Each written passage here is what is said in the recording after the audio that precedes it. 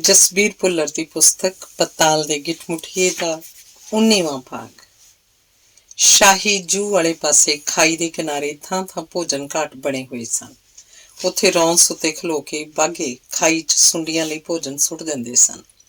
ਸੁੰਡੀਆਂ ਦੇ ਭੋਜਨ ਵੇਲੇ ਰਾਜ ਰਾਣੀ ਖਾਈ ਦੇ ਕਿਨਾਰੇ ਘੁੰਮਦੀ ਰਹਿੰਦੀ ਸੀ ਤੇ ਕਈ ਵਾਰ ਭੋਜਨ ਘਾਟ ਦੀ ਰੌਂਸ ਉੱਤੇ ਬੈਠ ਕੇ ਸੁੰਡੀਆਂ ਦੀ ਖੋਹਾ ਖਿੰਜੀ ਵੇਖਦੀ ਰਹਿੰਦੀ ਸੀ। ਇਹ ਰਾਜ ਰਾਣੀ ਦਾ ਮਨ ਭਾਉਂਦਾ ਰੁਝੇਵਾਂ ਸੀ। ਉਸ ਵੇਲੇ ਖਾਈ ਕਿਨਾਰੇ ਘੁੰਮਦਿਆਂ ਉਹਦਾ ਮਨ ਉਕਤਾਹਟ ਨਾਲ ਭਰਿਆ ਹੋਇਆ ਸੀ। ਮਾਸਾਹਾਰੀ ਸੁੰਡੀਆਂ ਸ਼ਾਂਤ ਸਨ, ਉਰਜੀਆਂ ਹੋਈਆਂ ਸਨ। ਰਾਜ ਰਾਣੀ ਮੇਂਗਣ ਨੇ ਪੂਰਾ ਮੂੰਹ ਖੋਲ ਕੇ ਉਬਾਸੀ ਲਈ। ਅਚਾਨਕ ਰਾਜ ਰਾਣੀ ਮੇਂਗਣ ਨੂੰ ਇੱਕ ਵਿਚਾਰ ਸੁੱਝਿਆ। ਉਹਦਾ ਮਨ ਖਿੜ-ਪੁੜ ਗਿਆ। ਉਹਨੇ ਆਪਣੇ ਗਿੱਠ-ਮੁਠੀਏ ਸੇਵਕ ਨੂੰ ਹੁਕਮ ਦਿੱਤਾ ਕਿ ਉਹ ਖਾਈ 'ਚ ਛਾਲ ਮਾਰ ਦੇਵੇ। ਗਿੱਠ-ਮੁਠੀਆ ਸੇਵਕ ਰੋਣ ਲੱਗ ਪਿਆ। ਨਹੀਂ ਰਾਜ ਰਾਣੀ, ਮੈਨੂੰ ਸੁੰਡੀਆਂ ਖਾ ਲੈਣਗੀਆਂ। ਰਾਜ ਰਾਣੀ ਮੇਂਗਣ ਦੀ ਸੁਰੱਖਿਆ ਲਈ ਤਾਇਨਾਤ ਬਾਘੇ ਨੇ ਸੇਵਕ ਨੂੰ ਹੱਲਾਸ਼ੇਰੀ ਦਿੱਤੀ। ਮੂਰਖ, ਰਾਜ ਰਾਣੀ ਨੂੰ ਤੇਰੇ ਖਾਈ 'ਚ ਛਾਲ ਮਾਰਨ ਨਾਲ ਜਿਹੜਾ ਆਨੰਦ ਮਿਲੇਗਾ ਤੂੰ ਉਹਦਾ ਅੰਦਾਜ਼ਾ ਤਾਂ ਲਾ। ਨਹੀਂ, ਉਹ ਰੋਂਦਾ ਰਿਹਾ। ਰਾਜ ਰਾਣੀ ਮੇਂਗਣ ਦੀ ਹੁਕਮ ਦੀ ਅਦੂਲੀ ਭਾਰੀ ਜੁਰਮ ਸੀ। ਰਾਜ ਰਾਣੀ ਮੇਂਗਣ ਨੂੰ ਗੁੱਸਾ ਆ ਗਿਆ। ਆਮ ਤੌਰ ਉੱਤੇ ਰਾਜ ਰਾਣੀ ਮੇਂਗਣ ਨੇ ਆਪਣਾ ਜੀਅ ਲਾਉਣ ਲਈ ਜਦੋਂ ਕਿਸੇ ਨੂੰ ਖਾਈ 'ਚ ਸੁੱਟਣਾ ਹੁੰਦਾ ਸੀ ਤਾਂ ਇਸ ਸੇਵਾ ਦਾ ਮੌਕਾ ਸੁਰੱਖਿਆ ਵਾਲੇ ਬਾਘੇ ਨੂੰ ਦਿੰਦੀ ਸੀ। ਪਰ ਉਸ ਵੇਲੇ ਉਹਦਾ ਗੁੱਸਾ ਬੇਕਾਬੂ ਹੋ ਗਿਆ। ਉਹਨੇ ਆਪ ਹੀ ਅੱਗੇ ਹੋ ਕੇ ਸੇਵਕ ਗਿੱਠ-ਮੁਠੀਏ ਨੂੰ ਖਾਈ 'ਚ ਧੱਕਾ ਦੇ ਦਿੱਤਾ। ਸੇਵਕ ਗਿੱਠ-ਮੁਠੀਏ ਨੇ ਖਾਈ 'ਚ ਡਿੱਗਦਿਆਂ ਡਿੱਗਦਿਆਂ ਰਾਜ ਰਾਣੀ ਮੇਂਗਣ ਨੂੰ ਫੜ ਲਿਆ। ਸੇਵਕ ਗਿੱਠ-ਮੁਠੀਏ ਦੇ ਨਾਲ ਰਾਜ ਰਾਣੀ ਮੇਂਗਣ ਵੀ ਖਾਈ 'ਚ ਡਿੱਗ ਪਈ ਤੇ ਮਾਸਾਹਾਰੀ ਸੁੰਡੀਆਂ ਦਾ ਭੋਜਨ ਬਣ ਗਈ। ਸ਼ਾਹੀ ਜੂਹ 'ਚ ਹਾਹਾਕਾਰ ਮਚ ਗਈ। ਸ਼ਾਹੀ ਘੋਰ ਨੇ ਸੋਗ 'ਚ ਡੁੱਬ ਗਏ। ਹੁਣ ਕੁਝ ਨਹੀਂ ਸੀ ਹੋ ਸਕਦਾ, ਪਰ ਰਾਜ ਰਾਣੀ ਮੇਂਗਣ ਨੂੰ ਉਹਦੇ ਰੁਤਬੇ ਜਿੱਡਾ ਮਾਣ ਸਤਿਕਾਰ ਤਾਂ ਮਿਲਣਾ ਹੀ ਚਾਹੀਦਾ ਸੀ। ਮੰਗ ਨੂੰ ਰਾਜੇ ਨੇ ਚਿੱਚੜ ਵਜ਼ੀਰ ਨੂੰ ਬੁਲਾ ਕੇ ਪੁੱਛਿਆ, ਰਾਜ ਰਾਣੀ ਮੇਂਗਣ ਦੇ ਨਾਲ ਉਸ ਸੇਵਕ ਤੋਂ ਇਲਾਵਾ ਹੋਰ ਕਿੰਨੇ ਕੁ ਜਣੇ ਖਾਈ 'ਚ ਡਿੱਗੇ ਸਨ? ਕੋਈ ਵੀ ਨਹੀਂ ਰਾਜਨ। ਰਾਜੇ ਨੂੰ ਗੁੱਸਾ ਆ ਗਿਆ। ਇਹ ਤਾਂ ਰਾਜ ਰਾਣੀ ਮੇਂਗਣ ਦਾ ਘੋਰ ਅਪਮਾਨ ਹੈ। ਕੀ ਇਹ ਚਾਹੀਦਾ ਨਹੀਂ ਸੀ ਕਿ ਹੋਰ ਵੀ ਬਹੁਤ ਸਾਰੇ ਗਿੱਠ-ਮੁਠੀਏ ਸੋਗ 'ਚ ਡੁੱਬ ਕੇ ਵਿਰਲਾਪ ਕਰਦੇ ਹੋਏ ਖਾਈ 'ਚ ਛਾਲਾ ਮਾਰ ਦਿੰਦੇ? ਰਾਜਨ, ਗੁਸਤਾਖੀ ਮਾਫ਼, ਚਿੱਚੜ ਵਜ਼ੀਰ ਨੇ ਝੁੱਕ ਕੇ ਨਿਮਰਤਾ ਨਾਲ ਆਖਿਆ। ਮੈਂ ਉਦੋਂ ਉੱਥੇ ਨਹੀਂ ਸੀ। ਜੇ ਉੱਥੇ ਹੁੰਦਾ ਤਾਂ ਇਹ ਕੁਤਾਹੀ ਨਹੀਂ ਸੀ ਹੋਣੀ। ਸੈਨਾਪਤੀ ਗੁਲੇਲ ਆਪਣੀ ਜ਼ਿੰਮੇਵਾਰੀ ਪੂਰੀ ਤਰ੍ਹਾਂ ਨਹੀਂ ਨਿਭਾ ਰਹੇ। ਬਸ ਖਬਰ ਸੁਣੀ ਤੇ ਚੁੱਪਚਾਪ ਬੈਠ ਗਏ। ਚਿੱਚੜ ਵਜ਼ੀਰ ਸੈਨਾਪਤੀ ਗੁਲੇਲ ਨਾਲ ਖਾਰ ਖਾਂਦਾ ਸੀ। ਉਹਦੇ ਅਨੁਸਾਰ ਉਹ ਭਾਵੇਂ ਸੈਨਾਪਤੀ ਗੁਲੇਲ ਨਾਲੋਂ ਵੱਡਾ ਸੀ, ਪਰ ਸਾਰੇ ਸੈਨਿਕ ਤੇ ਬਾਘੇ ਗੁਲੇਲ ਸੈਨਾਪਤੀ ਦੇ ਅਧੀਨ ਸਨ। ਇਸ ਕਾਰਨ ਸੈਨਾਪਤੀ ਵਧੇਰੇ ਸ਼ਕਤੀਸ਼ਾਲੀ ਮੰਨਿਆ ਜਾਂਦਾ ਸੀ। ਇਸ ਕਾਰਨ ਉਹਦੇ ਮਨ 'ਚ ਸੈਨਾਪਤੀ ਲਈ ਨਫ਼ਰਤ ਸੀ। ਉਸ ਬੁੱਲ ਟੇਰੇ ਤੇ ਮੁੜ ਬੋਲਿਆ, ਸ਼ਕਤੀ ਸੈਨਾਪਤੀ ਦੇ ਮੱਥੇ ਨੂੰ ਚੜ੍ਹ ਗਈ ਹੈ। ਦਰਅਸਲ ਉਹ ਆਪਣੇ ਅਹੁਦੇ ਦੇ ਯੋਗ ਨਹੀਂ। ਉਹਨੇ ਹਮੇਸ਼ਾ ਰਾਜਕਾਜ ਦੇ ਕੰਮਾਂ 'ਚ ਕੁਤਾਹੀ ਵਰਤੀ ਹੈ। ਉਹਨੇ ਚੋਰੀ ਛਿਪੇ ਗਿੱਠ-ਮੁਠੀਆਂ ਦਾ ਕੱਦ ਵਧਾਉਣ ਦੀ ਵੀ ਪ੍ਰੋੜਤਾ ਕੀਤੀ ਹੈ। ਉਸਨੇ ਮੰਗ ਨੂੰ ਰਾਜੇ ਨੇ ਚਿੱਚੜ ਵਜ਼ੀਰ ਨੂੰ ਹੱਥ ਦੇ ਇਸ਼ਾਰੇ ਨਾਲ ਅੱਗੇ ਬੋਲਣ ਤੋਂ ਰੋਕ ਦਿੱਤਾ। ਮੈਨੂੰ ਇਹਨਾਂ ਸਾਰੀਆਂ ਗੱਲਾਂ ਦਾ ਪਤਾ ਹੈ, ਪਰ ਇਹ ਵੇਲਾ ਰਾਜ ਰਾਣੀ ਮੇਂਗਣ ਨੂੰ ਸੱਚੀ ਮੁੱਚੀ ਸ਼ਰਧਾਂਜਲੀ ਦੇ ਭੇਟ ਕਰਨ ਦਾ ਹੈ। ਰਾਜ ਰਾਣੀ ਮੇਂਗਣ ਮਹਾਨ ਸੀ। ਉਹਦੇ ਸਤਿਕਾਰ 'ਚ ਵੱਧ ਤੋਂ ਵੱਧ ਗਿੱਠ-ਮੁਠੀਏ ਖਾਈ 'ਚ ਸੁੱਟੇ ਜਾਣੇ ਚਾਹੀਦੇ ਹਨ। ਰਾਜ ਰਾਣੀ ਮੇਂਗਣ ਬਾਰੇ ਗੱਲ ਕਰਦਿਆਂ ਮੰਗ ਨੂੰ ਰਾਜੇ ਨੇ ਮਨ ਭਰ ਲਿਆ ਤੇ ਮੂੰਹ ਦੂਜੇ ਪਾਸੇ ਕਰਕੇ ਅੱਖਾਂ ਪੂੰਝ ਲਈਆਂ। ਫਿਰ ਹੌਲੀ ਜਿਹੀ ਬੋਲਿਆ, ਹੁਕਮ ਦੀ ਤਾਮੀਲ ਹੋਵੇ। ਸ਼ਾਹੀ ਜੂਹ 'ਚ ਚੀਕਾਂ, ਰੌਲੇ ਤੇ ਰੋਣ ਦੀਆਂ ਆਵਾਜ਼ਾਂ ਸੁਣਾਈ ਦੇਣ ਲੱਗ ਪਈਆਂ। ਰਾਜ ਰਾਣੀ ਮੇਂਗਣ ਪ੍ਰਤੀ ਸ਼ਰਧਾਂਜਲੀ ਦੀ ਭੇਂਟ ਚੜ੍ਹਨ ਵਾਲੇ ਗਿੱਠ-ਮੁਠੀਆਂ ਦੀ ਗਿਣਤੀ ਕਰਨੀ ਮੁਹਾਲ ਹੋ ਗਈ। ਅੰਗ 20। ਡਰਿਆ ਹੋਇਆ ਗਿੱਠ-ਮੁਠੀਆ ਹੁਣ ਡਰਿਆ ਹੋਇਆ ਨਹੀਂ ਸੀ। ਈਮੂ ਤੇ ਨਿੱਕੂ ਉਹਦੇ ਕੋਲ ਜਾ ਬੈਠੇ। ਮੇਰਾ ਨਾਮ ਮੂੰਗਾ ਏ, ਉਸ ਗਿੱਠ-ਮੁਠੀਏ ਨੇ ਦੱਸਿਆ। ਤੂੰ ਉਦੋਂ ਬਾਰ-ਬਾਰ ਇੱਕੋ ਗੱਲ ਹੀ ਕਹਿ ਰਿਹਾ ਸੀ ਕਿ ਉਹ ਤੈਨੂੰ ਫੜ ਕੇ ਖਾਈ 'ਚ ਸੁੱਟ ਦੇਣਗੇ, ਪਰ ਤੂੰ ਉਹਨਾਂ ਦਾ ਕੀ ਵਿਗਾੜਿਆ? ਈਮੂ ਨੇ ਪੁੱਛਿਆ।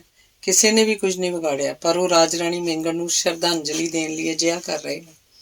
ਸ਼ਰਧਾਂਜਲੀ ਦੇਣ ਲਈ? ਹਾਂ, ਸ਼ਰਧਾਂਜਲੀ ਦੇਣ ਲਈ। ਮੂੰਗਾ ਰਾਜ ਰਾਣੀ ਮੇਂਗਣ ਦੇ ਮਰਨ ਦੀ ਪੂਰੀ ਕਹਾਣੀ ਸੁਣਾਉਣ ਲੱਗ ਪਿਆ। ਇਹ ਚੰਗਾ ਹੀ ਹੋਇਆ ਕਿ ਉਹਨਾਂ ਕੁੰਦਰ 'ਚ ਪਨਾਹ ਲਈ ਹੋਈ ਸੀ। ਕੁੰਦਰ ਤੋਂ ਬਾਹਰ ਮੌਤ ਦਾ ਨੰਗਾ ਨਾਚ ਸੀ। ਹੁਣ ਉਹਨਾਂ ਨੂੰ ਕੁਝ ਸਮਾਂ ਉੱਥੇ ਹੀ ਲੁਕੇ ਰਹਿਣਾ ਚਾਹੀਦਾ ਸੀ। ਬੁੱਢੇ ਗਿੱਠ-ਮੁਠੀਏ ਦੇ ਵਿਚਾਰ ਕੁਝ ਵੱਖਰੇ ਸਨ। ਉਸ ਆਖਿਆ, ਇਹ ਅੰਦਰ ਕੁੰਦਰ ਸੁੰਡੀਆਂ ਵਾਲੀ ਖਾਈ ਤੋਂ ਬਹੁਤੀ ਦੂਰ ਨਹੀਂ। ਕੀ ਪਤਾ ਬਾਘਿਆਂ ਦੀ ਮਾਰ ਹੇਠ ਹੀ ਹੋਵੇ। ਆਪਾਂ ਇੱਥੋਂ ਤੁਰ ਚੱਲੀਏ। ਇੱਥੇ ਨਾ ਭੋਜਨ ਹੈ ਨਾ ਪਾਣੀ। ਜੇ ਬਾਘਿਆਂ ਨੇ ਆਪਾਂ ਨੂੰ ਨਾ ਵੀ ਮਾਰਿਆ ਤਾਂ ਫਿਰ ਵੀ ਆਪਾਂ ਜਿਉਵਾਂਗੇ ਕਿਸ ਤਰ੍ਹਾਂ? ਬੁੱਢਾ ਗਿੱਠ-ਮੁਠੀਆ ਠੀਕ ਕਹਿ ਰਿਹਾ ਸੀ। ਉਹਨਾਂ ਚਾਰਾਂ ਨੂੰ ਉਹ ਥਾਂ ਖਾਲੀ ਕਰ ਦੇਣੀ ਚਾਹੀਦੀ ਸੀ। ਪਰ ਬਾਬਾ ਤੂੰ ਤਾਂ ਹਾਲੇ ਚੰਗੀ ਤਰ੍ਹਾਂ ਤੁਰ ਵੀ ਨਹੀਂ ਸਕਦਾ, ਨਿੱਕੂ ਨੇ ਆਪਣਾ ਸ਼ੰਕਾ ਜ਼ਾਹਰ ਕੀਤਾ। ਜੜ ਦੇ ਰਸ ਨੇ ਬਾਬੇ ਦੇ ਜ਼ਖਮਾਂ ਤੇ ਜਾਦੂ ਵਰਗਾ ਅਸਰ ਕੀਤਾ ਸੀ। ਉੱਠ ਕੇ ਖਲੋ ਗਿਆ, ਲੰਗੜਾਉਂਦਾ ਹੋਇਆ ਤੁਰ ਪਿਆ ਤੇ ਬੋਲਿਆ, ਲਓ ਵੇਖੋ ਮੈਂ ਤੁਰ ਸਕਦਾ। ਚਾਰੇ ਜਣੇ ਉੱਥੋਂ ਤੁਰ ਪਏ। ਕੁੰਦਰ ਸੁੰਨਸਾਨ ਸੀ ਤੇ ਨਿੱਕੇ ਵੱਡੇ ਪੱਥਰਾਂ ਦੀ ਭਰੀ ਹੋਈ ਸੀ। ਲੱਗਦਾ ਸੀ ਇਹ ਕੁੰਦਰ ਕਦੇ ਵੀ ਵਰਤੋਂ 'ਚ ਨਹੀਂ ਸੀ ਰਹੀ। ਕੁੰਦਰ ਦੇ ਅੰਦਰ ਤੁਰਦਿਆਂ ਤੁਰਦਿਆਂ ਉਹਨਾਂ ਤਿੱਖੀ ਬੂ ਦਾ ਅਨੁਭਵ ਕੀਤਾ। ਇਸ ਮੁਸ਼ਕ ਵਿੱਚ ਸਾਹ ਲੈਣਾ ਵੀ ਔਖਾ ਪ੍ਰਤੀਤ ਹੋ ਰਿਹਾ ਸੀ। ਇਹ ਕਾਹਦੀ ਬੂ ਹੈ? ਮੂੰਗੇ ਨੇ ਪੁੱਛਿਆ। ਲੱਗਦਾ ਨੇੜੇ ਹੀ ਕਿਧਰੇ ਬੂ ਪਾਣੀ ਦਾ ਸੁੰਮ ਹੈ। ਆਪਾਂ ਲਗਾਤਾਰ ਤੁਰਦੇ ਰਹੀਏ, ਖਿੱਤਾ ਛੇਤੀ ਟੱਪੀਏ। ਬੂ ਪਾਣੀ ਵਿੱਚ ਲਗਾਤਾਰ ਸਾਹ ਲੈਣਾ ਠੀਕ ਨਹੀਂ।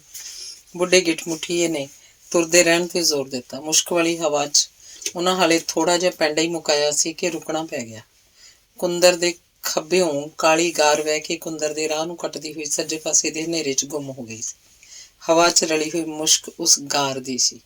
ਨਿੱਕੂ ਨੂੰ ਉਹ ਮੁਸ਼ਕ ਕੁਝ ਜਾਣੀ ਪਛਾਣੀ ਲੱਗੀ। ਅਚਨਚੇਤੀ ਉਹਨੂੰ ਸਮਝ ਪੈ ਗਈ, ਇਸ ਗਾਰ ਤੋਂ ਹੀ ਉਹਦੀ ਦੁਨੀਆ ਦੇ ਲੋਕ ਪੈਟਰੋਲ, ਡੀਜ਼ਲ ਤੇ ਮਿੱਟੀ ਦਾ ਤੇਲ ਆਦਿ ਬਣਾਉਂਦੇ ਹਨ।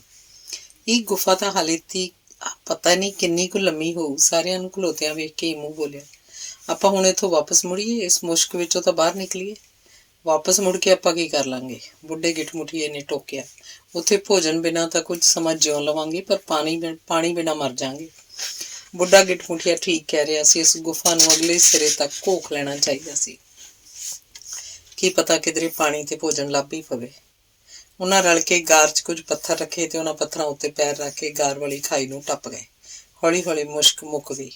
ਤੁਰਦੇ ਤੁਰਦੇ ਕੁੰਦਰ ਦੇ ਦੂਜੇ ਸਿਰੇ ਤੱਕ ਪਹੁੰਚ ਗਏ। ਕੁੰਦਰ ਦੇ ਮੂੰਹ ਦੇ ਸਾਹਮਣੇ ਹੀ ਨਿਰਮਲ ਤੇ ਸਵੱਛ ਪਾਣੀ ਦਾ ਝਰਨਾ ਸੀ। ਪਾਣੀ ਡਿੱਗਣ ਦੀ ਮੱਧਮ ਜਿਹੀ ਆਵਾਜ਼ ਆ ਰਹੀ ਸੀ। ਪਾਣੀ ਨਿੱਕੇ ਨਿੱਕੇ ਪੱਥਰਾਂ ਨਾਲ ਖਹਿੰਦਾ ਢਲਾਣ ਵੱਲ ਵਹਿ ਰਿਹਾ ਸੀ। ਸਭ ਨੂੰ ਤੇਹ ਲੱਗੀ ਸੀ। ਸਾਰਿਆਂ ਨੇ ਝਰਨੇ ਤੋਂ ਬੁੱਕ ਭਰ ਭਰ ਪਾਣੀ ਪੀਤਾ। ਹੁਣ ਜਿੰਨੇ ਵੀ ਦਿਨ ਲੁਕਣਾ ਪਿਆ ਆਪਾਂ ਇੱਥੇ ਹੀ ਰਹਾਂਗੇ, ਨਿੱਕੂ ਨੇ ਆਖਿਆ। ਪਰ ਆਪਾਂ ਇੱਥੋਂ ਅੱਗੇ ਕਿਧਰੇ ਜਾ ਵੀ ਤਾਂ ਨਹੀਂ ਸਕਦੇ, ਮੂੰਗਾ ਬੋਲਿਆ। ਜੇ ਢਲਾਣ ਵਾਲੇ ਪਾਸੇ ਉਤਰਾਂਗੇ ਤਾਂ ਬਾਘਿਆਂ ਦੇ ਚੁੰਗਲ 'ਚ ਫਸ ਜਾਵਾਂਗੇ ਤੇ ਉਹ ਰਾਜ ਰਾਣੀ ਨੂੰ ਸ਼ਰਧਾਂਜਲੀ ਦੇਣ ਲਈ ਸਾਨੂੰ ਮਾਸਾਰੀ ਸੁੰਡੀਆਂ ਸਾਹਮਣੇ ਸੁੱਟ ਦੇਣਗੇ। ਇੱਥੇ ਰਹਿ ਕੇ ਭੁੱਖੇ ਮਰਨਾ ਜ਼ਿਆਦਾ ਚੰਗਾ। ਇਮੂ ਤੇ ਨਿੱਕੂ ਨੇ ਇੱਕ ਦੂਜੇ ਵੱਲ ਵੇਖਿਆ। ਨਿੱਕੂ ਦੀ ਜੇਬ 'ਚ ਛੋਲੇ ਸਨ ਤੇ ਗੁੜ ਵੀ। ਦੋਵੇਂ ਵਸਤਾਂ ਉਹਨੇ ਖਾਸ ਵੇਲੇ ਲਈ ਸਾਂਭੀਆਂ ਹੋਈਆਂ ਸਨ, ਪਰ ਇਸ ਨਾਲੋਂ ਵੱਧ ਖਾਸ ਵੇਲਾ ਹੋਰ ਕਿਹੜਾ ਹੋ ਸਕਦਾ ਸੀ। ਉਹਨਾਂ ਦੇ ਸਾਥੀ ਭੁੱਖ ਝੱਲ ਰਹੇ ਸਨ। ਇਮੂ ਨੇ ਵੀ ਸਹਿਮਤੀ 'ਚ ਨਿੱਕੂ ਦਾ ਹੱਥ ਘੁੱਟਿਆ। ਨਿੱਕੂ ਫੈਸਲਾ ਕੁੰਨ ਲਹਿਜੇ 'ਚ ਬੋਲਿਆ, ਜਿੰਨਾ ਚਿਰ ਖਤਰਾ ਟਲ ਨਹੀਂ ਜਾਂਦਾ ਆਪਾਂ ਇੱਥੇ ਹੀ ਰਹਾਂਗੇ ਤੇ ਸਾਰਿਆਂ ਦੇ ਭੋਜਨ ਦਾ ਜ਼ਿੰਮਾ ਮੇਰਾ। ਉਸ ਬੰਜਰ ਕੁੰਦਰ ਦੇ ਬਾਹਰ ਬੈਠਿਆਂ ਭੋਜਨ ਆਏਗਾ ਕਿੱਥੋਂ? ਮੂੰਗੇ ਤੇ ਬੁੱਢੇ ਗਿੱਠਮੁੱਠੀਏ ਨੇ ਹੈਰਾਨ ਹੋ ਕੇ ਨਿੱਕੂ ਵੱਲ ਵੇਖਿਆ। ਜਦੋਂ ਨਿੱਕੂ ਨੇ ਛੋਲਿਆਂ ਦਾ ਇੱਕ ਇੱਕ ਦਾਣਾ ਉਹਨਾਂ ਦੀ ਤਲੀ ਤੇ ਧਰਤਾ ਤਾਂ ਉਹ ਹੋਰ ਵੀ ਹੈਰਾਨ ਹੋਏ। ਇਹੋ ਜਿਹਾ ਸਵਾਦ ਖਾਜਾ ਮੁਹੱਈਆ ਕਰਨ ਪਿੱਛੋਂ ਨਿੱਕੂ ਦਾ ਭੇਤ ਤਾਂ ਖੁੱਲ੍ਹਣਾ ਹੀ ਸੀ। ਨਿੱਕੂ ਨੇ ਆਪਣੇ ਬਾਰੇ ਤੇ ਆਪਣੀ ਦੁਨੀਆ ਬਾਰੇ ਉਹਨਾਂ ਨੂੰ ਸੰਖੇਪ 'ਚ ਦੱਸ ਦਿੱਤਾ। ਨਿੱਕੂ ਨੇ ਉੱਠ ਕੇ ਪਾਣੀ ਪੀਤਾ। ਪਾਣੀ ਦੀ ਝਲਾਰ ਦੇ ਨੇੜੇ ਪੱਥਰਾਂ ਦਾ ਇੱਕ ਢੇਰ ਸੀ। ਨਿੱਕੂ ਉਸ ਢੇਰ ਉੱਤੇ ਜਾ ਚੜਿਆ। ਉੱਥੋਂ ਉਹਨੇ ਹੇਠਾਂ ਨਜ਼ਰ ਮਾਰੀ। ਹੇਠਾਂ ਤਿੱਖੀ ਢਲਾਣ ਸੀ। ਕੋਈ ਹੇਠੋਂ ਆਸਾਨੀ ਨਾਲ ਕੁੰਦਰ ਤੱਕ ਨਹੀਂ ਸੀ ਪਹੁੰਚ ਸਕਦਾ ਤੇ ਉਸ ਢਲਾਣ ਦੇ ਪਰਾਂ ਬਾਘਿਆਂ ਦਾ ਡੇਰਾ ਸੀ। ਅੰਗ 21ਵਾਂ।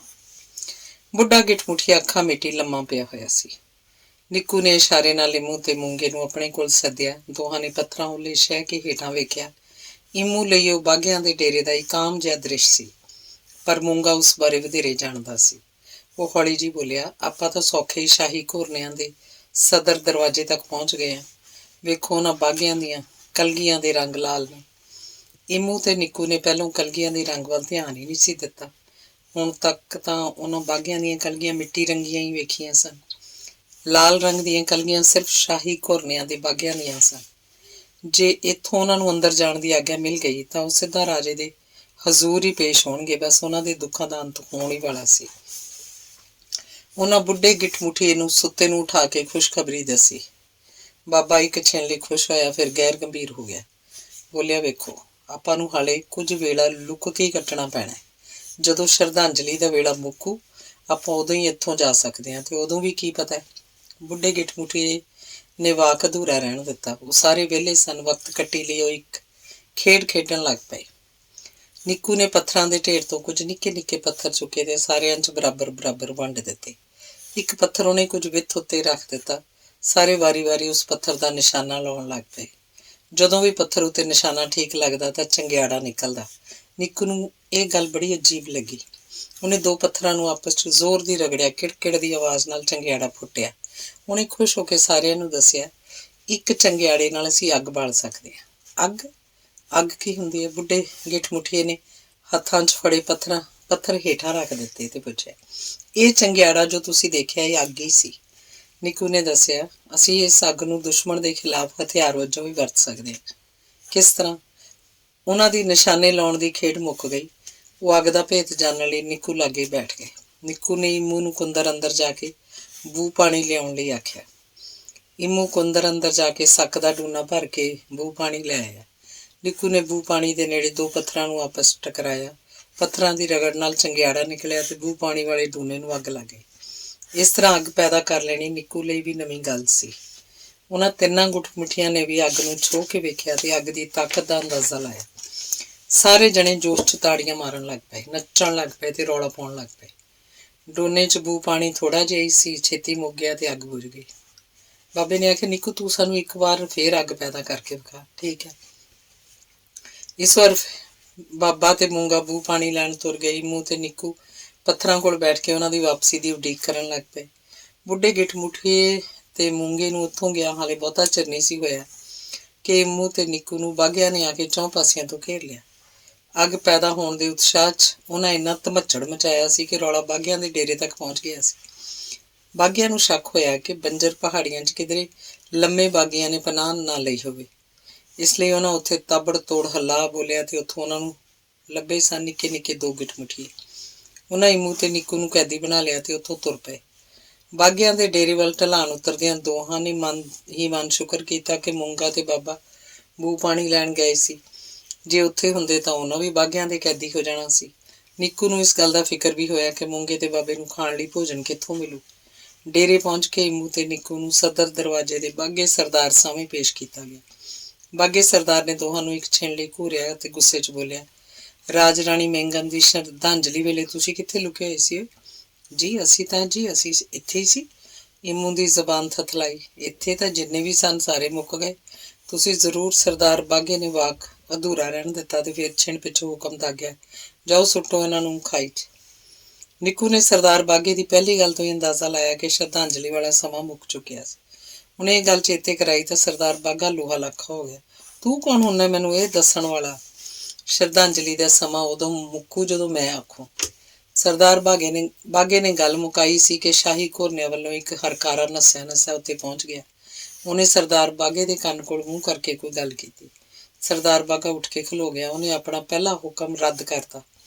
ਇਮੂ ਤੇ ਨਿੱਕੂ ਨੂੰ ਉੱਥੇ ਬਿਠਾਈ ਰੱਖਣ ਦੀ ਹਦਾਇਤ ਦੇ ਕੇ ਉਹ ਹਰਕਾਰੇ ਵੱਲ ਚਲਾ ਗਿਆ। ਲੰਮਾ ਵਕਤ ਗੁਜ਼ਾਰ ਕੇ ਵਾਪਸ ਮੁੜਿਆ ਤਾਂ ਰੌਂ ਬਦਲਿਆ ਹੋਇਆ ਸੀ। ਉਹਨੇ ਇਮੂ ਤੇ ਨਿੱਕੂ ਨੂੰ ਆਪਣੇ ਕੋਲ ਬਿਠਾ ਲਿਆ ਤੇ ਫਿਰ ਪਿਆਰ ਨਾਲ ਪੁੱਛਿਆ, ਤੁਸੀਂ ਰਾਜੇ ਦਾ ਐਲਾਨ ਸੁਣਿਆ ਨਾ? ਨਹੀਂ, ਅਸੀਂ ਤਾਂ ਕੋਈ ਐਲਾਨ ਨਹੀਂ ਸੁਣਿਆ। ਦੋਵੇਂ ਇਕੱਠੇ ਬੋਲ ਪਏ, ਜਾਓ ਫਿਰ ਪਹਿਲਾਂ ਰਾਜੇ ਦਾ ਐਲਾਨ ਸੁਣ ਕੇ ਆਓ। ਉਹ ਦੋ ਬਾਘਿਆਂ ਦੇ ਪਹਿਰੇ ਹੇਠ ਐਲਾਨ ਸੁਣਨ ਗਏ। ਇੱਕ ਨੀਵੀਂ ਛੱਤ ਵਾਲੀ ਸਬਾਤ ਵਿੱਚੋਂ ਦੀ ਲੰਘ ਕੇ ਉਹ ਇੱਕ ਚਬੂਤਰੇ ਕੋਲ ਪਹੁੰਚ ਗਏ। ਉਸ ਚਬੂਤਰੇ ਉੱਤੇ ਇੱਕ ਨਗਾਰਾ ਪਿਆ ਸੀ। ਉਹਨਾਂ ਨੂੰ ਵੇਖ ਕੇ ਉੱਥੇ ਖੜਾ ਇੱਕ ਬਾਘਾ ਨਗਾਰੇ ਤੇ ਡੱਗਾ ਮਾਰਨ ਲੱਗ ਪਿਆ। ਡੱਗ ਡੱਗ ਡੱਗ। ਰਾਜ ਰਾਣੀ ਮਹਿੰਗਨ ਨੂੰ ਸ਼ਰਧਾਂਜਲੀ ਦੇਣ ਲਈ ਆਖਰੀ ਸਮਾਗਮ। ਡੱਗ ਡੱਗ ਡੱਗ। ਸ਼ਾਹੀ ਰੁਤਬਾ ਹਾਸਲ ਕਰਨ ਦਾ ਸੁਨਹਿਰੀ ਮੌਕਾ। ਡੱਗ ਡੱਗ ਡੱਗ। ਬਹਾਦਰੀ ਦੇ ਜੌਹਰ ਵਿਖਾਓ। ਮੁਕਾਬਲਾ ਜਿੱਤੋ ਤੇ ਮੰਗਨੂ ਰਾਜੇ ਦੀਆਂ ਖੁਸ਼ੀਆਂ ਹਾਸਲ ਕਰੋ। ਡੱਗ ਡੱਗ ਡੱਗ। ਸ਼ਾਹੀ ਐਲਾਨ ਸੁਣ ਕੇ ਵਾਪਸ ਤੁਰ ਪਏ। ਸੁਣ ਲਿਆ ਤੁਸੀਂ ਰਾਜੇ ਦਾ ਐਲਾਨ? ਉਹ ਵਾਪਸ ਪਹੁੰਚੇ ਤਾਂ ਬਾਘੇ ਸਰਦਾਰੇ ਨੇ ਕਿਹਾ, ਹਾਂ। ਮੁਕਾਬਲਾ ਕਰੋਗੇ? ਨਹੀਂ, ਅਸੀਂ ਤਾਂ ਅੱਜ ਤੱਕ ਵੀ ਕਦੇ ਕਿਸੇ ਨਾਲ ਨਹੀਂ ਲੜੇ। ਨਿੱਕੂ ਬੋਲੇ, ਫਿਰ ਇੱਥੇ ਕਿਉਂ ਆਏ ਸੀ? ਅਸੀਂ ਤਾਂ ਰਾਜੇ ਨੂੰ ਮਿਲਣ ਆਏ ਸੀ। ਇਮੂ ਦਾ ਟੱਬਰ ਕਾਲੇ ਘੋਰਨਿਆਂ 'ਚ ਬੰਦ ਹੈ, ਬਸ ਉਹਨਾਂ ਕਰਕੇ। ਬਾਘਾ ਸਰਦਾਰ ਹੱਸਣ ਲੱਗ ਪਿਆ। ਜੇ ਮੁਕਾਬਲਾ ਨਹੀਂ ਕਰੋਗੇ ਤਾਂ ਮਰੋਗੇ। ਜੇ ਮੁਕਾਬਲਾ ਕਰਾਂਗੇ ਤਾਂ ਤੁਸੀਂ ਤਾਂ ਵੀ ਮਰੋਗੇ। ਬਾਘਾ ਸਰਦਾਰ ਹੋਰ ਉੱਚੀ ਹੱਸਿਆ ਤੇ ਫਿਰ ਗੰਭੀਰ ਹੁੰਦਾ ਬੋਲੇ, ਇਹ ਵੀ ਕੀ ਪਤਾ ਤੁਸੀਂ ਜਿੱਤ ਵੀ ਜਾਓ। ਫਿਰ ਤਾਂ ਰਾਜੇ ਤੋਂ ਜੋ ਮੰਗੋਗੇ ਉਹੀ ਮਿਲੂ, ਸ਼ਾਹੀ ਰੁਤਬਾ ਵੀ ਤੇ ਟੱਬਰ ਦੀ ਰਿਹਾਈ ਵੀ। ਉਹ ਬਹੁਤ ਕਸੂਤੇ ਫਸ ਚੁੱਕੇ ਸੀ। ਦੋਵਾਂ ਤਰ੍ਹਾਂ ਦੀ ਮੌਤ ਨਿਸ਼ਚਿਤ ਵਿਖਾਈ ਦੇ ਰਹੀ ਸੀ। ਕਿਉਂ ਨਾ ਮੁਕਾਬਲਾ ਕੀਤਾ ਜਾਏ? ਮੁਕਾਬਲੇ 'ਚ ਬਚਾਅ ਦੀ ਆਸ ਕੀਤੀ ਜਾ ਸਕਦੀ ਹੈ। ਮੈਂ ਕਿਸੇ ਵੀ ਯੋਧੇ ਨਾਲ ਲੜਨ ਲਈ ਤਿਆਰ ਹਾਂ। ਨਿੱਕੂ ਨੇ ਕਾਹਲੀ ਨਾਲ ਆਖਿਆ। ਮੈਂ ਵੀ ਤਿਆਰ ਹਾਂ, ਇਮੂ ਬੋਲਿਆ। ਸ਼ਾਬਾਸ਼। ਇਸ ਵਾਰ ਬਾਘਾ ਸਰਦਾਰ ਖਿੜ ਪੁੜ ਗਿਆ।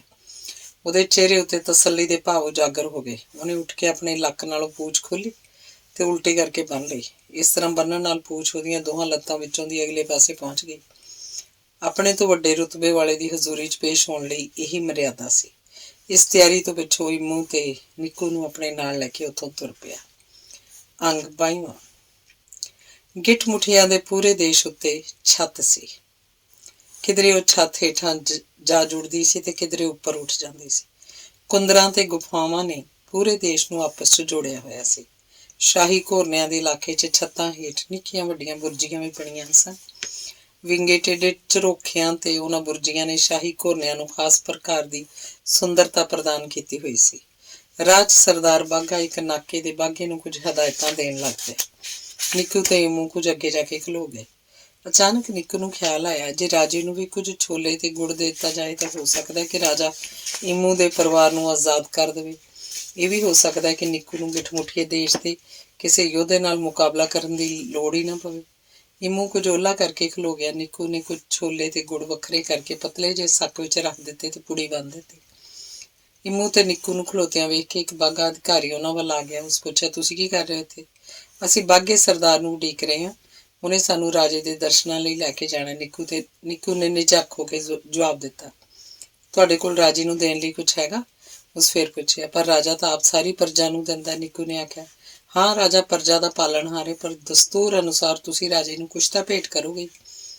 ਨਿੱਕੂ ਉਸ ਅਧਿਕਾਰੀ ਨੂੰ ਛੋਲਿਆਂ ਤੇ ਗੁੜ ਬਾਰੇ ਨਹੀਂ ਸੀ ਦੱਸਣਾ ਚਾਹੁੰਦਾ। ਇਹ ਹੋ ਸਕਦਾ ਸੀ ਕਿ ਉਹ ਅਧਿਕਾਰੀ ਆਪਣੇ ਲਈ ਵੀ ਗੁੜ ਤੇ ਛੋਲਿਆਂ ਦਾ ਹਿੱਸਾ ਮੰਗ ਲਏ।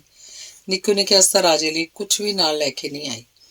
ਤਾਂ ਫਿਰ ਹੁਣੇ ਪਿੱਛੇ ਮੁੜੋ ਤੇ ਮੰਗਣੂ ਰਾਜੇ ਲਈ।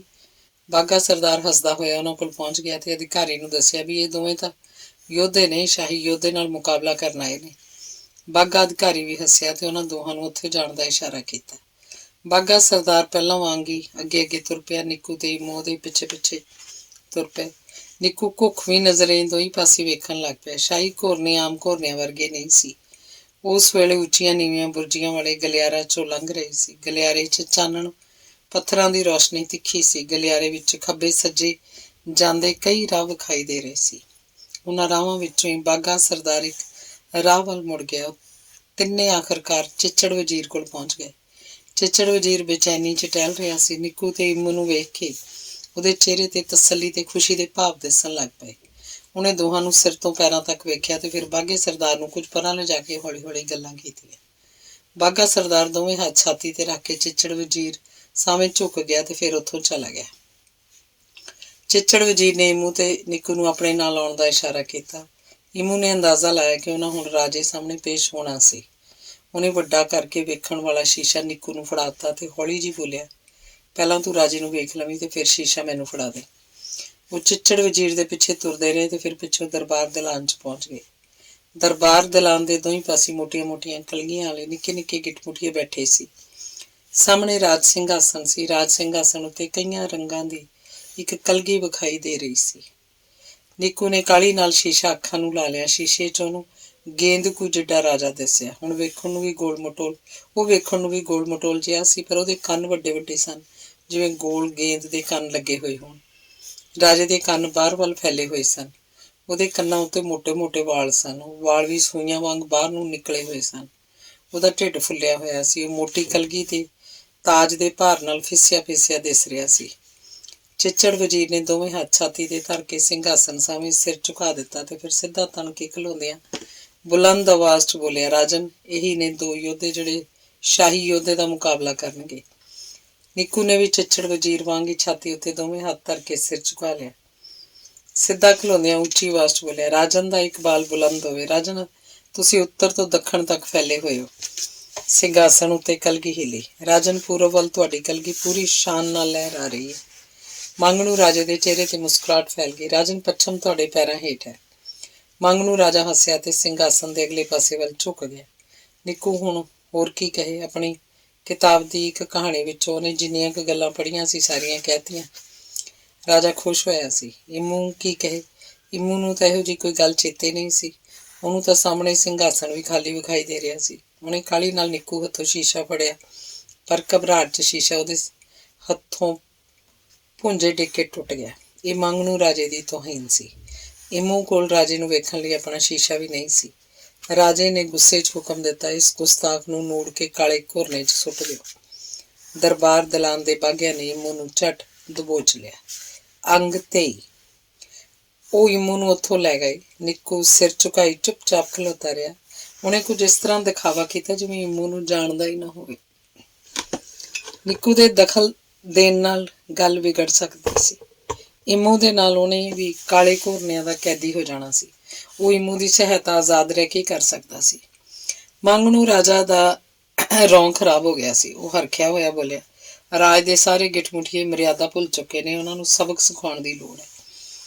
ਰਾਜੇ ਦਾ ਗੁੱਸੇ ਦੇ ਰੌਂ 'ਚ ਹੋਣਾ ਨਿੱਕੂ ਦੇ ਹੱਕ 'ਚ ਨਹੀਂ ਸੀ। ਮੰਗਣੂ ਰਾਜੇ ਨੂੰ ਸ਼ਾਂਤ ਕਰਨ ਹਿੱਤ ਬੋਲਿਆ, ਰਾਜਨ, ਸਾਰੇ ਗਿੱਠਮੁੱਠੀਏ ਇੱਕੋ ਜਿਹੇ ਨਹੀਂ।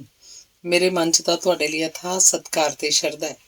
ਤੇਰੀ ਸ਼ਰਧਾ ਦੀ ਵੀ ਹੁਣੇ ਪਰਖ ਹੁੰਦੀ ਹੈ। ਮੰਗਣੂ ਰਾਜਾ ਪਹਿਲਾਂ ਵਾਂਗ ਹੀ ਖਿਜਿਆ ਹੋਇਆ ਬੋਲਿਆ, ਤਾਂ ਫਿਰ ਦੱਸ ਕੀ ਭੇਟ ਲੈ ਕੇ ਆਇਆ ਮੇਰੇ ਲਈ? ਚਿੱਚੜ ਵਜ਼ੀਰ ਨੂੰ ਲੱਗਾ ਖੇਡ ਵਿਗੜ ਚੱਲੀ ਸੀ। ਜੇ ਨਿੱਕੂ ਵੀ ਕਾਲੇ ਘੋਰਨਿਆਂ ਦਾ ਕੈਦੀ ਬਣ ਗਿਆ ਤਾਂ ਸ਼ਾਹੀ ਯੋਧੇ ਨਾਲ ਮੁਕਾਬਲਾ ਕਰਨ ਲਈ ਉਹ ਇੱਕ ਹੋਰ ਯੋਧਾ ਕਿੱਥੋਂ ਲੱਭੂ? ਉਹਦਾ ਸਾਹ ਸੂਤਿਆ ਗਿਆ, ਪਰ ਨਿੱਕੂ ਉਹਦੇ ਅੰਦਾਜ਼ੇ ਨਾਲੋਂ ਵੱਧ ਸਿਆਣਾ ਸੀ। ਉਹ ਨਿਮਰਤਾ ਨਾਲ ਸਿਰ ਝੁਕਾ ਕੇ ਬੋਲਿਆ, ਰਾਜਨ, ਮੈਂ ਤੁਹਾਡੇ ਖਾਣ ਲਈ ਇਹੋ ਜਿਹੀਆਂ ਵਸਤਾਂ ਲੈ ਆਇਆ ਜੋ ਤੁਸੀਂ ਪਹਿਲਾਂ ਕਦੀ ਵੀ ਚੱਕ ਕੇ ਨਹੀਂ ਵੇਖੀਆਂ ਹੋਣਗੀਆਂ। ਇਸ ਦੇਸ਼ 'ਚ ਇਹੋ ਜਿਹੀ ਕੋਈ ਵਸਤੂ ਨਹੀਂ ਜਿਹੜੀ ਮੈਂ ਨਾ ਖਾਧੀ ਹੋਵੇ। ਰਾਜਨ, 2 ਖਾਦ ਪਦਾਰਥ ਇਹੋ ਜਿਹੇ ਨੇ ਜਿਹੜੇ ਤੁਸੀਂ ਕਦੀ ਵੀ ਨਹੀਂ ਚੱਖੇ, ਤਾਂ ਪੇਸ਼ ਕਰੋ। ਨਿੱਕੂ ਨੇ ਰਾਜੇ ਨੂੰ ਛੋਲਿਆਂ ਦੇ ਦਾਣਿਆਂ ਤੇ ਗੁੜ ਦੀ ਡਲੀ ਵਾਲੀ ਪੁੜੀ ਸੌਂਪ ਦਿੱਤੀ। ਰਾਜੇ ਨੇ ਉਤਸੁਕਤਾ ਨਾਲ ਪੁੜੀ ਖੋਲ੍ਹੀ। ਉਹਨੂੰ ਦੋਹਾਂ ਵਸਤਾਂ ਦੀ ਸ਼ਕਲ ਬੜੀ ਅਜੀਬ ਲੱਗੀ। ਉਹਨੇ ਪਹਿਲਾਂ ਛੋਲਿਆਂ ਦਾ ਦਾਣਾ ਦੰਦੀ ਵੱਢ ਕੇ ਚੱਖਿਆ, ਫਿਰ ਗੁੜ ਦੀ ਡਲੀ ਨੂੰ ਦੰਦੀ ਵੱਢ ਲਈ। ਰਾਜੇ ਦੀਆਂ ਵਰਾਂਛਾਂ ਖੁਸ਼ੀ 'ਚ ਫੈਲ ਗਈਆਂ। ਉਹਨੇ ਇਹੋ ਜਿਹੇ ਸਵਾਦ ਦੀ ਕਦੀ ਕਲਪਨਾ ਵੀ ਨਹੀਂ ਸੀ ਕੀਤੀ। ਉਹ ਬੋਲਿਆ, ਨਿੱਕੂ, ਮੈਂ ਤੇਰੇ ਉੱਤੇ ਬਹੁਤ ਖੁਸ਼ ਹਾਂ। ਇਹਨਾਂ ਦੋਹਾਂ ਚੀਜ਼ਾਂ ਲਈ ਤੂੰ 2 ਮੰਗਾਂ ਮੰਗ ਲੈ। ਨਿੱਕੂ ਦਾ ਜੀ ਕੀਤਾ ਉਹ ਇਮੂ ਤੇ ਉਹਦੇ ਪਰਿਵਾਰ ਦੀ ਰਿਹਾਈ ਮੰਗ ਲਈ, ਪਰ ਉੱਚ ਜੱਗਿਆ। ਰਾਜੇ ਬਾਰੇ ਉਹਨੇ ਕਦੀ ਕੋਈ ਚੰਗੀ ਗੱਲ ਨਹੀਂ ਸੀ ਸੁਣੀ। ਉਹ ਸੋਚਿਆ ਰਾਜੇ ਦਾ ਇਮਤਿਹਾਨ ਲੈ ਲੈਣਾ ਚਾਹੀਦਾ। ਉਸ ਆਖਿਆ, ਮੈਂ ਸ਼ਾਹੀ ਘੋਰਨਿਆਂ 'ਚ ਰਹਿ ਕੇ ਤੁਹਾਡੀ ਸੇਵਾ ਕਰਨਾ ਚਾਹੁੰਦਾ। ਇਹ ਨਹੀਂ ਹੋ ਸਕਦਾ। ਸ਼ਾਹੀ ਘੋਰਨਿਆਂ 'ਚ ਸਿਰਫ ਸ਼ਾਹੀ ਗਿੱਠਮੁੱਠੀਏ ਹੀ ਰਹਿ ਸਕਦੇ ਆ। ਮੰਗਣੂ ਰਾਜੇ ਨੇ ਤੜਕ ਜਵਾਬ ਦਿੱਤਾ ਤੇ ਇੱਕ ਪਲ ਰੁਕ ਕੇ ਬੋਲੇ, ਹੁਣ ਤੂੰ ਨਿਸ਼ੰਗ ਹੋ ਕੇ ਦੂਸਰੀ ਮੰਗ ਕਰ। ਨਿੱਕੂ ਨੂੰ ਪਤਾ ਲੱਗ ਗਿਆ ਕਿ ਰਾਜਾ ਵਾਅਦੇ ਦਾ ਝੂਠਾ ਸੀ। ਉਹਨੇ ਨਿੱਕੂ ਦੀ ਕੋਈ ਮੰਗ ਪੂਰੀ ਨਹੀਂ ਸੀ ਕਰਨੀ। ਉਹ ਬੋਲਿਆ, ਰਾਜਨ, ਮੈਨੂੰ ਆਸ਼ੀਰਵਾਦ ਦਿਓ ਕਿ ਮੈਂ ਤੁਹਾਡੇ ਦੁਸ਼ਮਣ ਨੂੰ ਹਰਾ ਸਕਾਂ। ਮੰਗਣੂ ਰਾਜੇ ਨੇ ਨਿੱਕੂ ਦੀ ਇਹ ਮੰਗ ਝੱਟ ਮੰਨ ਲਈ ਤੇ ਨਿੱਕੂ ਨੂੰ ਆਸ਼ੀਰਵਾਦ ਦੇ ਦਿੱਤਾ। ਰਾਜੇ ਦਾ ਨਿੱਕੂ ਨੂੰ ਇਸ ਤਰ੍ਹਾਂ ਆਸ਼ੀਰਵਾਦ ਦੇਣਾ ਠੀਕ ਨਹੀਂ ਸੀ। ਨਿੱਕੂ ਨੇ ਉਸੇ ਪਲ ਜਾਣ ਲਿਆ ਕਿ ਰਾਜਾ ਆਪਣੇ ਕਿਸੇ ਵਿਰੋਧੀ ਤੋਂ ਪਿੱਛਾ ਛੁਡਾਉਣਾ ਚਾਹੁੰਦਾ ਸੀ। ਪਰ ਉਹ ਦੁਸ਼ਮਣ ਕੌਣ ਸੀ? ਉਹ ਕਿੰਨਾ ਕੁ ਬਲਵਾਨ ਸੀ? 2 ਯੋਧਿਆਂ ਦਾ ਮੁਕਾਬਲਾ ਕਿਸ ਤਰ੍ਹਾਂ ਹੋਏਗਾ? ਜੇ ਨਿੱਕੂ ਨੂੰ ਕੁਝ ਸਮਾਂ ਮਿਲ ਜਾਏ ਤਾਂ ਸ਼ਾਇਦ ਉਹ ਇਹ ਸਾਰੇ ਭੇਦ ਵੀ ਜਾਣ ਲਵੇ। ਉਸ ਆਖਿਆ, ਰਾਜਨ, ਇਸ ਮੁਕਾਬਲੇ ਦੀ ਤਿਆਰੀ ਲਈ ਮੈਨੂੰ ਕੁਝ ਸਮਾਂ ਦਿੱਤਾ ਜਾਏ। ਕਿੰਨਾ ਕੁ? ਸਿਰਫ 5-7 ਨੀਂਦਾਂ। ਠੀਕ ਹੈ, ਹੁਣ ਇਹ ਮੁਕਾਬਲਾ 7 ਨੀਂਦਾਂ ਤੋਂ ਬਾਅਦ ਹੋਏਗਾ। ਰਾਜਨ, ਮੈਨੂੰ ਉਸ ਯੋਧੇ ਬਾਰੇ ਵੀ ਕੁਝ ਦੱਸਿਆ ਜਾਵੇ ਤਾਂ ਕਿ ਮੈਂ ਉਸ ਅਨੁਸਾਰ ਤਿਆਰੀ ਕਰ ਸਕਾਂ। ਰਾਜਾ ਖੁੱਲ੍ਹ ਕੇ ਹੱਸਿਆ ਤੇ ਫਿਰ ਗੰਭੀਰ ਹੁੰਦਾ ਬੋਲਿਆ, ਗਿੱਠਮੁੱਠੀਆਂ ਦੇ ਮਹਾਨ ਯੋਧੇ ਦੇ ਰੁਤਬੇ ਲਈ ਤਾਂ ਕਿਸੇ ਨਾਲ ਵੀ ਲੜਨਾ ਪੈ ਸਕਦਾ। ਮਸਲਨ ਮਾਸਾਹਾਰੀ ਕੀੜਿਆਂ ਨਾਲ ਵੀ, ਖਾਈ ਦੀਆਂ ਸੁੰਡੀਆਂ ਨਾਲ ਵੀ, ਜਾਂ ਫਿਰ ਕਿਸੇ ਬਹਾਦਰ ਗਿੱਠਮੁੱਠੀਏ ਨਾਲ ਵੀ। ਨਿੱਕੂ ਨੂੰ ਖੁੜਕ ਗਈ ਕਿ ਇਹ ਮੁਕਾਬਲਾ ਸਰੀਰ ਦੀ ਤਾਕਤ ਦਾ ਨਹੀਂ ਸੀ, ਇਹ ਮੁਕਾਬਲਾ ਦਿਮਾਗ ਦਾ ਸੀ ਤੇ ਦਿਮਾਗ ਦੇ ਜ਼ੋਰ ਨਾਲ ਇਹ ਮੁਕਾਬਲਾ ਜਿੱਤ ਸਕਦਾ ਸੀ। ਮੰਗਣੂ ਰਾਜੇ ਨੇ ਐਲਾਨ ਕੀਤਾ ਕਿ ਆਉਣ ਵਾਲੀਆਂ 7 ਨੀਂਦਾਂ ਲਈ ਨਿੱਕੂ ਸ਼ਾਹੀ ਪ੍ਰਾਹੁਣਾ ਸੀ ਤੇ 8ਵੀਂ ਨੀਂਦ ਤੋਂ ਪਹਿਲਾਂ ਇਹ ਮੁਕਾਬਲਾ ਹੋਏਗਾ। ਨਿੱਕੂ ਦੀ ਮੁਲਾਕਾਤ ਲੰਮੀ ਹੋ ਗਈ ਸੀ। ਮੰਗਣੂ ਰਾਜੇ ਨੇ ਹੱਥ ਦੇ ਇਸ਼ਾਰੇ ਨਾਲ ਮੁਲਾਕਾਤ ਨੂੰ ਮੁਕਾ ਦਿੱਤਾ। ਉੱਥੋਂ ਜਾਣ ਤੋਂ ਪਹਿਲਾਂ ਉਹਨੇ ਨਿੱਕੂ ਨੂੰ ਕੋਲ ਸੱਦਿਆ ਤੇ ਮੁਸਕਰਾ ਕੇ ਹੌਲੀ ਜਿਹੀ ਆਖਿਆ, ਮੈਂ ਤੈਨੂੰ ਮੁਕਾਬਲੇ ਤੋਂ ਪਿੱਛੋਂ ਵੀ ਜਿਉਂਦਾ ਹੀ ਰੱਖਣਾ ਚਾਹੁੰਦਾ ਤਾਂ ਕਿ ਮੈਨੂੰ ਖਾਣ ਲਈ ਇੰਨਾ ਸੁਆਦੀ ਭੋਜਨ ਮਿਲਦਾ ਰਹੇ। ਨਿੱਕੂ ਨੇ ਦੋਵੇਂ ਹੱਥ ਛਾਤੀ ਤੇ ਰੱਖੇ ਤੇ ਹੁੰਗਾਰੇ ਵਜੋਂ ਸਿਰ ਝੁਕਾ ਦਿੱਤਾ। ਪਰ ਉਹ ਕੌਣ ਸੀ ਜਿਹਨੂੰ ਮੰਗਣੂ ਰਾਜਾ ਜਿਉਂਦਾ ਨਹੀਂ ਸੀ ਰੱਖਣਾ ਚਾਹੁੰਦਾ? ਇਸ ਸਵਾਲ ਦਾ ਨਿੱਕੂ ਕੋਲ ਹਾਲੇ ਕੋਈ ਵੀ ਜਵਾਬ ਨਹੀਂ ਸੀ। ਅੰਗ 24। ਚਿੱਚੜ ਵਜ਼ੀਰ ਨੇ ਨਿੱਕੂ ਨੂੰ 2 ਸੇਵਕ ਗਿੱਠਮੁੱਠੀਆਂ ਦੇ ਨਾਲ ਮਹਿਮਾਨਵਾਸ ਭੇਜ ਦਿੱਤਾ। ਮਹਿਮਾਨਵਾਸ ਇੱਕ ਖੁੱਲ੍ਹਾ ਡੁੱਲਾ ਘੋਰਨਾ ਸੀ। ਨਿੱਕੂ ਨੂੰ ਮਹਿਮਾਨਵਾਸ ਅੰਦਰ ਛੱਡ ਕੇ ਦੋਵੇਂ ਗਿੱਠਮੁੱਠੀਏ ਉੱਥੋਂ ਚਲੇ ਗਏ। ਨਿੱਕੂ ਨੂੰ ਇਕੱਲੇ ਬੈਠੇ ਨੂੰ ਆਪਣੇ ਦੋਸਤ ਯਾਦ ਆਏ। ਇਮੂ ਪਤਾ ਨਹੀਂ ਕਿੱਥੇ ਹੋਏਗਾ, ਕਿਸ ਹਾਲਤ 'ਚ ਹੋਏਗਾ। ਮੂੰਗਾ ਤੇ ਬਾਬਾ ਵੀ ਸ਼ਾਇਦ ਉਸੇ ਕੁੰਦਰ 'ਚ ਭੁੱਖ ਨਾਲ ਬੇਹਾਲ ਪਏ ਹੋਣਗੇ। ਜੇ ਉਹਨੂੰ ਇਸ ਹੋਣੇ ਦਾ ਪਤਾ ਹੁੰਦਾ ਤਾਂ ਬਾਗਿਆਂ ਦੀ ਘੇਰਾਬੰਦੀ ਤੋਂ ਪਹਿਲਾਂ ਹੀ ਉਹਨਾਂ ਨੂੰ ਖਾਣ ਲਈ ਕੁਝ ਦਾਣੇ ਦੇ ਆਉਂਦਾ। ਇਮੂ ਲਈ ਨਿੱਕੂ ਕੁਝ ਨਹੀਂ ਸੀ ਕਰ ਸਕਦਾ, ਪਰ ਮੂੰਗੇ ਤੇ ਬਾਬੇ ਦੀ ਸਹਾਇਤਾ ਸ਼ਾਇਦ ਉਹ ਕਰ ਸਕਦਾ ਸੀ। ਉਹ ਰਾਜੇ ਦਾ ਪ੍ਰਾਹੁਣਾ ਸੀ, ਉਹਨੂੰ ਇੱਧਰ ਉੱਧਰ ਜਾਣ ਤੋਂ ਭਲਾ ਕੌਣ ਰੋਕ ਸਕਦਾ ਸੀ। ਉੱਠ ਕੇ ਤੁਰ ਪਿਆ। ਉਹਨੇ ਘੋਰਨੇ ਤੋਂ ਬਾਹਰ ਪੈਰ ਰੱਖਿਆ ਤੇ ਦੋਵੇਂ ਸੇਵਕ ਗਿੱਠਮੁੱਠੀਏ ਨੱਸ ਕੇ ਉਹਦੇ ਕੋਲ ਪਹੁੰਚ ਗਏ। ਦਾੜੀ ਵਾਲਾ ਗਿੱਠ-ਮੁੱਠੀਆ ਅੱਗੇ ਹੋ ਕੇ ਬੋਲਿਆ, ਕੁਛ ਚਾਹੀਦਾ? ਨਹੀਂ, ਮੈਂ ਥੋੜੀ ਦੇਰ ਲਈ ਘੁੰਮਣ ਚੱਲਿਆ ਸੀ। ਨਿੱਕੂ ਨੇ ਦੱਸਿਆ, ਛੇਤੀ ਪਰਤ ਆਵਾਂਗਾ। ਬਾਹਰ ਜਾਣ ਦਾ ਤਾਂ ਹੁਕਮ ਨਹੀਂ। ਦੂਜੇ ਸੇਵਕ ਗਿੱਠ-ਮੁੱਠੀਏ ਨੇ ਉਹਦਾ ਰਾਹ ਰੋਕ ਲਿਆ। ਕਿਉਂ? ਉਸ ਪੁੱਛਿਆ। ਤਾਂ ਕਿ ਤੂੰ ਨੱਸ ਨਾ ਜਾਏ। ਉਹ ਦੋਵੇਂ ਗਿੱਠ-ਮੁੱਠੀਏ ਤਾਂ ਹੁਕਮ ਦੇ ਗੁਲਾਮ ਸਨ। ਉਹਨਾਂ ਨਾਲ ਬਹਿਸ ਕਰਨ ਦਾ ਕੋਈ ਲਾਭ ਨਹੀਂ ਸੀ। ਨਿੱਕੂ ਮੁੜ ਘੋਰਨੇ ਅੰਦਰ ਜਾ ਵੜਿਆ। ਦੋਵੇਂ ਗਿੱਠ-ਮੁੱਠੀਏ ਉਹਦੇ ਪਿੱਛੇ ਪਿੱਛੇ ਅੰਦਰ ਆ ਗਏ। ਅਣਦਾੜੀਏ ਨੇ ਪੁੱਛਿਆ, ਭੋਜਨ ਲੈ ਆਵਾਂ? ਨਹੀਂ, ਨਿੱਕੂ ਕੁਝ ਖਿਜਿਆ ਹੋਇਆ ਸੀ। ਭੁੱਖ ਤਾਂ ਲੱਗੀ ਹੋਊ। ਦਾੜੀ ਵਾਲੇ ਗਿੱਠ-ਮੁੱਠੀਏ ਦੇ ਬੋਲਾਂ 'ਚ ਹਮਦਰਦੀ ਸੀ। ਨਿੱਕੂ ਨੂੰ ਲੱਗਾ ਉਹ ਮਾੜੇ ਗਿੱਠ-ਮੁੱਠੀਏ ਨਹੀਂ ਸਨ। ਉਹ ਹੱਸ ਕੇ ਆਖਿਆ, ਹਾਂ, ਮੈਨੂੰ ਭੁੱਖ ਤਾਂ ਲੱਗੀ ਹੋਈ ਹੈ, ਪਰ ਆਪਾਂ ਤਿੰਨੋਂ ਜਣੇ ਇਕੱਠੇ ਬੈਠ ਕੇ ਭੋਜਨ ਖਾਵਾਂਗੇ। ਠੀਕ ਹੈ। ਉਹ ਖੁਸ਼ ਹੋ ਕੇ ਉੱਥੋਂ ਚਲੇ ਗਏ। ਕੁਝ ਚਿਰ ਪਿੱਛੋਂ ਇੱਕ ਤਸਲੇ ਨਾਲ ਗੰਨੇ ਦੀਆਂ ਗੰਢੇਰੀਆਂ ਵਰਗੀ ਭੋਜਨ ਸਮੱਗਰੀ ਲੈ ਆਏ। ਉਹ ਵਧੀਆ ਢੰਗ ਨਾਲ ਹੀ ਕੱਟੀਆਂ ਹੋਈਆਂ ਭਾਂਤ-ਭਾਂਤ ਦੀਆਂ ਜੜ੍ਹਾਂ ਸਨ। ਉਹਨਾਂ ਰਲ ਕੇ ਭੋਜਨ ਖਾਧਾ ਤੇ ਇੱਧਰ ਉੱਧਰ ਦੀਆਂ ਗੱਲਾਂ ਕਰਨ ਲੱਗ ਪਏ। ਦਾੜੀ ਵਾਲੇ ਗਿੱਠ-ਮੁੱਠੀਏ ਦਾ ਨਾਮ ਡੋਗਾ ਸੀ ਤੇ ਦੂਜੇ ਦਾ ਮੋਗਾ। ਉੱਥੋਂ ਜਾਣ ਵੇਲੇ ਡੋਗੇ ਨੇ ਨਿੱਕੂ ਦੇ ਮੋਢੇ ਤੇ ਹੱਥ ਰੱਖਿਆ ਤੇ ਹੌਲੀ ਜਿਹੀ ਆਖਿਆ, ਤੂੰ ਇਸ ਜੰਜਾਲ ਚੋਂ ਨਿਕਲਣ ਦੀ ਕੋਸ਼ਿਸ਼ ਕਰ। ਮੈਂ ਸਮਝਿਆ ਨਹੀਂ। ਅਸੀਂ ਇਹੋ ਜਿਹੇ ਮੁਕਾਬਲੇ ਪਹਿਲਾਂ ਵੀ ਵੇਖੇ ਹੋਏ ਨੇ।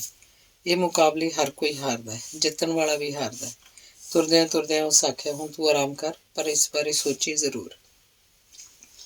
ਦੋਹਾਂ ਸੇਵਕ ਗਿੱਠ-ਮੁੱਠੀਆਂ ਦੇ ਜਾਣ ਪਿੱਛੋਂ ਬਹੁਤ ਦੇਰ ਤੱਕ ਡੋਗੇ ਦੀ ਆਖੀ ਗੱਲ ਘੋਖਦਾ ਰਿਹਾ।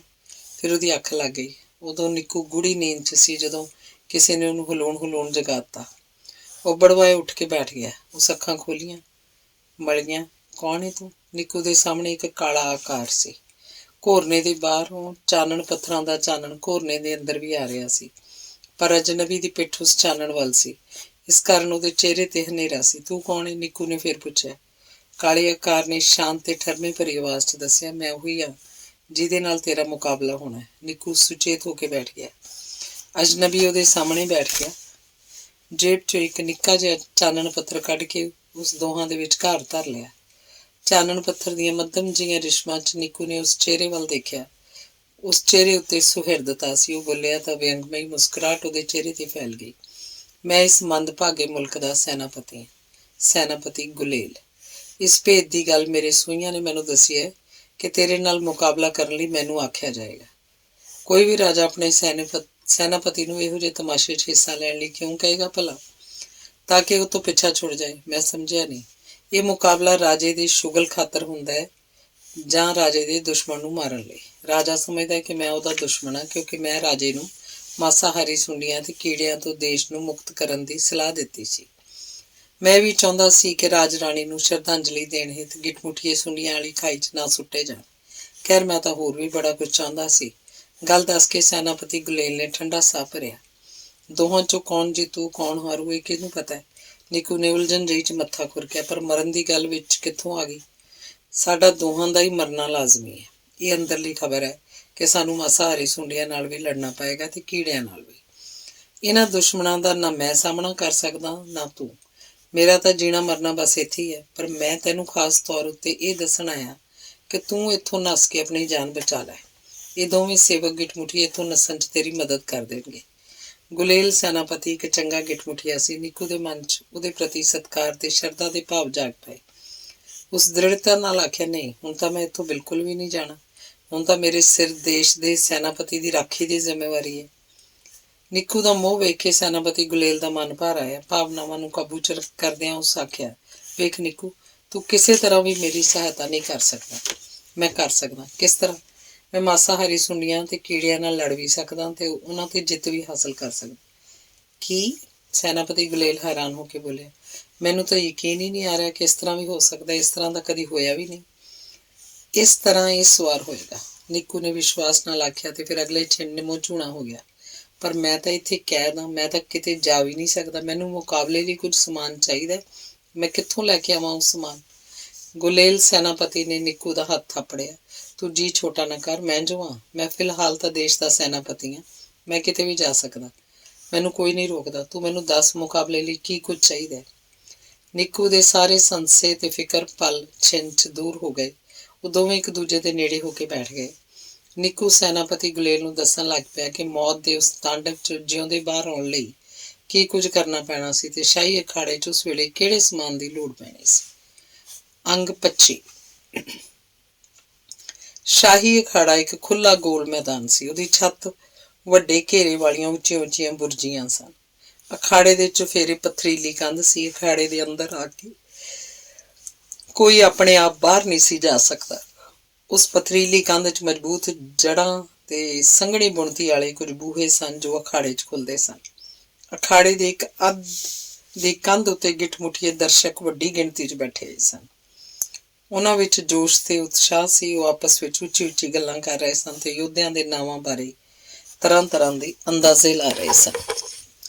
ਅਖਾੜੇ ਦੇ ਦੂਜੇ ਅੱਧ ਦੀ ਕੰਧ ਉੱਤੇ ਰਾਜੇ ਦਾ ਸਿੰਘਾਸਨ ਸੀ ਤੇ ਅਹਿਲਕਾਰਾਂ ਦੇ ਬੈਠਣ ਲਈ ਚੌਂਕੀਆਂ ਸਨ। ਇਸ ਪਾਸੇ ਰੌਣਕ ਘੱਟ ਸੀ ਪਰ ਉਤਸ਼ਾਹ ਦੀ ਭਰੀ ਹੋਈ ਸੀ। ਸਾਰਿਆਂ ਨੂੰ ਮੰਗਣੂ ਰਾਜੇ ਦੀ ਉਡੀਕ ਸੀ। ਸਾਰੇ ਚਾਹੁੰਦੇ ਸਨ ਕਿ ਮੰਗਣੂ ਰਾਜਾ ਛੇਤੀ ਆਵੇ ਤੇ ਮੁਕਾਬਲਾ ਸ਼ੁਰੂ ਹੋਵੇ। ਲੰਮੀ ਉਡੀਕ ਪਿੱਛੋਂ ਮੰਗਣੂ ਰਾਜਾ ਆਪਣੇ ਵਿਸ਼ੇਸ਼ ਹਮਲੇ ਨਾਲ ਉੱਥੇ ਪਹੁੰਚ ਗਿਆ। ਉਹਦੀ ਜੈ ਜੈਕਾਰ ਦੇ ਨਾਅਰੇ ਉੱਚੇ ਹੋਏ। ਮੰਗਣੂ ਰਾਜਾ ਸਿੰਘਾਸਨ ਤੇ ਬਿਰਾਜਮਾਨ ਹੋ ਗਿਆ ਤਾਂ ਚਾਰੇ ਪਾਸੇ ਚੁੱਪ ਵਰਤ ਗਈ। ਮੰਗਣੂ ਰਾਜੇ ਨੇ ਇਸ਼ਾਰਾ ਕੀਤਾ ਤਾਂ ਚਿੱਚੜ ਵਜ਼ੀਰ ਉੱਠ ਕੇ ਖੜਾ ਹੋ ਗਿਆ। ਉੱਚੀ ਆਵਾਜ਼ 'ਚ ਬੋਲਿਆ, ਸਾਡੇ ਮਹਾਨ ਰਾਜੇ ਦੀ ਆਗਿਆ ਨਾਲ ਇਹ ਮੁਕਾਬਲਾ ਛੇਤੀ ਸ਼ੁਰੂ ਹੋਣ ਵਾਲਾ ਹੈ। ਤੁਸੀਂ ਸਾਰੇ ਜਾਣਦੇ ਹੋ ਕਿ ਸ਼ਾਹੀ ਦਰਬਾਰ ਦੇ ਯੋਧੇ ਦੀ ਵੰਗਾਰ ਨੂੰ ਨਿੱਕੂ ਗਿੱਠ-ਮੁੱਠੀਏ ਨੇ ਸਵੀਕਾਰ ਕੀਤਾ, ਪਰ ਤੁਹਾਨੂੰ ਇਹ ਨਹੀਂ ਪਤਾ ਕਿ ਸ਼ਾਹੀ ਦਰਬਾਰ ਦਾ ਉਹ ਯੋਧਾ ਕੌਣ ਹੈ। ਸਾਰੇ ਸੁਣੋ ਉਸ ਯੋਧੇ ਦਾ ਨਾਮ। ਉਹ ਯੋਧਾ ਕੋਈ ਹੋਰ ਨਹੀਂ, ਤੁਹਾਡਾ ਸਾਰਿਆਂ ਦਾ ਪਿਆਰਾ ਸੈਨਾਪਤੀ ਗੁਲੇਲ ਹੈ। ਸਾਰਾ ਪੰਡਾਲ ਤਾੜੀਆਂ ਨਾਲ ਗੂੰਜ ਉੱਠਿਆ। ਦੋਹਾਂ ਯੋਧਿਆਂ ਨੂੰ ਇੱਕ ਪੌੜੀ ਰਾਹੀਂ ਅਖਾੜੇ 'ਚ ਉਤਾਰ ਦਿੱਤਾ ਗਿਆ। ਦੋਹਾਂ ਨੇ ਛੇਤੀ ਉੱਤੇ ਹੱਥ ਰੱਖੇ ਤੇ ਰਾਜ ਸਿੰਘਾਸਨ ਦੇ ਸਾਹਮਣੇ ਸਿਰ ਝੁਕਾ ਦਿੱਤਾ। ਛਾਤੀ ਉੱਤੇ ਹੱਥ ਰੱਖੇ। ਕੀ ਤੁਸੀਂ ਮੁਕਾਬਲੇ ਲਈ ਤਿਆਰ ਹੋ? ਮੰਗਣੂ ਰਾਜੇ ਨੇ ਪੁੱਛਿਆ। ਹਾਂ ਮੈਂ ਤਿਆਰ ਹਾਂ, ਹਾਂ ਮੈਂ ਤਿਆਰ ਹਾਂ, ਦੋਵੇਂ ਵਾਰੀ ਵਾਰੀ ਬੋਲੇ। ਚਿੱਚੜ ਵਜ਼ੀਰ ਨੇ ਝੁੱਕ ਕੇ ਕੁਝ ਚਿਰ ਮੰਗਣੂ ਰਾਜੇ ਦੀਆਂ ਹਦਾਇਤਾਂ ਸੁਣੀਆਂ, ਫਿਰ ਸਿੱਧਾ ਖਲੋ ਗਿਆ। ਉਸ ਉੱਚੀ ਆਵਾਜ਼ 'ਚ ਦੱਸਿਆ, ਇਹ ਮੁਕਾਬਲਾ ਕੁਝ ਵੱਖਰੀ ਤਰ੍ਹਾਂ ਦਾ ਹੈ। ਪਹਿਲਾਂ ਦੋਵੇਂ ਯੋਧੇ ਵਾਰੀ ਵਾਰੀ ਮਾਸਾਹਾਰੀ ਸੁੰਡੀਆਂ ਤੇ ਮਾਸਾਹਾਰੀ ਕੀੜਿਆਂ ਦਾ ਮੁਕਾਬਲਾ ਕਰਨਗੇ। ਉਸ ਤੋਂ ਪਿੱਛੋਂ ਉਹਨਾਂ ਦਾ ਆਪਸੀ ਮੁਕਾਬਲਾ ਹੋਏਗਾ। ਪਹਿਲੋ ਵਾਰੀ ਸੈਨਾਪਤੀ ਗੁਲੇਲ ਦੀ ਹੈ। ਭੀੜ 'ਚ ਘੁਸਰ-ਮੁਸਰ ਹੋਣ ਲੱਗ ਪਈ। ਨਿੱਕੂ ਪੌੜੀ ਰਾਹੀਂ ਮੁੜ ਆਪਣੀ ਥਾਂ ਤੇ ਪਹੁੰਚ ਗਿਆ। ਦੋ ਬਾਘਿਆਂ ਨੇ ਪੌੜੀ ਉੱਪਰ ਖਿੱਚ ਲਈ। ਗੁਲੇਲ ਸੈਨਾਪਤੀ ਅਖਾੜੇ 'ਚ ਇਕੱਲਾ ਖਲੋਤਾ ਰਹਿ ਗਿਆ। ਤੂੰ ਪਹਿਲਾਂ ਕਿਹਦੇ ਨਾਲ ਲੜਨਾ ਚਾਹੁੰਦਾ ਹੈ, ਮਾਸਾਹਾਰੀ ਸੁੰਡੀਆਂ ਨਾਲ ਕਿ ਕੀੜਿਆਂ ਨਾਲ? ਚਿੱਚੜ ਵਜ਼ੀਰ ਨੇ ਪੁੱਛਿਆ। ਮਾਸਾਹਾਰੀ ਸੁੰਡੀਆਂ ਨਾਲ, ਸੈਨਾਪਤੀ ਗੁਲੇਲ ਬੋਲਿਆ। ਕੀ ਤੈਨੂੰ ਤਿਆਰੀ ਲਈ ਕੁਝ ਸਮਾਂ ਚਾਹੀਦਾ? ਹਾਂ ਮੈਨੂੰ ਕੁਝ ਸਮਾਂ ਚਾਹੀਦਾ। ਠੀਕ ਹੈ, ਤੂੰ ਆਪਣੀ ਤਿਆਰੀ ਕਰ ਲੈ। ਚਿੱਚੜ ਵਜ਼ੀਰ ਨੇ ਸੈਨਾਪਤੀ ਨੂੰ ਆਗਿਆ ਦੇ ਦਿੱਤੀ ਤੇ ਜਾ ਕੇ ਆਪਣੀ ਥਾਂ ਤੇ ਬੈਠ ਗਿਆ। ਅਖਾੜੇ 'ਚ ਕਿੰਨਾ ਕੁਝ ਪਿਆ ਸੀ।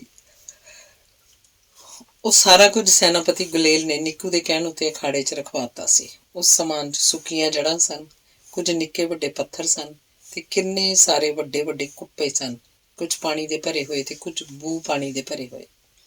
ਸੈਨਾਪਤੀ ਗੁਲੇਲ ਨੇ ਉਸ ਸਮਾਨ ਵਿੱਚੋਂ ਇੱਕ ਤਿੱਖੀ ਘੜੀ ਹੋਈ ਜੜ ਚੁੱਕੀ ਤੇ ਉਹਦੇ ਨਾਲ ਵੱਡਾ ਸਾਰਾ ਗੋਲ ਦਾਇਰਾ ਬਣਾ ਦਿੱਤਾ। ਗੋਲ ਦਾਇਰਾ ਬਣਾਉਂਦਿਆਂ ਉਹ ਸਾਰਾ ਸਮਾਨ ਗੋਲ ਦਾਇਰੇ ਦੇ ਅੰਦਰ ਲੈ ਗਿਆ। ਫਿਰ ਉਸ ਲੱਕੜ ਪਾਸੇ ਰੱਖਤੀ। ਹੱਥਾਂ ਨਾਲ ਵਾਹੀ ਹੋਈ ਲੀਕ ਵਿੱਚੋਂ ਮਿੱਟੀ ਪੁੱਟਣ ਲੱਗ ਪਿਆ। ਨਿੱਕੂ ਨੇ ਉਹਨੂੰ ਗੋਲ ਦਾਇਰੇ ਨੂੰ ਨਾਲੀ ਦਾ ਰੂਪ ਦੇਣ ਲਈ ਆਖਿਆ ਸੀ। ਉਹਦੇ ਹੱਥ ਕਾਲੀ ਕਾਲੀ ਚੱਲਣ ਲੱਗ ਪਏ। ਮਿੱਟੀ ਪੁੱਟਦਾ ਪੁੱਟਦਾ ਅਚਾਨਕ ਰੁਕ ਗਿਆ। ਉਹਦੇ ਕੋਲੋਂ ਸ਼ਾਇਦ ਕੁਝ ਗਲਤ ਹੋ ਗਿਆ ਸੀ।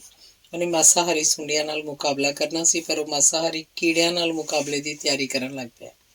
ਉੱਠ ਕੇ ਖਲੋ ਗਿਆ ਤੇ ਵਾਹੀ ਹੋਈ ਲੀਕ ਦੇ ਨਾਲ ਨਾਲ ਸੁੱਕੀਆਂ ਜੜ੍ਹਾਂ ਰੱਖਣ ਲੱਗ ਪਿਆ। ਸੈਨਾਪਤੀ ਗੁਲੇਲ ਲੜਾਈ ਦੀ ਇੱਕ ਇਹੋ ਜਿਹੀ ਤਿਆਰੀ ਕਰ ਰਿਹਾ ਸੀ। ਦਰਸ਼ਕਾਂ 'ਚ ਬੇਚੈਨੀ ਵੱਧ ਰਹੀ ਸੀ। ਉੱਚੀ ਉੱਚੀ ਗੱਲਾਂ ਕਰਨ ਲੱਗ ਪਏ ਸਨ, ਰੌਲਾ ਪਾਉਣ ਲੱਗ ਪਏ ਸਨ। ਨਿੱਕੂ ਪਰੇਸ਼ਾਨ ਹੋਇਆ ਸੈਨਾਪਤੀ ਗੁਲੇਲ ਨੂੰ ਵੇਖ ਰਿਹਾ ਸੀ। ਸੈਨਾਪਤੀ ਗੁਲੇਲ ਘਬਰਾਹਟ ਸੀ। ਨਿੱਕੂ ਨੇ ਵੇਰਵੇ ਨਾਲ ਉਹਨੂੰ ਜੋ ਕੁਝ ਵੀ ਸਮਝਾਇਆ ਸੀ ਉਹ ਭੁੱਲ ਚੁੱਕਿਆ ਸੀ। ਉਹ ਲੱਕੜੀਆਂ ਰੱਖਣੀਆਂ ਛੱਡ ਕੇ ਮੁੜ ਨਾਲੀ ਖੋਦਣ ਲੱਗ ਪਿਆ ਸੀ। ਨਿੱਕੂ ਇੰਨੀ ਦੂਰੋਂ ਉਹਨੂੰ ਕੁਝ ਵੀ ਸਮਝਾ ਨਹੀਂ ਸੀ ਸਕਦਾ। ਮੰਗਣੂ ਰਾਜਾ ਸੈਨਾਪਤੀ ਗੁਲੇਲ ਦੀਆਂ ਮੂਰਖਤਾ ਭਰੀਆਂ ਹਰਕਤਾਂ ਵੇਖ ਕੇ ਖਿਝ ਗਿਆ ਸੀ। ਉਹਨੇ ਚਿੱਚੜ ਵਜ਼ੀਰ ਨੂੰ ਮੁਕਾਬਲਾ ਸ਼ੁਰੂ ਕਰਨ ਲਈ ਆਖਿਆ। ਚਿੱਚੜ ਵਜ਼ੀਰ ਨੇ ਇਸ਼ਾਰੇ ਨਾਲ ਇਸ ਕੰਮ ਲਈ ਤਾਇਨਾਤ ਬਾਘੇ ਹਰਕਤ 'ਚ ਆ ਗਏ। ਇੱਕ ਅਧਿਕਾਰੀ ਨੇ ਮਾਸ ਦਾ ਇੱਕ ਲੋਥੜਾ ਅਖਾੜੇ 'ਚ ਖਲੋਤੇ ਸੈਨਾਪਤੀ ਗੁਲੇਲ ਵੱਲ ਸੁੱਟਿਆ। ਦੋ ਬਾਘਿਆਂ ਨੇ ਕੰਧ ਤੇ ਖਲੋ ਕੇ ਅਖਾੜੇ 'ਚ ਖੁੱਲਦਾ ਇੱਕ ਦਰਵਾਜ਼ਾ ਉੱਪਰ ਖਿੱਚ ਲਿਆ। ਅੰਦਰ ਬੰਦ ਮਾਸਾਹਾਰੀ ਸੁੰਡੀਆਂ ਲਹੂ ਦੀ ਮੁਸ਼ਕ ਵੱਲ ਛਾਲਾ ਮਾਰਦੀਆਂ ਦੌੜੀਆਂ। ਉਸ ਵੇਲੇ ਸੈਨਾਪਤੀ ਗੁਲੇਲ ਖੋਦੀ ਹੋਈ ਨਾਲੀ 'ਚ ਪਾਣੀ ਡੋਲਣ ਲੱਗ ਪਿਆ ਸੀ। ਉਹਨੇ ਕਾਹਲੀ ਨਾਲ ਕੁੱਪਾ ਸਿੱਧਾ ਕੀਤਾ ਤੇ ਤਿੱਖੀ ਘੜੀ ਹੋਈ ਉਹੀ ਜੜ ਫੜ ਕੇ ਸੁੰਡੀਆਂ ਨੂੰ ਮਾਰ ਮਾਰ ਕੇ ਨਸਾਉਣ ਦੀ ਕੋਸ਼ਿਸ਼ ਕਰਨ ਲੱਗ ਪਿਆ। ਛੇਤੀ ਥੱਕ ਗਿਆ। ਕੁਝ ਸੁੰਡੀਆਂ ਨੂੰ ਚੰਬੜ ਵੀ ਗਈਆਂ ਤੇ ਚੂੰਡਣੀ ਲੱਗ ਪਈਆਂ। ਉਹਦੀਆਂ ਲੱਤਾਂ ਉੱਤੇ ਥਾਂ ਥਾਂ ਜ਼ਖਮ ਹੋ ਗਏ। ਮਾਸਾਹਾਰੀ ਸੁੰਡੀਆਂ ਨਾਲ ਮੁਕਾਬਲਾ ਸੈਨਾਪਤੀ ਗੁਲੇਲ ਦੇ ਵੱਸ ਤੋਂ ਬਾਹਰ ਹੋ ਗਿਆ। ਉਹ ਆਪਣੇ ਬਚਾਅ ਲਈ ਕੰਧ ਵੱਲ ਨੱਸਿਆ ਤੇ ਛਾਲ ਮਾਰ ਕੇ ਕੰਧ ਤੇ ਚੜ੍ਹਨ ਦੀ ਕੋਸ਼ਿਸ਼ ਕੀਤੀ, ਪਰ ਕੰਧ ਉਹਦੀ ਪਹੁੰਚ ਤੋਂ ਉੱਚੀ ਸੀ। ਭੁੰਜੇ ਡਿੱਗ ਪਿਆ ਤੇ ਛੇਤੀ ਨਾਲ ਉੱਠ ਕੇ ਮੁੜ ਛਾਲ ਮਾਰੀ। ਇਸ ਵਾਰ ਕੁਝ ਗਿੱਠਮੁੱਠੀਆਂ ਨੇ ਹੱਥ ਲੰਮਾ ਕਰਕੇ ਸੈਨਾਪਤੀ ਗੁਲੇਲ ਨੂੰ ਆਸਰਾ ਦਿੱਤਾ ਤੇ ਉੱਪਰ ਖਿੱਚ ਲਿਆ। ਇਹ ਦੇਸ਼ ਧਰੋਹੀ ਗਿੱਠਮੁੱਠੀਏ ਕੌਣ ਸਨ? ਮੰਗਣੂ ਰਾਜਾ ਗੁੱਸੇ 'ਚ ਲੋਹਾ ਲਾਖਾ ਹੋ ਗਿਆ। ਉੱਥੇ ਤਾਇਨਾਤ ਬਾਘੇ ਦੇਸ਼ ਧਰੋਹੀਆਂ ਨੂੰ ਫੜਨ ਲਈ ਦੌੜੇ। ਜਦੋਂ ਬਾਘੇ ਉੱਥੇ ਪਹੁੰਚੇ ਤਾਂ ਬਾਗੀ ਗਿੱਠਮੁੱਠੀਏ ਉੱਥੋਂ ਨੱਸ ਕੇ ਕਿਧਰੇ ਜਾ ਚੁੱਕੇ ਸਨ। ਸੈਨਾਪਤੀ ਗੁਲੇਲ ਲਹੂ ਲੁਹਾਨ ਹੋਇਆ ਉੱਥੇ ਹੀ ਪਿਆ ਸੀ। ਮਾਸਾਹਾਰੀ ਸੁੰਡੀਆਂ ਮਾਸ ਤੇ ਲੋਥੜੇ ਨੂੰ ਖਾ ਚੁੱਕੀਆਂ ਸਨ। ਉਹਨਾਂ ਸੈਨਾਪਤੀ ਗੁਲੇਲ ਨੂੰ ਵੀ ਥਾਂ ਥਾਂ ਤੋਂ ਚੂੰਡ ਲਿਆ ਸੀ। ਹੁਣ ਉਸ ਅਖਾੜੇ 'ਚ ਉਹਨਾਂ ਲਈ ਭੋਜਨ ਨਹੀਂ ਸੀ। ਉੱਥੇ ਤਾਇਨਾਤ ਬਾਘੇ ਨੇ ਇੱਕ ਲੋਥੜਾ ਸੁੰਡੀਆਂ ਵਾਲੇ ਘੋਰਨੇ 'ਚ ਸੁੱਟਿਆ ਤਾਂ ਖੂਨ ਦੀ ਬੂ ਸੁੰਘ ਕੇ ਸਾਰੀਆਂ ਸੁੰਡੀਆਂ ਘੋਰਨੇ ਅੰਦਰ ਆ ਗਈਆਂ। ਘੋਰਨੇ ਦਾ ਮੂੰਹ ਝੱਟ ਬੰਦ ਕਰਤਾ ਗਿਆ। ਹੁਣ ਵਾਰੀ ਨਿੱਕੂ ਦੀ ਸੀ। ਪੌੜੀ ਨਾਲ ਉਹਨੂੰ ਅਖਾੜੇ ਅੰਦਰ ਉਤਾਰ ਦਿੱਤਾ ਗਿਆ। ਸੈਨਾਪਤੀ ਗੁਲੇਲ ਦੇ ਹਸ਼ਰ ਕਾਰਨ ਸਾਰੇ ਪੰਡਾਲ 'ਚ ਸੁੰਨ ਵਰਤੀ ਪਈ ਸੀ। ਕੀ ਤੈਨੂੰ ਤਿਆਰੀ ਲਈ ਕੁਝ ਸਮਾਂ ਚਾਹੀਦਾ? ਚਿੱਚੜ ਵਜ਼ੀਰ ਨੇ ਉੱਠ ਕੇ ਉੱਚੀ ਆਵਾਜ਼ 'ਚ ਪੁੱਛਿਆ। ਹਾਂ, ਮੈਨੂੰ ਸਮਾਂ ਚਾਹੀਦਾ, ਨਿੱਕੂ ਨੇ ਸੰਖੇਪ ਜਵਾਬ ਦਿੱਤਾ। ਠੀਕ ਹੈ, ਤੂੰ ਜੋ ਤਿਆਰੀ ਕਰਨੀ ਕਰ ਲੈ, ਜਵਾਬ ਦੇ ਕੇ ਚਿੱਚੜ ਵਜ਼ੀਰ ਬੈਠ ਗਿਆ। ਨਿੱਕੂ ਨੇ ਇੱਕ ਨਜ਼ਰ ਸਮਾਨ ਤੇ ਫੇਰੀ। ਮੁਕਾਬਲੇ ਲਈ ਉਹਨੂੰ ਜੋ ਕੁਝ ਵੀ ਚਾਹੀਦਾ ਸੀ ਉੱਥੇ ਸੀ। ਸੈਨਾਪਤੀ ਗੁਲੇਲ ਨੇ ਖਾਈ ਖੋਦ ਕੇ ਉਹਦਾ ਬਹੁਤ ਸਾਰਾ ਕੰਮ ਕਰਤਾ ਸੀ। ਉਹਨੇ ਗੋਲ ਦਾਇਰੇ ਦੇ ਕੁਝ ਹਿੱਸੇ ਦੁਆਲੇ ਸੁੱਕੀਆਂ ਲੱਕੜਾਂ ਵੀ ਰੱਖਤੀਆਂ। ਖਾਈ 'ਚ ਸੈਨਾਪਤੀ ਗੁਲੇਲ ਨੇ ਪਾਣੀ ਦੇ ਕੁਝ ਕੁੱਪੇ ਰੋੜਤੇ, ਪਰ ਹਾਲੇ ਖਾਈ ਡੂੰਘੀ ਹੋਣੀ ਬਾਕੀ ਸੀ। ਨਿੱਕੂ ਨੇ ਪਹਿਲੇ ਪੂਰੇ ਘੇਰੇ ਦੁਆਲੇ ਸੁੱਕੀਆਂ ਲੱਕੜਾਂ ਰੱਖੀਆਂ, ਫਿਰ ਉਹਨਾਂ ਲੱਕੜਾਂ ਨੂੰ ਬੂ ਪਾਣੀ ਨਾਲ ਭਿਉਂ ਦਿੱਤਾ। ਘੇਰੇ ਦੇ ਅੰਦਰ ਪਈਆਂ ਲੱਕੜਾਂ ਉੱਤੇ ਵੀ ਉਸ ਬੂ ਪਾਣੀ ਛਿੜਕ ਦਿੱਤਾ। ਫਿਰ ਉਹ ਖਾਈ ਡੂੰਘੀ ਕਰਨ ਲੱਗ ਪਿਆ। ਨਿੱਕੂ ਦੀਆਂ ਹਰਕਤਾਂ ਦੀ ਵੀ ਸੈਨਾਪਤੀ ਗੁਲੇਲ ਵਰਗੀਆਂ ਹੀ ਸਨ। ਮੰਗਣੂ ਰਾਜੇ ਨੇ ਖਿੱਚ ਕੇ ਮੁਕਾਬਲਾ ਸ਼ੁਰੂ ਕਰਨ ਦਾ ਹੁਕਮ ਦਿੱਤਾ। ਚਿੱਚੜ ਵਜ਼ੀਰ ਉੱਠ ਕੇ ਖਲੋ ਗਿਆ। ਹੁਣ ਤਿਆਰੀ ਦਾ ਵੇਲਾ ਮੁੱਕਿਆ, ਤੂੰ ਆਪਣੇ ਦੁਸ਼ਮਣ ਨਾਲ ਲੜਨ ਲਈ ਪੈਂਤੜਾ ਲੈ ਲੈ। ਨਿੱਕੂ ਨੇ ਦੋਵੇਂ ਹੱਥ ਛਾਤੀ ਤੇ ਰੱਖੇ ਤੇ ਸਿਰ ਝੁਕਾਤਾ। ਚੁਫੇਰੇ ਚੁੱਪ ਵਰਤ ਗਈ। ਤੂੰ ਪਹਿਲਾਂ ਖੂੰਖਾਰ ਕੀੜਿਆਂ ਨਾਲ ਲੜਨਾ ਚਾਹੁੰਦਾ ਕਿ ਮਾਸਾਹਾਰੀ ਸੁੰਡੀਆਂ ਨਾਲ? ਚਿੱਚੜ ਵਜ਼ੀਰ ਨੇ ਪੁੱਛਿਆ। ਮੈਂ ਦੋਹਾਂ ਨਾਲ ਲੜਨ ਨੂੰ ਤਿਆਰ ਹਾਂ, ਨਿੱਕੂ ਹਿੱਕ ਤਾਣ ਕੇ ਦ੍ਰਿੜਤਾ ਨਾਲ ਬੋਲਿਆ। ਸ਼ਾਬਾਸ਼। ਮੰਗਣੂ ਰਾਜਾ ਖੁਸ਼ ਹੋ ਕੇ ਉੱਚੀ ਆਵਾਜ਼ 'ਚ ਬੋਲਿਆ। ਸਾਨੂੰ ਇਹੋ ਜਿਹੇ ਬਹਾਦਰਾਂ ਦੀ ਲੋੜ ਹੈ। ਤੂੰ ਪਹਿਲਾਂ ਕੀੜਿਆਂ ਨਾਲ ਲੜ ਕੇ ਬਾਅਦ 'ਚ ਮਾਸਾਹਾਰੀ ਸੁੰਡੀਆਂ ਨਾਲ ਲੜੇ। ਤਾਇਨਾਤ ਅਧਿਕਾਰੀਆਂ ਨੇ ਇਸ ਵਾਰ ਖੂੰਖਾਰ ਕੀੜਿਆਂ ਦੇ ਘੋਰਨੇ ਦਾ ਬੂਹਾ ਉੱਪਰ ਖਿੱਚ ਦਿੱਤਾ, ਪਰ ਕੀੜੇ ਅੱਖਾਂ ਮਿਟੀ ਉਂਝ ਹੀ ਪਏ ਰਹੇ। ਉਹਨਾਂ ਨੂੰ ਹਰਕਤ 'ਚ ਆਉਣ ਲਈ ਖੂਨ ਦੀ ਮੁਸ਼ਕ ਚਾਹੀਦੀ ਸੀ। ਮਾਸ ਦੇ ਲੋਥੜੇ ਤਾਂ ਪਹਿਲਾਂ ਹੀ ਮਾਸਾਹਾਰੀ ਸੁੰਡੀਆਂ ਚਟਮ ਕਰ ਚੁੱਕੀਆਂ ਸਨ। ਅਧਿਕਾਰੀਆਂ ਨੇ ਚਿੱਚੜ ਵਜ਼ੀਰ ਵੱਲ ਵੇਖਿਆ ਤੇ ਚਿੱਚੜ ਵਜ਼ੀਰ ਨੇ ਮੰਗਣੂ ਰਾਜੇ ਵੱਲ। ਮੰਗਣੂ ਰਾਜਾ ਮੁਸਕਰਾਇਆ। ਇਸ ਕੰਮ ਲਈ ਇਸ ਯੋਧੇ ਦੀ ਸਹਾਇਤਾ ਤਾਂ ਸੈਨਾਪਤੀ ਗੁਲੇਲ ਕਰ ਸਕਦਾ ਹੈ। ਜਦੋਂ ਮੁਕਾਬਲਾ ਸ਼ੁਰੂ ਹੋ ਜਾਏ ਤਾਂ ਫਿਰ ਭਾਵੇਂ ਸੈਨਾਪਤੀ ਗੁਲੇਲ ਅਖਾੜੇ ਤੋਂ ਬਾਹਰ ਆ ਜਾਏ। ਇਸ਼ਾਰਾ ਮਿਲਣ ਤੇ ਸੈਨਾਪਤੀ ਗੁਲੇਲ ਨੂੰ ਅਖਾੜੇ 'ਚ ਉਤਾਰ ਦਿੱਤਾ ਗਿਆ। ਕੀੜਿਆਂ ਨੇ ਤਾਜ਼ੇ ਲਹੂ ਦੀ ਮੁਸ਼ਕ ਸੁੰਘੀ ਤਾਂ ਅੱਖਾਂ ਖੋਲ੍ਹ ਲਈਆਂ। ਸੈਨਾਪਤੀ ਗੁਲੇਲ ਨੂੰ ਉਸੇ ਤਰ੍ਹਾਂ ਅਖਾੜੇ 'ਚ ਸੁੱਟ ਦੇਣਾ ਸਰਾਸਰ ਨਿਆਂ ਸੀ। ਦਰਸ਼ਕਾਂ ਵਿੱਚ ਪਹਿਲਾਂ ਘੁਸਰ ਮੁਸਰ ਹੋਈ, ਫਿਰ ਰੌਲਾ ਉੱਚਾ ਹੋ ਗਿਆ। ਖੂੰਖਾਰ ਕੀੜੇ ਭੀਂ ਭੀਂ ਦੀ ਆਵਾਜ਼ ਕਰਦੇ ਹੋਏ ਆਪਣੇ ਭੋਜਨ ਨੂੰ ਹੜੱਪਣ ਲਈ ਅਖਾੜੇ ਵੱਲ ਦੌੜੇ। ਸੈਨਾਪਤੀ ਗੁਲੇਲ ਨੱਸ ਕੇ ਗੋਲ ਦਾਇਰੇ ਦੇ ਅੰਦਰ ਪਹੁੰਚ ਗਿਆ। ਨਿੱਕੂ, ਇਹ ਹਰ ਹੀਲੇ ਮੈਨੂੰ ਮਾਰ ਮੁਕਾਉਣਾ ਚਾਹੁੰਦੇ ਨੇ। ਤੂੰ ਫਿਕਰ ਨਾ ਕਰ, ਹੁਣ ਨਾ ਤੈਨੂੰ ਕੋਈ ਡਰ ਹੈ ਨਾ ਮੈਨੂੰ। ਨਿੱਕੂ ਨਿੰਮਾ ਜਿਹਾ ਹੱਸਿਆ। ਤੇ ਤੂੰ ਸੁਣੀ ਹੈ ਨਾ ਉਹ ਕਹਾਣੀ? ਕਿਹੜੀ? ਉਹ ਇੱਕ ਹਾਥੀ ਨੂੰ ਗੁੱਸੇ 'ਚ ਆਪਣੇ ਵੱਲ ਆਉਂਦਿਆਂ ਵੇਖ ਕੇ ਕੀੜੀ ਨੱਸਣ ਲੱਗੀ। ਦੂਜੀ ਕੀੜੀ ਨੇ ਉਹਨੂੰ ਰੋਕਦਿਆਂ ਆਖਿਆ, ਸਾਨੂੰ ਹਾਥੀ ਤੋਂ ਡਰ ਕੇ ਨੱਸਣ ਦੀ ਕੀ ਲੋੜ ਹੈ? ਉਹ ਕਹਿੰਦੀ, ਤੂੰ ਵੇਖ ਨਹੀਂ ਰਹੀ, ਹਾਥੀ ਇਕੱਲਾ ਹੈ ਤੇ ਆਪਾਂ ਦੋ ਜਣੀਆਂ। ਕੋਈ ਹੋਰ ਵੇਲਾ ਹੁੰਦਾ ਸੈਨਾਪਤੀ ਗੁਲੇਲ ਇਸ ਕਹਾਣੀ ਦੇ ਅਰਥ ਸਮਝਣ ਦੀ ਕੋਸ਼ਿਸ਼ ਕਰਦਾ। ਉਹ ਨਿੱਕੂ ਨੂੰ ਪੁੱਛਦਾ ਕਿ ਹਾਥੀ ਕੀ ਹੁੰਦਾ, ਪਰ ਉਸਨੇ ਤਾਂ ਜਿਵੇਂ ਕਹਾਣੀ ਸੁਣੀ ਨਹੀਂ ਸੀ। ਉਹ ਭਮਤਰਿਆ ਹੋਇਆ ਖੜਾ ਸੀ। ਖੂੰਖਾਰ ਕੀੜੇ ਲਗਾਤਾਰ ਗੋਲ ਘੇਰੇ ਵੱਲ ਵਧ ਰਹੇ ਸਨ। ਨਿੱਕੂ ਨੇ ਆਖਿਆ, ਤੂੰ ਇਸ ਤਰ੍ਹਾਂ ਖੜਾ ਨਾ ਹੋ, ਬੈਠ ਕੇ ਖਾਈ ਨੂੰ ਹੋਰ ਡੂੰਘਾ ਕਰ ਤੇ ਗਿੱਲੀ ਮਿੱਟੀ ਨਾਲ ਖਾਈ ਦੇ ਕਿਨਾਰੇ ਉੱਚੇ ਕਰੀ ਜਾ। ਸੈਨਾਪਤੀ ਗੁਲੇਲ ਬੈਠ ਕੇ ਖਾਈ 'ਚੋਂ ਮਿੱਟੀ ਕੱਢਣ ਲੱਗ ਪਿਆ। ਨਿੱਕੂ ਨੇ ਪਾਣੀ ਦੀ ਬਾਕੀ ਰਹਿੰਦੇ ਕੁੱਪੇ ਵੀ ਖਾਈ 'ਚ ਰੋੜਤੇ। ਅਚਨਚੇਤੀ ਦਰਸ਼ਕਾਂ ਦਾ ਰੌਲਾ ਚੁੱਪ 'ਚ ਬਦਲ ਗਿਆ। ਸੁੰਨ ਸਰਾਂ ਵੇਖ ਕੇ ਲੱਗਦਾ ਹੀ ਨਹੀਂ ਸੀ ਕਿ ਮੌਤ ਦਾ ਤਮਾਸ਼ਾ ਵੇਖਣ ਲਈ ਉੱਥੇ ਗਿੱਟਮੁੱਠੀਏ ਵੱਡੀ ਗਿਣਤੀ 'ਚ ਬੈਠੇ ਹਨ। ਖੂੰਖਾਰ ਕੀੜੇ ਭੀਂ ਭੀਂ ਦੀਆਂ ਆਵਾਜ਼ਾਂ ਕੱਢਦੇ ਰੀਂਗਦੇ ਹੋਏ ਆਪਣੇ ਸ਼ਿਕਾਰ ਦੇ ਨੇੜੇ ਪਹੁੰਚ ਗਏ ਸਨ, ਬਹੁਤ ਨੇੜੇ। ਅੰਗ 26ਵਾਂ। ਭੀਂ ਭੀਂ ਦਾ ਰੌਲਾ ਉੱਚਾ ਹੋ ਗਿਆ। ਦਰਸ਼ਕਾਂ ਦੇ ਚਿਹਰਿਆਂ ਉੱਤੇ ਤਣਾਅ ਦਿਸਣ ਲੱਗ ਪਿਆ। ਸੈਨਾਪਤੀ ਗੁਲੇਲ ਤੇ ਨਿੱਕੂ ਕਾਲੇ ਹੱਥੀ ਖਾਈ ਡੂੰਘੀ ਕਰਦੇ ਰਹੇ ਤੇ ਫਿਰ ਦਰਸ਼ਕਾਂ ਨੇ ਅਲੋਕਾਰ ਦ੍ਰਿਸ਼ ਦੇਖਿਆ। ਖੂੰਖਾਰ ਕੀੜਿਆਂ ਦਾ ਭੋਜਨ ਗੋਲ ਘੇਰੇ ਦੇ ਅੰਦਰ ਸੀ, ਪਰ ਉਹ ਖਾਈ ਤੱਕ ਪਹੁੰਚ ਕੇ ਰੁਕ ਗਏ। ਕੀੜੇ ਪਾਣੀ ਦੀ ਭਰੀ ਹੋਈ ਖਾਈ ਨਹੀਂ ਸਨ ਟੱਪ ਸਕਦੇ। ਉਹ ਬੇਚੈਨ ਹੋਏ ਖਾਈ ਦੇ ਦੁਆਲੇ ਗੇੜੇ ਲਾਉਣ ਲੱਗ ਪਏ। ਨਿੱਕੂ ਨੇ ਕੀੜਿਆਂ ਵੱਲ ਗਿੱਲੀ ਮਿੱਟੀ ਸੁੱਟੀ। ਸੈਨਾਪਤੀ ਗੁਲੇਲ ਕੀੜਿਆਂ ਵੱਲ ਪਾਣੀ ਸੁੱਟਣ ਲੱਗ ਪਿਆ। ਖੂੰਖਾਰ ਕੀੜਿਆਂ ਉੱਤੇ ਜਦੋਂ ਪਾਣੀ ਦੇ ਛਿੱਟੇ ਪਏ, ਗਿੱਲੀ ਮਿੱਟੀ ਡਿੱਗੀ ਤਾਂ ਉਹਨਾਂ ਦੀਆਂ ਭੀਂ ਭੀਂ ਦੀਆਂ ਆਵਾਜ਼ਾਂ ਚੀਕਾਂ ਵਰਗੀਆਂ ਹੋ ਗਈਆਂ। ਨੱਸ ਕੇ ਮੁੜ ਉਸੇ ਘੋਰਨੇ 'ਚ ਜਾ ਵੜੇ। ਖੂੰਖਾਰ ਕੀੜਿਆਂ ਦੇ ਘੋਰਨੇ ਦਾ ਬੂਹਾ ਮੁੜ ਬੰਦ ਹੋ ਗਿਆ। ਮੰਗੜੂ ਰਾਜੇ ਨੇ ਇਹੋ ਜਿਹਾ ਕ੍ਰਿਸ਼ਮਾ ਨਾ ਪਹਿਲੋਂ ਕਦੀ ਵੇਖਿਆ ਸੀ ਤੇ ਨਾ ਸੁਣਿਆ ਸੀ। ਗਿੱਠ ਮੁੱਠੀਏ ਦਰਸ਼ਕਾਂ ਨੇ ਬੇਯਕੀਨੀ 'ਚ ਅੱਖਾਂ ਝਮਕੀਆਂ। ਪੂਰਾ ਪੰਡਾਲ ਤਾੜੀਆਂ ਨਾਲ ਗੂੰਜ ਉੱਠਿਆ। ਖੂੰਖਾਰ ਕੀੜਿਆਂ ਨੂੰ ਮਾਤ ਦਿੱਤੀ ਜਾ ਚੁੱਕੀ ਸੀ। ਹੁਣ ਨਿੱਕੂ ਦਾ ਮੁਕਾਬਲਾ ਦੂਜੇ ਦੁਸ਼ਮਣ ਨਾਲ ਸੀ। ਬਾਘੇ ਅਧਿਕਾਰੀਆਂ ਨੇ ਪਹਿਲਾਂ ਵਾਂਗ ਹੀ ਮਾਸਾਹਾਰੀ ਸੁੰਡੀਆਂ ਵਾਲੇ ਘੋਰਨੇ ਦਾ ਮੂੰਹ ਖੋਲ੍ਹ ਦਿੱਤਾ। ਭੁੱਖੀਆਂ ਸੁੰਡੀਆਂ ਛੜੱਪੇ ਮਾਰਦੀਆਂ ਗੋਲ ਘੇਰੇ ਵੱਲ ਵਧੀਆਂ। ਨਿੱਕੂ ਨੇ 2 ਪੱਥਰ ਸੈਨਾਪਤੀ ਗੁਲੇਲ ਨੂੰ ਫੜਾ ਦਿੱਤੇ ਤੇ 2 ਪੱਥਰ ਆਪ ਫੜ ਲਏ। ਬੂ ਪਾਣੀ ਨਾਲ ਭਿੱਜੀਆਂ ਲੱਕੜਾਂ ਕੋਲ ਬੈਠ ਕੇ ਉਹਨੇ ਦੋਹਾਂ ਪੱਥਰਾਂ ਨੂੰ ਆਪਸ 'ਚ ਰਗੜਿਆ। ਰਗੜ ਤੋਂ ਪੈਦਾ ਹੋਈ ਚਿਣਗ ਨਾਲ ਲੱਕੜਾਂ ਨੂੰ ਅੱਗ ਲੱਗ ਗਈ। ਸੈਨਾਪਤੀ ਗੁਲੇਲ ਨੇ ਵੀ ਨਿੱਕੂ ਵਾਂਗ ਹੀ ਅੱਗ ਬਾਲਣ ਦਾ ਯਤਨ ਕੀਤਾ, ਪਰ ਬਾਰ-ਬਾਰ ਕੀਤੀ ਕੋਸ਼ਿਸ਼ ਵੀ ਨਿਸਫਲ ਰਹੀ। ਮਾਸਾਹਾਰੀ ਸੁੰਡੀਆਂ ਗੋਲ ਘੇਰੇ ਤੱਕ ਪਹੁੰਚਣੀ ਵਾਲੀਆਂ ਸਨ। ਨਿੱਕੂ ਨੇ ਇੱਕ ਬਲਦਾ ਚੋ ਚੁੱਕਿਆ ਤੇ ਬਾਕੀ ਲੱਕੜਾਂ ਨੂੰ ਵੀ ਅੱਗ ਲਾਉਣ ਲੱਗ ਪਿਆ। ਮਾਸਾਹਾਰੀ ਸੁੰਡੀਆਂ ਨੇ ਘੇਰੇ ਤੱਕ ਪਹੁੰਚ ਕੇ ਆਪਣੇ ਭੋਜਨ ਵੱਲ ਤੱਕ ਛਾਲਾਂ ਮਾਰੀਆਂ, ਪਰ ਰਾਹ 'ਚ ਬਲਦੀ ਅੱਗ 'ਚ ਸੜਨ ਲੱਗ ਪਈਆਂ। ਨਿੱਕੂ ਨੇ ਦੋਵਾਂ ਹੱਥਾਂ 'ਚ ਬਲਦੇ ਚੋ ਚੁੱਕ ਲਏ ਤੇ ਅੱਗ ਦੇ ਘੇਰੇ 'ਚੋਂ ਬਾਹਰ ਆ ਗਿਆ। ਉਹਨੇ ਬਲਦੇ ਚੋਆਂ ਨਾਲ ਮਾਸਾਹਾਰੀ ਸੁੰਡੀਆਂ ਉੱਤੇ ਹੱਲਾ ਬੋਲ ਦਿੱਤਾ। ਸੁੰਡੀਆਂ ਸੜਨ ਲੱਗ ਪਈਆਂ ਤੇ ਜਲਨ ਤੋਂ ਤ੍ਰਹਿ ਕੇ ਘੋਰਨੇ ਵੱਲ ਦੌੜੀਆਂ। ਨਿੱਕੂ ਵੀ ਬਲਦੇ ਚੋਆਂ ਨਾਲ ਉਹਨਾਂ ਦੇ ਪਿੱਛੇ ਦੌੜਿਆ। ਸੁੰਡੀਆਂ ਘੋਰਨੇ 'ਚ ਵੜ ਗਈਆਂ। ਘੋਰਨੇ ਦਾ ਬੂਹਾ ਬੰਦ ਕਰਤਾ ਗਿਆ। ਗਿੱਠ ਮੁੱਠੀਆਂ ਨੇ ਕਦੇ ਅੱਗ ਨਹੀਂ ਸੀ ਵੇਖੀ। ਅੱਗ ਦੀ ਮਾਰੂ ਹਥਿਆਰ ਵਜੋਂ ਵਰਤੋਂ ਤਾਂ ਉਹਨਾਂ ਨੂੰ ਨਿਰਾ ਜਾਦੂ ਲੱਗ ਰਿਹਾ ਸੀ। ਮੁਕਾਬਲੇ ਦਾ ਪਹਿਲਾ ਦੌਰ ਮੁੱਕ ਚੁੱਕਿਆ ਸੀ। ਸਾਰੇ ਦਰਸ਼ਕ ਗੁੰਮ ਸਮਝੇ ਬੈਠੇ ਸਨ, ਜਿਵੇਂ ਉਹਨਾਂ ਉੱਤੇ ਕੋਈ ਜਾਦੂ ਧੂੜ ਦਿੱਤਾ ਗਿਆ ਹੋਵੇ। ਅਚਾਨਕ ਉਹ ਆਪਣੀ ਸਥਿਤੀ 'ਚੋਂ ਜਾਗੇ ਤੇ ਫਿਰ ਲਗਾਤਾਰ ਤਾੜੀਆਂ ਨਾਲ ਪੰਡਾਲ ਗੂੰਜ ਉੱਠਿਆ।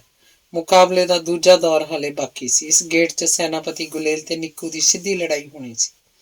ਸੈਨਾਪਤੀ ਗੁਲੇਲ ਨੇ ਦੋਵੇਂ ਹੱਥ ਛਾਤੀ ਤੇ ਰੱਖੇ ਤੇ ਰਾਜ ਸਿੰਘਾਸਨ ਸਾਹਵੇਂ ਸਿਰ ਝੁਕਾ ਦਿੱਤਾ। ਰਾਜਨ, ਮੈਂ ਮੁਕਾਬਲਾ ਪਹਿਲਾਂ ਹੀ ਹਾਰ ਚੁੱਕਿਆ। ਹੁਣ ਦੂਸਰੇ ਗੇੜ ਦੀ ਲੋੜ ਨਹੀਂ। ਤਾੜੀਆਂ ਦੀ ਗੜਗੜਾਹਟ 'ਚ ਨਿੱਕੂ ਦੇ ਜੇਤੂ ਹੋਣ ਦਾ ਐਲਾਨ ਕਰ ਦਿੱਤਾ ਗਿਆ। ਮੰਗਣੂ ਰਾਜੇ ਨੇ ਨਿੱਕੂ ਨੂੰ ਕੋਲ ਬੁਲਾ ਕੇ ਪੁੱਛਿਆ, ਇਹ ਪੀਲਾ ਪੀਲਾ ਕੀ ਸੀ? ਇਹ ਅੱਗ ਸੀ ਰਾਜਨ। ਅੱਗ? ਇਹ ਮੰਗਣੂ ਰਾਜੇ ਲਈ ਨਵਾਂ ਸ਼ਬਦ ਸੀ। ਹਾਂ ਰਾਜਨ, ਇਹ ਦੋਸਤ ਵੀ ਹੁੰਦੀ ਹੈ, ਦੁਸ਼ਮਣ ਵੀ। ਮੈਂ ਸਮਝਿਆ ਨਹੀਂ। ਜੇ ਅੱਗ ਨੂੰ ਕਾਬੂ 'ਚ ਰੱਖੋ ਤਾਂ ਇਹ ਦੁਸ਼ਮਣ ਨੂੰ ਮਾਰ ਸਕਦੀ ਹੈ, ਜੇ ਕਾਬੂ ਤੋਂ ਬਾਹਰ ਹੋ ਜਾਏ ਤਾਂ ਖੁਦ ਦੁਸ਼ਮਣ ਹੋ ਜਾਂਦੀ ਹੈ। ਕੀ ਇਹ ਹਰ ਦੁਸ਼ਮਣ ਨੂੰ ਮਾਰ ਸਕਦੀ ਹੈ? ਹਾਂ, ਲੰਮਿਆਂ ਨੂੰ ਵੀ। ਹਾਂ। ਮੰਗਣੂ ਰਾਜੇ ਨੇ ਅੱਗ ਦੀ ਸ਼ਕਤੀ ਵੇਖ ਲਈ ਸੀ। ਉਹਨੇ ਖੂੰਖਾਰ ਕੀੜਿਆਂ ਨੂੰ ਵੀ ਮਾਤ ਖਾਂਦੇ ਵੇਖ ਲਿਆ ਸੀ। ਨਿੱਕੂ ਦੇ ਪੇਸ਼ ਕੀਤੇ ਭੋਜਨ ਦਾ ਸਵਾਦ ਵੀ ਰਾਜਾ ਹਾਲੇ ਤੱਕ ਨਹੀਂ ਸੀ ਭੁੱਲ ਸਕਿਆ। ਨਿੱਕੂ ਜ਼ਰੂਰ ਕੁਝ ਗੈਬੀ ਤਾਕਤਾਂ ਦਾ ਮਾਲਕ ਸੀ। ਉਹ ਸੋਚਿਆ ਨਿੱਕੂ ਦੀਆਂ ਸੇਵਾਵਾਂ ਹਾਸਲ ਕਰ ਲੈਣੀਆਂ ਚਾਹੀਦੀਆਂ ਹਨ। ਉਹਨੇ ਉੱਥੇ ਬੈਠੀ ਭੀੜ ਨੂੰ ਸੂਚਿਤ ਕੀਤਾ, ਮੈਂ ਨਿੱਕੂ ਦੇ ਬਹਾਦਰੀ ਦੇ ਕਾਰਨਾਮੇ ਤੋਂ ਪ੍ਰਭਾਵਿਤ ਹੋਇਆ। ਮੈਂ ਉਹਨੂੰ ਦੇਸ਼ ਦਾ ਸੈਨਾਪਤੀ ਥਾਪਦਾ। ਸੈਨਾਪਤੀ ਗੁਲੇਲ ਨੇ ਇੱਕ ਯੋਧੇ ਵਜੋਂ ਦੇਸ਼ ਦਾ ਨਾਂ ਕਲੰਕਿਤ ਕੀਤਾ। ਮੈਂ ਹੁਕਮ ਦਿੰਦਾ ਕਿ ਉਹਨੂੰ ਮਾਸਾਹਾਰੀ ਸੁੰਡੀਆਂ ਦਾ ਭੋਜਨ ਬਣਾਤਾ ਜਾਏ। ਸੈਨਾਪਤੀ ਗੁਲੇਲ ਕਿਸੇ ਵੀ ਸਜ਼ਾ ਦਾ ਹੱਕਦਾਰ ਨਹੀਂ ਸੀ। ਇਹ ਸਰਾਸਰ ਜ਼ੁਲਮ ਸੀ। ਇਹ ਸੋਚੀ ਸਮਝੀ ਸਾਜ਼ਿਸ਼ ਸੀ। ਸਿਰਫ ਨਿੱਕੂ ਹੀ ਉਹਦੇ ਲਈ ਕੁਝ ਕਰ ਸਕਦਾ ਸੀ। ਉਹ ਕਾਹਲੀ ਨਾਲ ਬੋਲਿਆ, ਰਾਜਨ, ਗੁਸਤਾਖੀ ਮਾਫ਼। ਸ਼ਾਹੀ ਹੁਕਮ ਉੱਤੇ ਮੋਹਰ ਲਾਉਣ ਤੋਂ ਪਹਿਲਾਂ ਮੇਰੀ ਬੇਨਤੀ ਤੇ ਗੌਰ ਕੀਤਾ ਜਾਏ। ਨਿੱਕੂ, ਤੂੰ ਜੋ ਕਹਿਣਾ ਬੇਝਿਜਕ ਹੈ। ਰਾਜਨ, ਸ਼ਾਹੀ ਘੋਰਨਿਆਂ ਤੇ ਕਾਲੇ ਘੋਰਨਿਆਂ ਦੇ ਸੁਰੱਖਿਆ ਪ੍ਰਬੰਧਾਂ ਦੀ ਪੂਰੀ ਜਾਣਕਾਰੀ ਸੈਨਾਪਤੀ ਗੁਲੇਲ ਕੋਲ ਹੈ। ਮੈਨੂੰ ਤਾਂ ਇਸ ਬਾਰੇ ਕੁਝ ਵੀ ਨਹੀਂ ਪਤਾ। ਮੈਂ ਸਾਰੇ ਪ੍ਰਬੰਧ ਸੈਨਾਪਤੀ ਗੁਲੇਲ ਨਾਲ ਵੇਖਣਾ ਚਾਹੁੰਦਾ ਤਾਂ ਕਿ ਇਹ ਪ੍ਰਬੰਧ ਹੋਰ ਮਜ਼ਬੂਤ ਕਰ ਸਕਾਂ, ਤਾਂ ਕਿ ਕੋਈ ਦੁਸ਼ਮਣ ਸ਼ਾਹੀ ਘੋਰਨਿਆਂ ਦੇ ਨੇੜੇ ਆਉਣ ਬਾਰੇ ਵੀ ਨਾ ਸੋਚ ਸਕੇ। ਨਿੱਕੂ ਦੀ ਰਾਏ ਰਾਜੇ ਦੇ ਹਿੱਤ ਵਿੱਚ ਸੀ।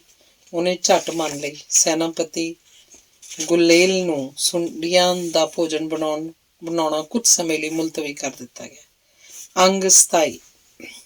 ਮੰਗਣੂ ਰਾਜੇ ਤੋਂ ਆਗਿਆ ਲੈ ਕੇ ਉਹ ਕਾਲੇ ਘੋਰਨਿਆਂ ਵੱਲ ਰਵਾਨਾ ਹੋ ਗਏ। ਕਾਲੇ ਘੋਰਨਿਆਂ ਦੀਆਂ ਗੁਫਾਵਾਂ ਉਲਝੀਆਂ ਹੋਈਆਂ ਗੁੰਝਲਾਂ ਵਰਗੀਆਂ ਸਨ। ਉਹਨਾਂ ਗੁਫਾਵਾਂ ਵਿੱਚ ਕੋਈ ਇੱਕ ਵਾਰ ਗੁਆਚ ਜਾਵੇ ਤਾਂ ਉਹਨੂੰ ਮੁੜ ਬਾਹਰ ਆਉਣ ਦਾ ਰਾਹ ਨਹੀਂ ਸੀ ਲੱਭਦਾ। ਸੈਨਾਪਤੀ ਗੁਲੇਲ ਤੇ ਨਿੱਕੂ ਲਗਾਤਾਰ ਤੁਰਦੇ ਰਹੇ। ਉਹ ਸ਼ੁਰੂ ਵਾਲੇ ਨਾਕੇ ਟੱਪ ਆਏ ਸਨ। ਹੁਣ ਕਿਧਰੇ ਵੀ ਕੋਈ ਪਹਿਰਾ ਨਹੀਂ ਸੀ। ਉਹ ਤੁਰਦੇ ਤੁਰਦੇ ਨਿੱਕੀਆਂ ਨਿੱਕੀਆਂ ਗੱਲਾਂ ਕਰਨ ਲੱਗ ਪਏ। ਸੈਨਾਪਤੀ ਗੁਲੇਲ ਬੋਲਿਆ, ਨਿੱਕੂ, ਤੂੰ ਮੇਰੀ ਜਾਨ ਬਚਾਈ ਹੈ, ਖੂੰਖਾਰ ਕੀੜਿਆਂ ਤੋਂ ਵੀ ਤੇ ਮਾਸਾਹਾਰ ਸੁੰਡੀਆਂ ਤੋਂ ਵੀ ਤੇ ਮੰਗਣੂ ਰਾਜੇ ਤੋਂ ਵੀ। ਮੈਂ ਤੇਰੇ ਲਈ ਕੁਝ ਵੀ ਕਰਨ ਲਈ ਤਿਆਰ ਹਾਂ। ਤੁਰਨ ਵੇਲੇ ਰਾਜੇ ਨੇ ਆਪਣੇ ਹੱਥੀ ਸੈਨਾਪਤੀ ਵਾਲੀ ਕਲਗੀ ਨਿੱਕੂ ਦੇ ਸਿਰ ਤੇ ਫਬਾ ਦਿੱਤੀ ਸੀ।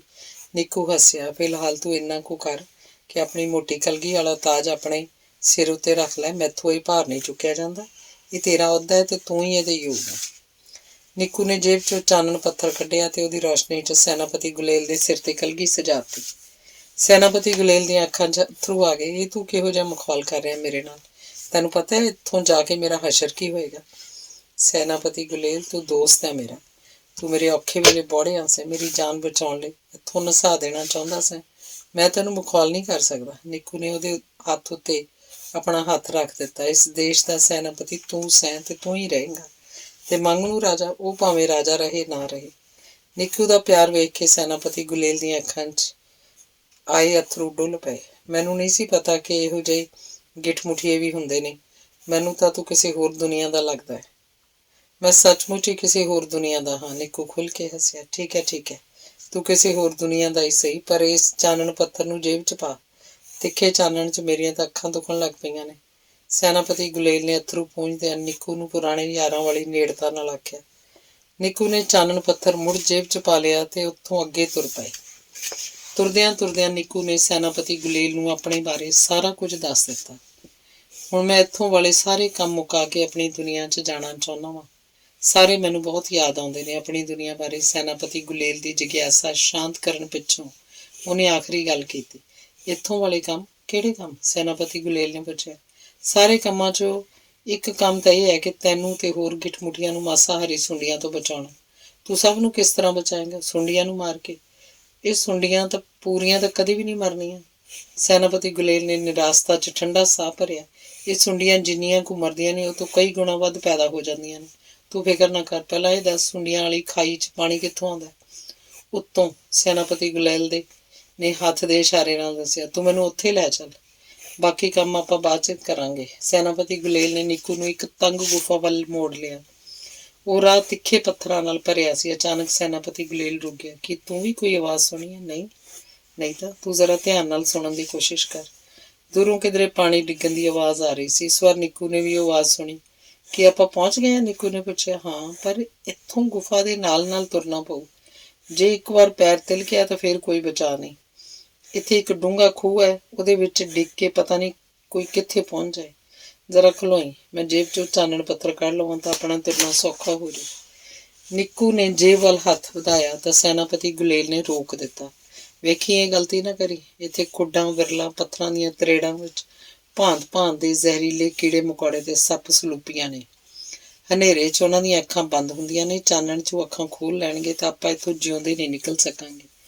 ਨਿੱਕੂ ਪੱਥਰਾਂ ਦਾ ਆਸਰਾ ਲੈ ਕੇ ਤੁਰ ਰਿਹਾ ਸੀ। ਉਹਨੇ ਹੱਥ ਪਿਛਾਂਹ ਖਿੱਚ ਲਿਆ, ਬਿਨਾਂ ਆਸਰੇ ਤੋਂ ਤੁਰ ਪਿਆ। ਨਿੱਕੂ ਦੇ ਪੈਰ ਨਾਲ ਵੱਜ ਕੇ ਇੱਕ ਪੱਥਰ ਰਿੜ ਗਿਆ। ਡੂੰਘਾਣ ਵੱਲ ਰਿੜਦੇ ਪੱਥਰ ਦੀ 2-3 ਵਾਰ ਖਿੰਗਰਾਂ ਨਾਲ ਵੱਜਣ ਦੀ ਆਵਾਜ਼ ਆਈ ਤੇ ਫਿਰ ਚੁੱਪ ਵਰਤ ਗਈ। ਉਹ ਖੂਹ ਪਤਾ ਨਹੀਂ ਕਿੰਨਾ ਕੁ ਡੂੰਘਾ ਸੀ। ਪੱਥਰ ਦੇ ਤਲ ਤੱਕ ਪਹੁੰਚਣ ਦੀ ਕੋਈ ਵੀ ਆਵਾਜ਼ ਨਿੱਕੂ ਨੇ ਨਹੀਂ ਸੁਣੀ। ਸੈਨਾਪਤੀ ਗੁਲੇਲ ਨੇ ਹਨੇਰੇ 'ਚ ਟੋਹ ਕੇ ਨਿੱਕੂ ਦਾ ਹੱਥ ਫੜ ਲਿਆ। ਦੋਵੇਂ ਚੌਕਸ ਹੋ ਕੇ ਤੁਰਦੇ ਇੱਕ ਦੂਜੇ ਦੇ ਆਸਰੇ ਉੱਜੜ ਰਾਹ ਨੂੰ ਪਾਰ ਕਰ ਗਏ। ਪਾਣੀ ਦੇ ਸਰੋਤ ਨੇੜੇ ਗੁਫਾ ਦੀ ਛੱਤ ਉੱਚੀ ਹੋ ਗਈ। ਗਿੱਠ-ਮੁੱਠੀਆਂ ਦੇ ਜੰਗਲ ਵਾਂਗ ਉੱਥੇ ਵੀ ਛੱਤ ਤੋਂ ਹੇਠਾਂ ਨੂੰ ਜੜ੍ਹਾਂ ਲਮਕ ਰਹੀਆਂ ਸਨ। ਉਹਨਾਂ ਜੜ੍ਹਾਂ 'ਚ ਪਾਣੀ ਚੋ ਰਿਹਾ ਸੀ। ਉਹ ਪਾਣੀ ਇੱਕ ਟੋਏ 'ਚ ਇਕੱਠਾ ਹੋ ਕੇ ਇੱਕ ਨਾਲੀ ਰਾਹੀਂ ਅੱਗੇ ਚਲਾ ਜਾਂਦਾ ਸੀ ਤੇ ਫਿਰ ਉਹ ਪਾਣੀ ਪਤਾ ਨਹੀਂ ਕਿਹੜੀਆਂ-ਕਿਹੜੀਆਂ ਹਨੇਰੀਆਂ ਰਾਹਾਂ 'ਚੋਂ ਲੰਘ ਕੇ ਮਾਸਾਹਾਰੀ ਸੁੰਡੀਆਂ ਦੀ ਖਾਈ ਤੱਕ ਪਹੁੰਚ ਜਾਂਦਾ ਸੀ। ਜੇ ਆਪਾਂ ਇਸ ਪਾਣੀ ਨੂੰ ਗੁਫਾ ਵੱਲ ਮੋੜ ਦਈਏ ਤਾਂ? ਨਿੱਕੂ ਨੇ ਪੁੱਛਿਆ। ਤਾਂ ਪਾਣੀ ਡੂੰਘੇ ਖੂਹ 'ਚ ਡਿੱਗਣਾ ਸ਼ੁਰੂ ਹੋ ਜਾਊ। ਜੇ ਖੂਹ ਭਰ ਗਿਆ ਤਾਂ? ਇਸ ਖੂਹ ਨੇ ਕਦੀ ਨਹੀਂ ਭਰਨਾ। ਪਹਿਲਾਂ ਵੀ ਪਾਣੀ ਇਸੇ ਖੂਹ 'ਚ ਡਿੱਗਦਾ ਹੁੰਦਾ ਸੀ ਤੇ ਖੂਹ ਦੇ ਥੱਲਿਓਂ ਸਿਮ ਕੇ ਕਿਸੇ ਦੂਜੇ ਥਾਂ ਜਾ ਨਿਕਲਦਾ ਸੀ। ਉੱਥੇ ਜ਼ਰਖੇਜ਼ ਮਿੱਟੀ ਸੀ। ਇਸ ਪਾਣੀ ਨਾਲ ਉੱਥੇ ਬੜਾ ਕੁਝ ਹੋਰ ਵੀ ਪੈਦਾ ਹੋ ਜਾਂਦਾ ਸੀ। ਭਾਂਤ-ਭਾਂਤ ਦੇ ਪੌਦੇ, ਜੜੀ ਬੂਟੀਆਂ। ਇਸ ਤਰ੍ਹਾਂ ਗਿੱਠ-ਮੁੱਠੀਆਂ ਨੂੰ ਖਾਣ ਲਈ ਕਈ ਭਾਂਤ ਦਾ ਭੋਜਨ ਮਿਲ ਜਾਂਦਾ ਸੀ। ਉਦੋਂ ਇੱਥੇ ਮਾਸਾਹਾਰੀ ਸੁੰਡੀਆਂ ਵਾਲੀ ਖਾਈ ਨਹੀਂ ਸੀ ਹੁੰਦੀ।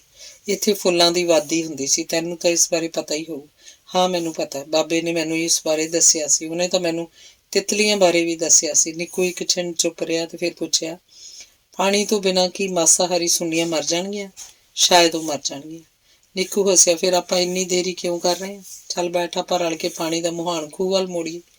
ਦੋਵੇਂ ਰਲ ਕੇ ਨਾਲੀ ਖੋਦਣ ਲੱਗ ਪਏ। ਨਾਲੀ ਪੂਰੀ ਕਰਕੇ ਉਹਨਾਂ ਨਾਲੀ ਦਾ ਇੱਕ ਸਿਰਾ ਪਾਣੀ ਵਾਲੇ ਟੋਏ ਨਾਲ ਜੋੜ ਦਿੱਤਾ। ਪਾਣੀ ਹੌਲੀ-ਹੌਲੀ ਖੂਹ 'ਚ ਡਿੱਗਣਾ ਸ਼ੁਰੂ ਹੋ ਗਿਆ। ਅੰਗ 28।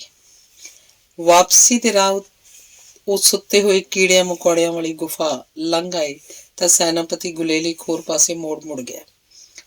ਉੱਧਰ ਇੱਕ ਮੱਧਮ ਜਿਹੇ ਚਾਨਣ ਵਾਲੀ ਗੁਫਾ ਸੀ। ਚਾਨਣੀਆਂ ਗੁਫਾਵਾਂ ਦੀ ਕੋਈ ਰੇਸ਼ਮ ਕਿਸੇ ਮੁੱਗ ਰਾਹ ਉੱਥੋਂ ਤੱਕ ਪਹੁੰਚ ਰਹੀ ਸੀ। ਉੱਥੇ ਗੁਫਾ ਦੀ ਕੰਧ ਨਾਲ ਢੋਹ ਲਾ ਕੇ ਬੈਠ ਗਏ। ਮੈਨੂੰ ਤਾਂ ਨੀਂਦ ਆ ਰਹੀ ਹੈ, ਸੈਨਾਪਤੀ ਗੁਲੇਲ ਨੇ ਅੱਖਾਂ ਮੀਟਦੇ ਆਕੜ ਭੰਨੀ। ਸ਼ਾਹੀ ਅਖਾੜੇ ਦੇ ਮੁਕਾਬਲੇ ਨੇ ਨਿੱਕੂ ਨੂੰ ਥਕਾ ਦਿੱਤਾ ਸੀ। ਉਹਨੇ ਲੱਤਾਂ ਨਿਸਲ ਕਰ ਲਈਆਂ ਤੇ ਬੋਲਿਆ, ਆਪਣੇ ਲਈ ਕੁਝ ਦੇਰ ਸੌਣਾ ਠੀਕ ਰਹੂ। ਦੋਵੇਂ ਛੇਤੀ ਸੌਂ ਗਏ। ਪਤਾ ਨਹੀਂ ਕਿੰਨੀ ਕੁ ਦੇਰ ਉਹ ਬੇਹੋਸ਼ੀ ਦੀ ਨੀਂਦ ਸੁੱਤੇ ਰਹੇ। ਨਿੱਕੂ ਅਚਨਚੇਤੀ ਅੱਬੜਵਾਏ ਉੱਠਿਆ। ਉਹਨੂੰ ਲੱਗਾ ਕਿਸੇ ਆਵਾਜ਼ ਨਾਲ ਜਾਗ ਖੁੱਲੀ ਸੀ। ਨਿੱਕੂ ਨੇ ਅੱਖਾਂ ਮਲੀਆਂ, ਕੁਝ ਸੁਚੇਤ ਹੋ ਕੇ ਸੁਣਨ ਦੀ ਕੋਸ਼ਿਸ਼ ਕੀਤੀ। ਦੂਰੋਂ ਕਿਧਰੋਂ ਆਵਾਜ਼ ਆ ਰਹੀ ਸੀ, ਜਿਵੇਂ 2-3 ਜਣੇ ਤੁਰਦੇ ਹੋਏ ਗੱਲਾਂ ਕਰ ਰਹੇ ਹੋਣ। ਕਿਸੇ ਉੱਪਰੇ ਦਾ ਉਹਨਾਂ ਗੁਫਾਵਾਂ 'ਚ ਵੜ ਆਉਣਾ ਸੰਭਵ ਨਹੀਂ ਸੀ। ਕਾਲੇ ਘੋਰਨਿਆਂ ਦੇ ਰਾਹ ਦੀ ਸਖਤ ਨਾਕਾਬੰਦੀ ਸੀ। ਵੈਸੇ ਵੀ ਮੌਤ ਦੀਆਂ ਉਹਨਾਂ ਗੁਫਾਵਾਂ ਵਿੱਚ ਆਪਣੀ ਇੱਛਾ ਨਾਲ ਕੌਣ ਆਉਣਾ ਚਾਹੁੰਦਾ ਹੋ। ਨਿੱਕੂ ਨੇ ਸੈਨਾਪਤੀ ਗੁਲੇਲ ਨੂੰ ਹਿਲਾਉਣ ਕੇ ਜਗਾਇਆ ਤੇ ਉਹਨੂੰ ਚੁੱਪ ਰਹਿਣ ਦਾ ਇਸ਼ਾਰਾ ਕਰਦਿਆਂ ਬਿੜਕ ਸੁਣ ਲਈ ਆਖਿਆ। ਆਵਾਜ਼ਾਂ ਆਉਣੀਆਂ ਬੰਦ ਹੋ ਗਈਆਂ, ਪਰ ਸੈਨਾਪਤੀ ਗੁਲੇਲ ਨੇ ਮੱਧਮ ਜਿਹੀ ਪੈਰ ਚਾਪ ਸੁਣ ਲਈ। ਉਹ ਜੋ ਵੀ ਸਨ ਸੁਚੇਤ ਹੋ ਗਏ ਪ੍ਰਤੀਤ ਹੁੰਦੇ ਸਨ। ਦੋਵੇਂ ਉੱਠ ਕੇ ਖਲੋ ਗਏ। ਉਸ ਥਾਂ ਤੋਂ ਅੱਗੇ ਗੁਫਾ ਦੇ ਦੋ ਹਿੱਸਿਆਂ 'ਚ ਵੰਡੀ ਹੋਈ ਸੀ। ਉਹ ਕਿਹੜੇ ਪਾਸੇ ਜਾਣ ਹੁਣ? ਸਾਹਮਣੇ ਆਉਣ ਵਾਲੇ ਪਤਾ ਨਹੀਂ ਸੱਜੀ ਗੁਫਾ 'ਚ ਸਨ ਕਿ ਖੱਬੀ 'ਚ। ਉਹਨਾਂ ਬਾਰੇ ਜਾਣਨਾ ਬਹੁਤ ਜ਼ਰੂਰੀ ਸੀ। ਸੈਨਾਪਤੀ ਗੁਲੇਲ ਨੇ ਨਿੱਕੂ ਨੂੰ ਇਸ਼ਾਰੇ ਨਾਲ ਸੱਜੀ ਗੁਫਾ 'ਚ ਜਾਣ ਲਈ ਆਖਿਆ ਤੇ ਆਪ ਖੱਬੀ ਗੁਫਾ 'ਚ ਵੜ ਗਿਆ। ਨਿੱਕੂ ਨੂੰ ਗੁਫਾਵਾਂ ਦੇ ਰਾਹ ਨਹੀਂ ਸੀ ਆਉਂਦੇ। ਉਹਨੂੰ ਡਰ ਹੋਇਆ ਕਿਧਰੇ ਉਹ ਗੁਫਾਵਾਂ ਵਿੱਚ ਇਹਨਾਂ ਗੁਆਚ ਜਾਏ, ਪਰ ਇਹ ਸੋਚਣ ਦਾ ਵੇਲਾ ਨਹੀਂ ਸੀ। ਉਹ ਸ਼ਹਿ ਕੇ ਪੈਰ ਪੁੱਟਦਾ ਅੱਗੇ ਵਧਿਆ। ਉਹਨੂੰ ਪੈਰ ਚਾਪ ਸਾਫ਼ ਸੁਣਾਈ ਦੇਣ ਲੱਗ ਪਈ, ਪਰ ਉਹ ਇਕੱਲੇ ਜਣੇ ਦੇ ਪੈਰਾਂ ਦੀ ਆਵਾਜ਼ ਸੀ। ਬਾਕੀ ਜਣੇ ਸ਼ਾਇਦ ਗੁਫਾ ਵੱਲ ਤੁਰ ਗਏ ਹੋਣ। ਤੁਰਦੇ ਹੋਏ ਪੈਰ ਅਚਨਚੇਤੀ ਰੁਕ ਗਏ। ਨਿੱਕੂ ਨੂੰ ਵੀ ਇੱਕ ਛਿਣ ਰੁਕਿਆ ਤੇ ਫਿਰ ਦੱਬੇ ਪੈਰੀ ਅੱਗੇ ਵਧਿਆ। ਉਹ ਅਚਾਨਕ ਕਿਸੇ ਨਾਲ ਟਕਰਾਇਆ ਤੇ ਡਿੱਗ ਪਿਆ। ਨਿੱਕੂ ਨੇ ਡਿੱਗੇ ਪਏ ਨੇ ਉਹਦੀ ਲੱਤ ਫੜ ਲਈ। ਉਸ ਹਨੇਰੇ ਆਕਾਰ ਨੇ ਲੱਤ ਛੁਡਵਾ ਕੇ ਨੱਸਣ ਦੀ ਕੋਸ਼ਿਸ਼ ਕੀਤੀ। ਨਿੱਕੂ ਨੇ ਉੱਠ ਕੇ ਉਹਨੂੰ ਜੱਫਾ ਮਾਰ ਲਿਆ। ਦੋਵੇਂ ਗੁੱਥਮ ਗੁੱਥਾ ਹੋ ਗਏ। ਹਨੇਰੇ ਆਕਾਰ ਨਿੱਕੂ ਉੱਤੇ ਹਾਵੀ ਹੋਣ ਹੀ ਵਾਲਾ ਸੀ ਕਿ ਪਿਛਲੇ ਪਾਸਿਓਂ ਸੈਨਾਪਤੀ ਗੁਲੇਲ ਨੇ ਆ ਕੇ ਉਹਨੂੰ ਕਾਬੂ ਕਰ ਲਿਆ। ਦੋਵੇਂ ਉਹਨੂੰ ਮੱਧਮ ਚਾਨਣ ਵਾਲੀ ਗੁਫਾ ਤੱਕ ਲਾਏ। ਨਿੱਕੂ ਨੇ ਵੇਖਿਆ ਉਹਦੇ ਕਸੇ ਹੋਏ ਹੱਥ ਢਿੱਲੇ ਪੈ ਗਏ। ਉਹ ਲਗਭਗ ਚੀਕ ਹੀ ਪਿਆ, ਉਹ ਤੂੰ ਤੇ ਇੱਥੇ? ਉਹ ਜਿਹਨੂੰ ਦੁਸ਼ਮਣ ਸਮਝ ਕੇ ਫੜ ਲਿਆਏ ਸੀ ਉਹ ਨਿੱਕੂ ਦਾ ਯਾਰ ਲਗਰ ਸੀ। ਸੈਨਾਪਤੀ ਗੁਲੇਲ ਵੀ ਉਹਨੂੰ ਛੱਡ ਕੇ ਪਛਾਣ ਹੋ ਕੇ ਬਹਿ ਗਿਆ। ਤੇਰੇ ਨਾਲ ਦੇ ਬਾਕੀ ਕਿੱਥੇ ਹੈ? ਉਸ ਪੁੱਛਿਆ। ਗਿੱਠ ਮੁੱਠੀ ਲਗਰ ਨੇ ਉਹਨਾਂ ਨੂੰ ਆਵਾਜ਼ ਦੇ ਕੇ ਬੁਲਾ ਲਿਆ। ਖਤਰੇ ਵੇਲੇ ਉਹ ਗੁਫਾ ਦੀ ਕੰਧ ਨਾਲ ਲੱਗ ਕੇ ਖਲੋ ਗਈ ਸੀ। ਲਗਰ ਦੀ ਆਵਾਜ਼ ਦੇ ਲਹਿਜੇ ਤੋਂ ਉਹਨਾਂ ਅੰਦਾਜ਼ਾ ਲਾ ਲਿਆ ਕਿ ਉਹ ਦੋਸਤਾਂ ਵਿੱਚ ਸੀ। ਲਗਰ ਦੇ ਸਾਥੀ ਕੋਈ ਹੋਰ ਨਹੀਂ, ਮੂੰਗਾ ਤੇ ਬੁੱਢਾ ਗਿੱਠ ਮੁੱਠੀਆ ਸਨ। ਮੱਧਮ ਚਾਨਣ 'ਚ ਬੈਠ ਕੇ ਇੱਕ ਦੂਜੇ ਦਾ ਹਾਲ ਪੁੱਛਣ ਦੱਸਣ ਲੱਗ ਪਏ। ਜਦੋਂ ਨਵੇਂ ਥਾਂ ਸ਼ਾਹੀ ਘੋਰਨੇ ਬਣੇ ਸਨ ਤਾਂ ਉਸੇ ਜੂਹ 'ਚ ਕਾਲੇ ਘੋਰਨਿਆਂ ਦਾ ਨਿਰਮਾਣ ਉਚੇਚੇ ਤੌਰ ਤੇ ਕਰਵਾਇਆ ਗਿਆ ਸੀ। ਕਾਲੇ ਘੋਰਨੇ ਬਣਾਉਣ ਵਾਲੇ ਕਾਰੀਗਰਾਂ ਵਿੱਚ ਲਗਰ ਗਿੱਠ ਮੁੱਠੀਆ ਵੀ ਸੀ। ਉਹਦੇ ਮਨ 'ਚ ਆਉਂਦਾ ਸੀ ਕਿ ਆਪਣੇ ਹੱਥੀਂ ਬਣਾਏ ਸਾਰੇ ਘੋਰਨੇ ਢਾਹ ਦੇਵੇ ਤਾਂ ਕਿ ਬੇਕਸੂਰ ਗਿੱਠ ਮੁੱਠੀਏ ਇਹਨਾਂ ਘੋਰਨਿਆਂ ਦੇ ਕੈਦੀ ਨਾ ਬਣਨ। ਕਈ ਵਾਰ ਉਹਦਾ ਜੀਅ ਕਰਦਾ ਇਸ ਅਨਿਆਂ ਦੇ ਖਿਲਾਫ ਰੌਲਾ ਪਾਵੇ। ਉੱਥੇ ਹੋਰ ਵੀ ਬਹੁਤ ਜਣੇ ਸਨ ਜੋ ਲਗਰ ਵਾਂਗ ਸੋਚਦੇ ਸਨ। ਚੰਗਾ ਸੋਚਣ ਕਾਰਨ ਹੀ ਉਹਨਾਂ ਦੇ ਕੱਦ ਲੰਮੇ ਹੋਣੇ ਸ਼ੁਰੂ ਹੋਏ ਸਨ। ਲੰਮੇ ਹੋਣਾ ਮੰਗਣੂ ਰਾਜੇ ਦੀ ਨਜ਼ਰ 'ਚ ਵਿਦਰੋਹ ਸੀ। ਰਾਜੇ ਦੇ ਕਰੋਪ ਦੇ ਡਰੋਂ ਲੰਮੇ ਗਿੱਠ ਮੁੱਠੀਏ ਲੁਕ ਲੁਕ ਕੇ ਰਹਿਣ ਲੱਗ ਪਏ ਸਨ। ਲੰਮੇ ਗਿੱਠ ਮੁੱਠੀਏ ਸੋਚਣ ਲੱਗ ਪਏ ਸਨ ਕਿ ਰਾਜਾ ਗਿੱਠ ਮੁੱਠੀਆ ਦਾ ਭਲਾ ਚਾਹੁਣ ਵਾਲਾ ਹੋਵੇ। ਉਹ ਸਾਰਿਆਂ ਦਾ ਦੁੱਖ ਵੰਡੇ ਤੇ ਉਹ ਵੀ ਚਾਹੁੰਦਾ ਹੋਵੇ ਕਿ ਸਾਰਿਆਂ ਦੇ ਕੱਦ ਲੰਮੇ ਹੋਣ, ਤੇ ਉਹਨਾਂ ਇਹੋ ਜਿਹਾ ਇੱਕ ਗਿੱਠ ਮੁੱਠੀਆ ਲੱਭ ਵੀ ਲਿਆ ਸੀ। ਮੰਜਣੂ ਰਾਜੇ ਨੇ ਉਹਨੂੰ ਕਾਲੇ ਘੋਰਨਿਆਂ ਵਿੱਚ ਹੀ ਕਿਧਰੇ ਬੰਦ ਕੀਤਾ ਹੋਇਆ ਸੀ। ਲਗਰ ਗਿੱਠ ਮੁੱਠੀਆ ਆਪਣੇ ਉਸ ਭਾਵੀ ਰਾਜੇ ਨੂੰ ਲੱਭਣ ਲਈ ਹੀ ਕਾਲੇ ਘੋਰਨਿਆਂ ਦੀਆਂ ਗੁਫਾਵਾਂ 'ਚ ਭਟਕ ਰਿਹਾ ਸੀ। ਲਗਰ ਨੇ ਦੱਸਿਆ ਕਿ ਇਹਨਾਂ ਕਾਲੇ ਘੋਰਨਿਆਂ ਦਾ ਕਾਰੀਗਰ ਹੋਣ ਕਰਕੇ ਮੈਨੂੰ ਗੁਪਤ ਰਾਹ ਦੀ ਜਾਣਕਾਰੀ ਹੈ। ਉਹ ਰਾਹ ਖਾਈ ਨੇੜਲੀਆਂ ਕੁੰਦਰਾਂ ਵਿੱਚੋਂ ਦੀ ਇੱਥੇ ਆਉਂਦਾ। ਉੱਥੇ ਇੱਕ ਕੁੰਦਰ 'ਚ ਮੈਨੂੰ ਮੂੰਗਾ ਤੇ ਬਾਬਾ ਭੁੱਖਣ ਭਾਣੇ ਅੱਧ ਮਰੇ ਜਿਹੇ ਮਿਲੇ ਸੀ। ਮੇਰੇ ਕੋਲ ਭੋਜਨ ਦਾ ਪ੍ਰਬੰਧ ਤਾਂ ਹੈ ਸੀ। ਮੈਂ ਕੁਝ ਚਿਰ ਉੱਥੇ ਹੀ ਰੁਕ ਗਿਆ ਤੇ ਫਿਰ ਅਸੀਂ ਤਿੰਨੇ ਜਣੇ ਇੱਥੇ ਆ ਗਏ। ਹੁਣ ਅਸੀਂ ਆਪਣੇ ਉਸ ਰਾਜੇ ਨੂੰ ਲੱਭਣ ਲਈ ਇਹਨਾਂ ਗੁਫਾਵਾਂ 'ਚ ਭਟਕ ਰਹੇ ਹਾਂ, ਪਰ ਰਾਜੇ ਦਾ ਕਿਧਰੇ ਥਾਂ ਨਹੀਂ ਲੱਗਾ। ਸੈਨਾਪਤੀ ਗੁਲੇਲ ਗੱਲਾਂ ਧਿਆਨ ਨਾਲ ਸੁਣਦਾ ਰਿਹਾ ਸੀ। ਉਹ ਬੋਲਿਆ, ਮੈਨੂੰ ਪਤਾ ਉਸ ਬਾਰੇ। ਉਹਨੂੰ ਚਾਨਣੀ ਗੁਫਾ 'ਚ ਬੰਦ ਕੀਤਾ ਗਿਆ ਸੀ। ਤੁਸੀਂ ਤਾਂ ਜਾਣਦੇ ਹੋ ਤਿੱਖਾ ਚਾਨਣ ਗਿੱਠ ਮੁੱਠੀਆਂ ਨੂੰ ਖਾ ਜਾਂਦਾ ਹੈ। ਉਹਨੇ ਵੀ ਹੁਣ ਕਦੀ ਵਾਪਸ ਨਹੀਂ ਆਉਣਾ। ਕੁਝ ਛਿਨਾਂ ਲਈ ਚੁੱਪ ਵਰਤ ਗਈ। ਉਹ ਸਾਰੇ ਉਸ ਗਿੱਠ ਮੁੱਠੀਏ ਲਈ ਉਦਾਸ ਹੋ ਗਏ ਜਿਹਨੂੰ ਚਾਨਣੀ ਗੁਫਾ ਨੇ ਖਾ ਲਿਆ ਸੀ। ਨਿੱਕੂ ਨੇ ਚੁੱਪ ਤੋੜੀ। ਹੁਣ ਫਿਰ ਕੀ ਸੋਚਿਆ? ਸੋਚਣਾ ਕੀ ਹੈ? ਲਗਰ ਗਿੱਠ ਮੁੱਠੀਏ ਨੇ ਠੰਡਾ ਸਾਹ ਭਰਿਆ। ਕੀ ਤੂੰ ਇੰਨੇ ਚਿਰ ਦੀ ਮਿਹਨਤ ਵਿਅਰਥ ਜਾਣ ਦੇਂਗਾ? ਹੋਰ ਕੀ ਕਰਾਂ ਮੈਂ? ਉਹ ਰਾਜਾ ਤਾਂ ਤੂੰ ਵੀ ਹੋ ਸਕਦਾ। ਮੈਂ? ਲਗਰ ਗਿੱਠ ਮੁੱਠੀਆ ਹੱਸਿਆ। ਨਿੱਕੂ ਠਰਮੇ ਨਾਲ ਬੋਲਿਆ, ਵੇਖ ਭਰਾਵਾ, ਜਿਹੜੀ ਚਾਨਣੀ ਗੁਫਾ 'ਚ ਬੰਦ ਸੀ ਉਹਨੇ ਤਾਂ ਹੁਣ ਵਾਪਸ ਨਹੀਂ ਆਉਣਾ। ਤੂੰ ਆਪਣੇ ਲੋਕਾਂ ਬਾਰੇ ਇੰਨਾ ਸੋਚਦਾ ਹੈ। ਤੂੰ ਰਾਜਾ ਬਣਨ ਦੇ ਯੋਗ ਹੈ। ਸਮਝ ਲੈ, ਤੂੰ ਹੁਣ ਤੋਂ ਹੀ ਰਾਜਾ ਹੈ। ਬਾਕੀਆਂ ਨੂੰ ਵੀ ਇਹੋ ਲੱਗਾ ਕਿ ਚੰਗੇ ਰਾਜੇ ਵਾਲੇ ਸਾਰੇ ਗੁਣ ਲਗਰ ਗਿੱਠਮੁੱਠੀਏ 'ਚ ਹੀ ਸਨ। ਉਹਨਾਂ ਵੀ ਜ਼ੋਰ ਦੇ ਕੇ ਆਖਿਆ, ਲਗਰ ਤੂੰ ਜ਼ਰੂਰ ਰਾਜਾ ਬਣ, ਤੂੰ ਰਾਜਾ ਬਣੇਗਾ ਤਾਂ ਸਾਰੇ ਗਿੱਠਮੁੱਠੀਆਂ ਦਾ ਭਲਾ ਹੋ।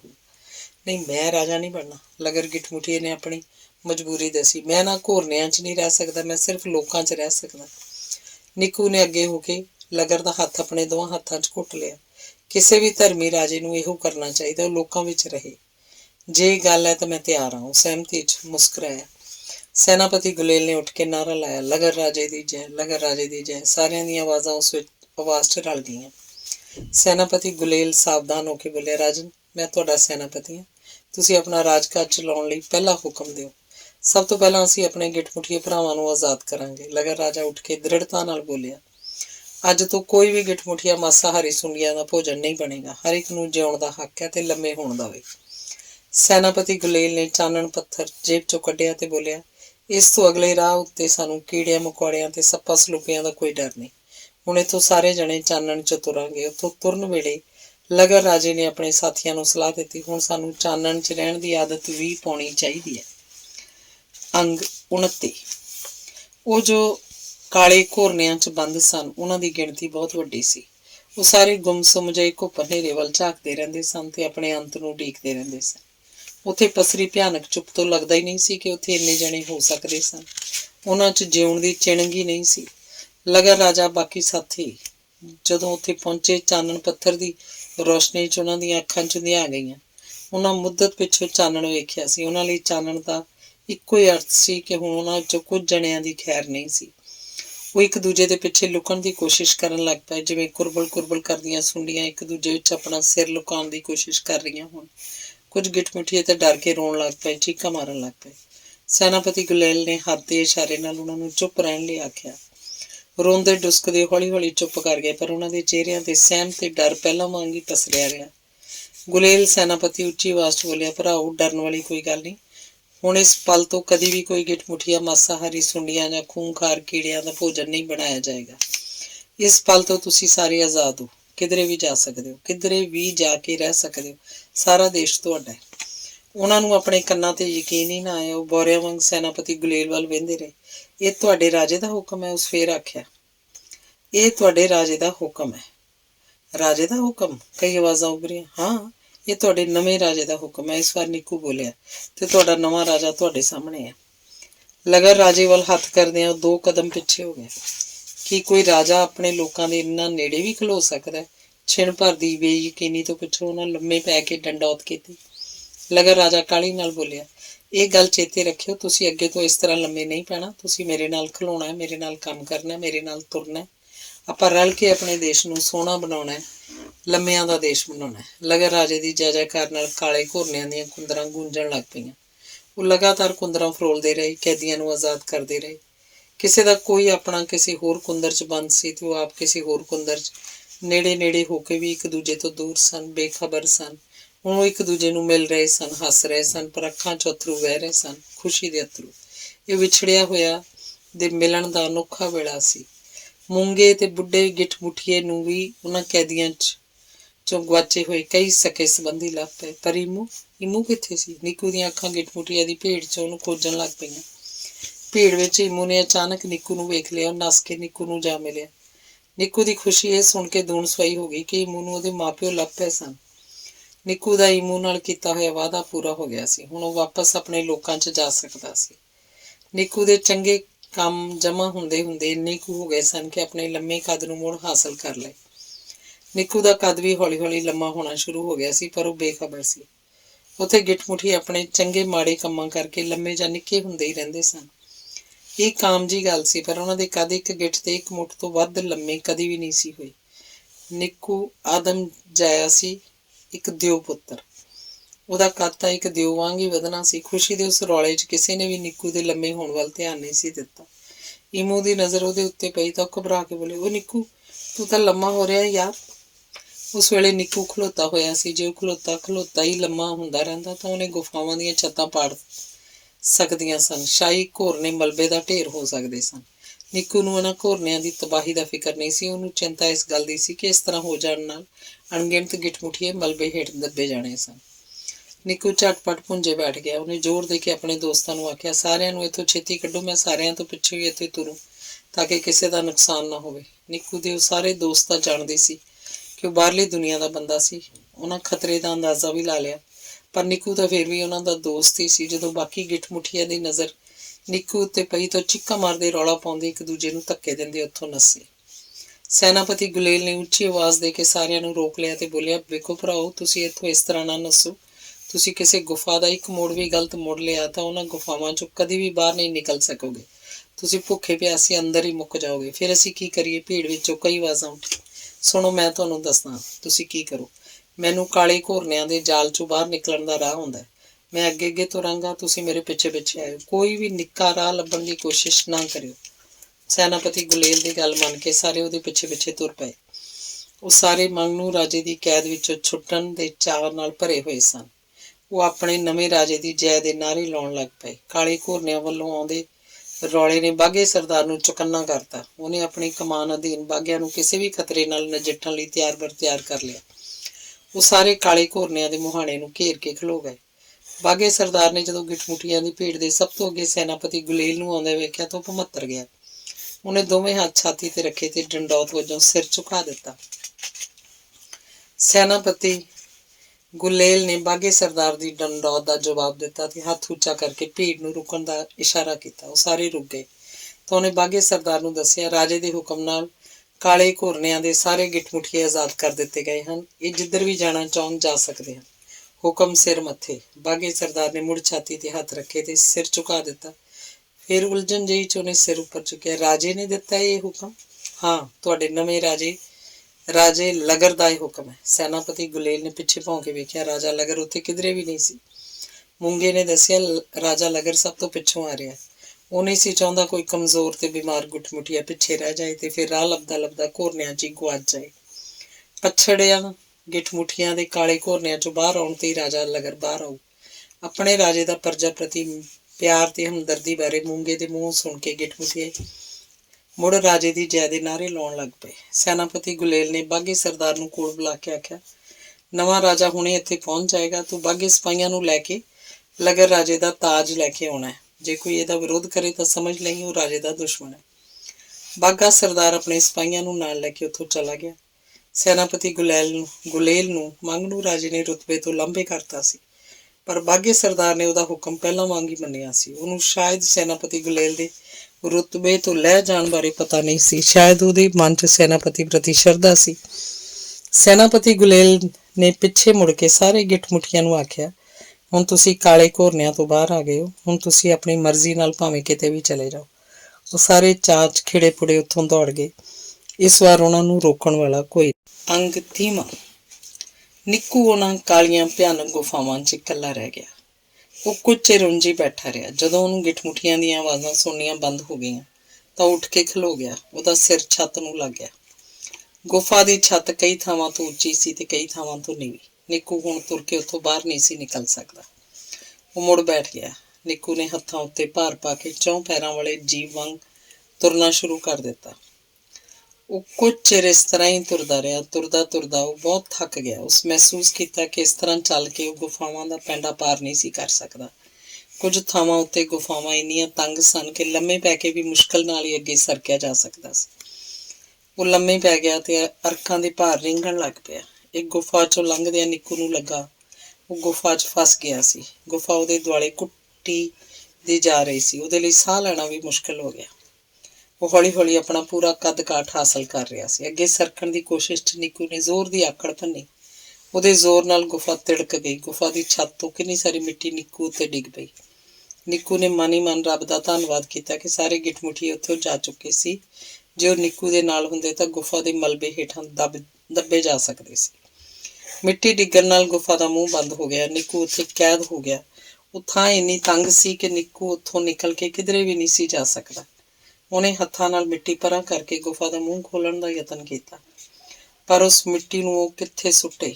ਜੇ ਉਹ ਮਿੱਟੀ ਨੂੰ ਆਪਣੇ ਵੱਲ ਸੁੱਟਦਾ ਸੀ ਤਾਂ ਸਾਹ ਲੈਣ ਲਈ ਜਗ੍ਹਾ ਹੋਰ ਵੀ ਸੀਮਤ ਹੋ ਜਾਂਦੀ ਸੀ। ਉਹਨੇ ਗੁਫਾ ਦਾ ਮੂੰਹ ਖੋਲ੍ਹਣ ਦਾ ਖਿਆਲ ਛੱਡ ਦਿੱਤਾ। ਨਿੱਕੂ ਨੇ ਸਿਰ ਸੁੱਟ ਕੇ ਕੁਝ ਛਿਣ ਸੋਚਿਆ, ਫਿਰ ਪੂਰਾ ਤਾਣ ਲਾ ਕੇ ਬਾਹਾਂ ਫੈਲਾਤੀਆਂ। ਇਸ ਤਰ੍ਹਾਂ ਕਰਨ ਨਾਲ ਭੋਰਾ ਭਰ ਥਾਂ ਵੀ ਖੁੱਲੀ ਨਾ ਹੋਈ। ਉਹਨੇ ਕੁਝ ਚਿਰ ਸਾਹ ਸਾਵਾਂ ਕੀਤਾ। ਇੱਕ ਵਾਰ ਇਸ ਵਾਰ ਉਹਨੇ ਹੱਥ ਥੱਲੇ ਰੱਖ ਕੇ ਪਿੱਠ ਦੇ ਜ਼ੋਰ ਉੱਠਣ ਦਾ ਯਤਨ ਕੀਤਾ। ਗੁਫਾ ਦੀਆਂ ਕੰਧਾਂ ਕੜ-ਕੜ ਕਰਕੇ ਤਰੇੜੀਆਂ ਗਈਆਂ। ਉਹ ਸੋਚਿਆ ਹੁਣ ਉਹਨੂੰ ਸਿੱਧਾ ਹੋ ਕੇ ਖਲੋਣ ਦੀ ਕੋਸ਼ਿਸ਼ ਕਰਨੀ ਚਾਹੀਦੀ ਸੀ। ਉਹਨੇ ਦੋਵੇਂ ਹੱਥ ਫੈਲਾ ਕੇ ਗੁਫਾ ਦੀ ਛੱਤ ਹੇਠ ਦੇ ਦਿੱਤੇ ਤੇ ਪੈਰਾਂ ਉੱਤੇ ਜ਼ੋਰ ਪਾ ਕੇ ਉੱਪਰ ਉੱਠਿਆ। ਨਿੱਕੂ ਦੇ ਹੰਭਲੇ ਨਾਲ ਗੁਫਾ ਦੀ ਛੱਤ ਟੁੱਟ ਗਈ। ਛੱਤ ਦੇ ਮਲਬੇ ਹੇਠ ਨਿੱਕੂ ਦੇ ਪੈਰ ਦੱਬੇ ਹੋਏ ਸਨ। ਉਹਨੇ ਜ਼ੋਰ ਲਾ ਕੇ ਪੈਰ ਮਲਬੇ ਚੋਂ ਬਾਹਰ ਖਿੱਚੇ। ਤੰਗ ਥਾਂ 'ਚ ਬੰਦ ਹੋ ਜਾਣ ਕਾਰਨ ਨਿੱਕੂ ਦੇ ਅੰਗ ਦੁਖਣ ਲੱਗ ਪਏ ਸਨ। ਉਹਨੇ ਸਿੱਧਾ ਖਲੋ ਕੇ ਆਕੜ ਭੰਨੀ। ਉਹਨੇ ਆਪਣਾ ਖੱਬਾ ਪੈਰ ਅੱਗੇ ਪੁੱਟਿਆ। ਗੁਫਾ ਦੀ ਛੱਤ ਉਹਦੇ ਪੈਰਾਂ ਹੇਠ ਫਿਸ ਗਈ। ਉਹਨੇ ਦੂਜਾ ਪੈਰ ਅੱਗੇ ਧਰਿਆ ਤਾਂ ਇੱਕ ਹੋਰ ਕਾਲਾ ਘੋਰਨਾ ਢਹਿ ਗਿਆ। ਅਗਲਾ ਕਦਮ ਪੁੱਟਣ ਲਈ ਉਹਨੇ ਮਲਬੇ ਚੋਂ ਪੈਰ ਬਾਹਰ ਖਿੱਚਿਆ ਤਾਂ ਪਥਰੀਲੇ ਟੁਕੜੇ ਤੇ ਮਿੱਟੀ ਦੇ ਗੁਬਾਰ ਦੂਰ ਤੱਕ ਫੈਲ ਗਏ। ਉਹਨੇ ਖਲੋ ਕੇ ਸ਼ਾਹੀ ਜੂਹ ਤੇ ਨਜ਼ਰ ਸੁੱਟੀ। ਉੱਥੋਂ ਪੂਰਾ ਦ੍ਰਿਸ਼ ਸਾਫ਼ ਵੇਖ ਸਕਦਾ ਸੀ। ਗਿੱਠ-ਮੁੱਠੀਆਂ ਦੀ ਵੱਡੀ ਗਿਣਤੀ ਖਾਈ ਦੇ ਝੂਲਣੇ ਪੋਲ ਕੋਲ ਸੀ। ਕਾਲੇ ਘੋਰਨਿਆਂ ਦੇ ਕੈਦੀਆਂ ਨੂੰ ਨੱਸਣ ਤੋਂ ਰੋਕਣ ਲਈ ਰਾਜੇ ਦੇ ਬਾਘਿਆਂ ਨੇ ਖਾਈ ਦਾ ਦੂਜਾ ਪੁਲ ਤੋੜਤਾ ਸੀ। ਕੁਝ ਕਾਲੇ ਘੋਰਨਿਆਂ ਤੋਂ ਖਾਈ ਦੀ ਵਿੱਥ ਕਾਰਨ ਤੇ ਕੁਝ ਕੱਦ ਕਾਰਨ ਨਿੱਕੂ ਨੂੰ ਗਿੱਠ-ਮੁੱਠੀਏ ਬਹੁਤ ਦੂਰ ਦਿਸ ਰਹੇ ਸਨ। ਉਹਨਾਂ ਦੀਆਂ ਆਵਾਜ਼ਾਂ ਵੀ ਦੂਰੋਂ ਆਉਂਦੀਆਂ ਜਾਪ ਰਹੀਆਂ ਸਨ। ਉਹਨਾਂ 'ਚ ਹਫੜਾ ਦਫੜੀ ਮਚੀ ਹੋਈ ਸੀ। ਉਹਨਾਂ ਲਈ ਝੂਲਣੇ ਪੁਲ ਰਾਹੀਂ ਖਾਈ ਨੂੰ ਪਾਰ ਕਰਨਾ ਸੰਭਵ ਨਹੀਂ ਸੀ। ਗਿੱਠ-ਮੁੱਠੀਆਂ ਨੂੰ ਨਿੱਕੂ ਦੀ ਲੋੜ ਸੀ। ਖਾਈ ਤੱਕ ਪਹੁੰਚਣ ਲਈ ਨਿੱਕੂ ਨੂੰ ਕੁਝ ਕਦਮ ਤੁਰਨੇ ਪੈਣੇ ਸਨ। ਉੱਥੋਂ ਤੁਰਿਆ ਤਾਂ ਕਾਲੇ ਘੋਰਨੇ ਉਹਦੇ ਪੈਰਾਂ ਹੇਠ ਫਿਸਣ ਲੱਗ ਪਏ। ਉਹ ਸੋਚਿਆ ਇਹ ਵੀ ਚੰਗਾ ਹੋਇਆ ਕਿ ਬੇਗੁਨਾਹਾਂ ਨੂੰ ਕੈਦ ਰੱਖਣ ਲਈ ਹੁਣ ਕਾਲੇ ਘੋਰਨੇ ਨਹੀਂ ਹੋਣਗੇ। ਨਿੱਕੂ ਨੇ ਅਗਲਾ ਕਦਮ ਸ਼ਾਹੀ ਘੋਰਨਿਆਂ ਵੱਲ ਪੁੱਟਿਆ। ਸ਼ਾਹੀ ਘੋਰਨੇ ਲਗਭਗ ਖਾਲੀ ਹੋ ਚੁੱਕੇ ਸੀ। ਨਿੱਕੂ ਦੇ ਭਾਰ ਹੇਠ ਉਹ ਘੋਰਨੇ ਖਾਲੀ ਭਾਂਡੇ ਵਾਂਗ ਟੁੱਟਣ ਲੱਗ ਪਏ। ਨਿੱਕੂ ਨੂੰ ਸ਼ਾਹੀ ਘੋਰਨੇ ਢਹਿ ਜਾਣ ਦਾ ਜ਼ਰਾ ਵੀ ਅਫਸੋਸ ਨਹੀਂ ਸੀ। ਉਹ ਵੇਲੇ ਨਾਲ ਖਾਈ ਤੱਕ ਪਹੁੰਚਣਾ ਚਾਹੁੰਦਾ ਸੀ ਤਾਂ ਕਿ ਖਾਈ ਟੱਪਣ ਵਿੱਚ ਗਿੱਠ-ਮੁੱਠੀਆਂ ਦੀ ਸਹਾਇਤਾ ਕਰ ਸਕੇ। ਨਿੱਕੂ ਸਦਰ ਦਰਵਾਜ਼ੇ ਤੱਕ ਪਹੁੰਚਿਆ ਤਾਂ ਖਾਈ ਨੇੜੇ ਇਕੱਠੇ ਹੋਏ ਗਿੱਠ-ਮੁੱਠੀਆਂ ਨੇ ਉਹਦਾ ਵਿਰਾਟ ਰੂਪ ਦੇਖ ਲਿਆ। ਉਹਨਾਂ ਵਿੱਚੋਂ ਬਹੁਤ ਸਾਰੇ ਗਿੱਠ-ਮੁੱਠੀਏ ਨਿੱਕੂ ਬਾਰੇ ਕੁਝ ਨਹੀਂ ਸੀ ਜਾਣਦੇ। ਉਹਨਾਂ ਵਿੱਚ ਹਾਹਾਕਾਰ ਮਚ ਗਈ। ਰੋਂਦੇ ਚੀਕਾਂ ਮਾਰਦੇ ਹਫੜਾ ਦਫੜੀ 'ਚ ਇੱਧਰ ਉੱਧਰ ਦੌੜੇ। ਅੰਗ 31ਵਾਂ। ਮੰਗਣੂ ਰਾਜਾ ਘੂਕ ਸੁੱਤਾ ਹੋਇਆ ਸੀ। ਉਹ ਬੜਵਾਏ ਉੱਠ ਕੇ ਬੈਠ ਗਿਆ। ਗਿੱਠ-ਮੁੱਠੀਆਂ ਦੇ ਰੌਲੇ ਤੇ ਚੀਕਾਂ ਨਾਲ ਉਹਦੀ ਨੀਂਦ ਟੁੱਟ ਗਈ। ਉਹ ਸੋਚਿਆ ਕੋਈ ਸੁਪਨਾ ਸੀ, ਪਰ ਜਾਗਣ ਪਿੱਛੋਂ ਵੀ ਉਹਨੂੰ ਰੌਲਾ ਸੁਣਾਈ ਦੇ ਰਿਹਾ ਸੀ।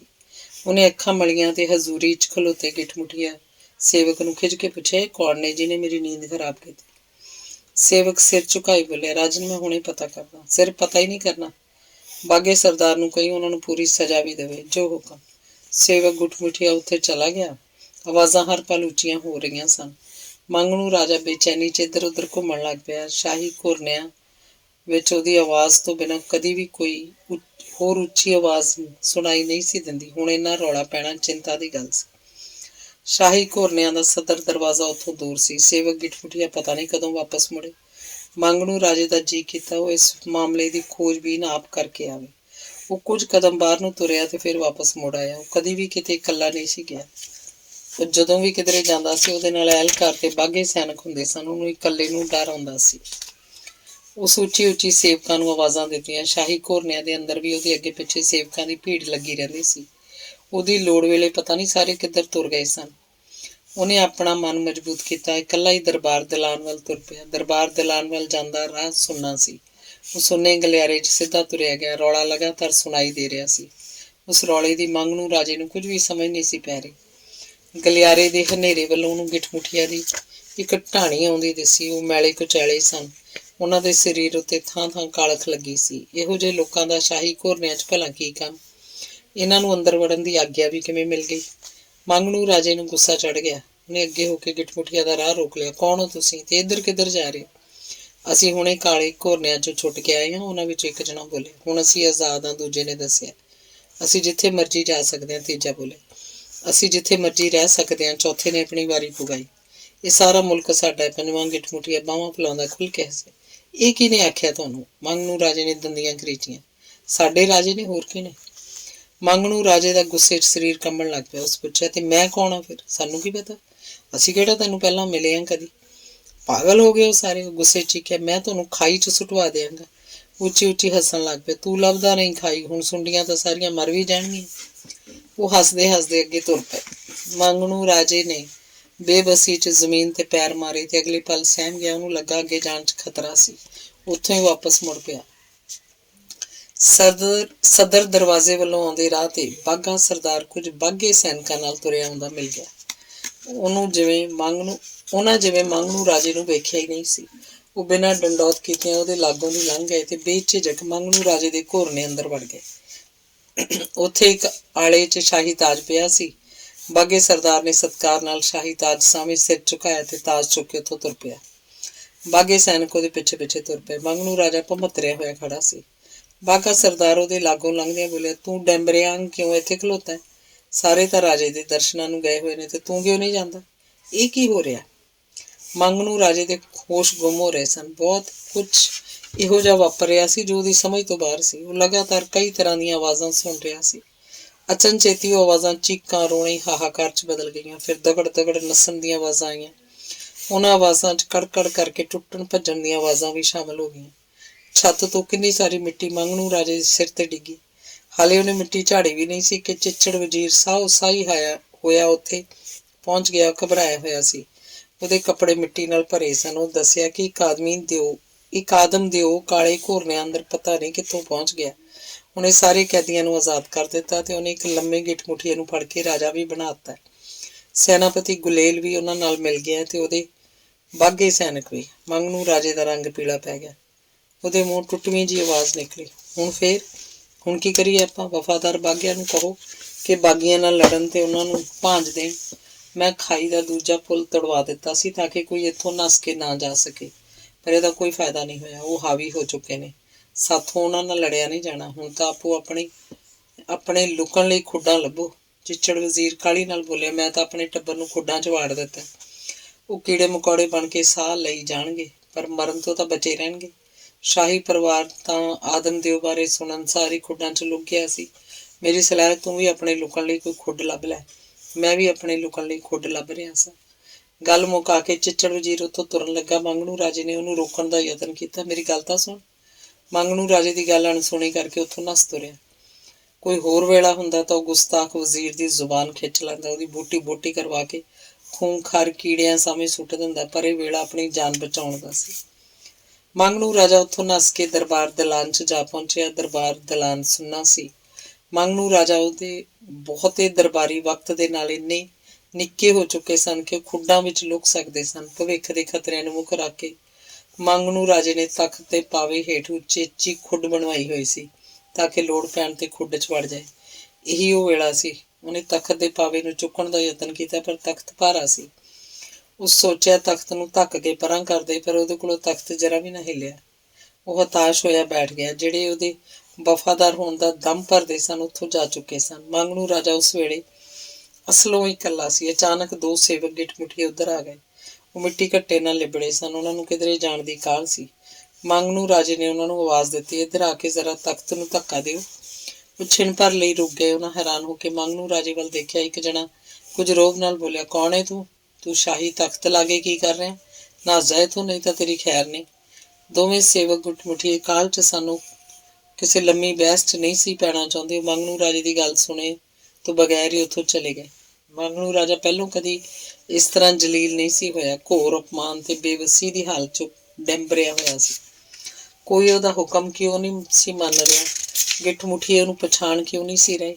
ਅਚਾਨਕ ਉਹਨੂੰ ਖਿਆਲ ਆਇਆ, ਉਹ ਤਾਂ ਸੁੱਤਾ ਉੱਠ ਕੇ ਆਇਆ ਸੀ। ਨਾ ਉਹਨੇ ਸ਼ਾਹੀ ਲਿਬਾਸ ਪਾਇਆ ਸੀ, ਨਾ ਹੀ ਉਹਦੇ ਸਿਰ ਤੇ ਕਲਗੀ ਵਾਲਾ ਤਾਜ ਸੀ। ਤਾਜ ਦੀ ਕਲਗੀ ਨੂੰ ਸਾਰੇ ਪਛਾਣਦੇ ਸੀ, ਪਰ ਉਹਦੇ ਚਿਹਰੇ ਵੱਲ ਤਾਂ ਕਦੇ ਕਿਸੇ ਨੇ ਵੇਖਿਆ ਹੀ ਨਹੀਂ ਸੀ। ਰਾਜੇ ਦੇ ਸਨਮੁਖ ਖਲੋਤਿਆਂ ਉਹਨਾਂ ਨੂੰ ਜ਼ਮੀਨ ਵੱਲ ਵੇਖਣਾ ਪੈਂਦਾ ਸੀ।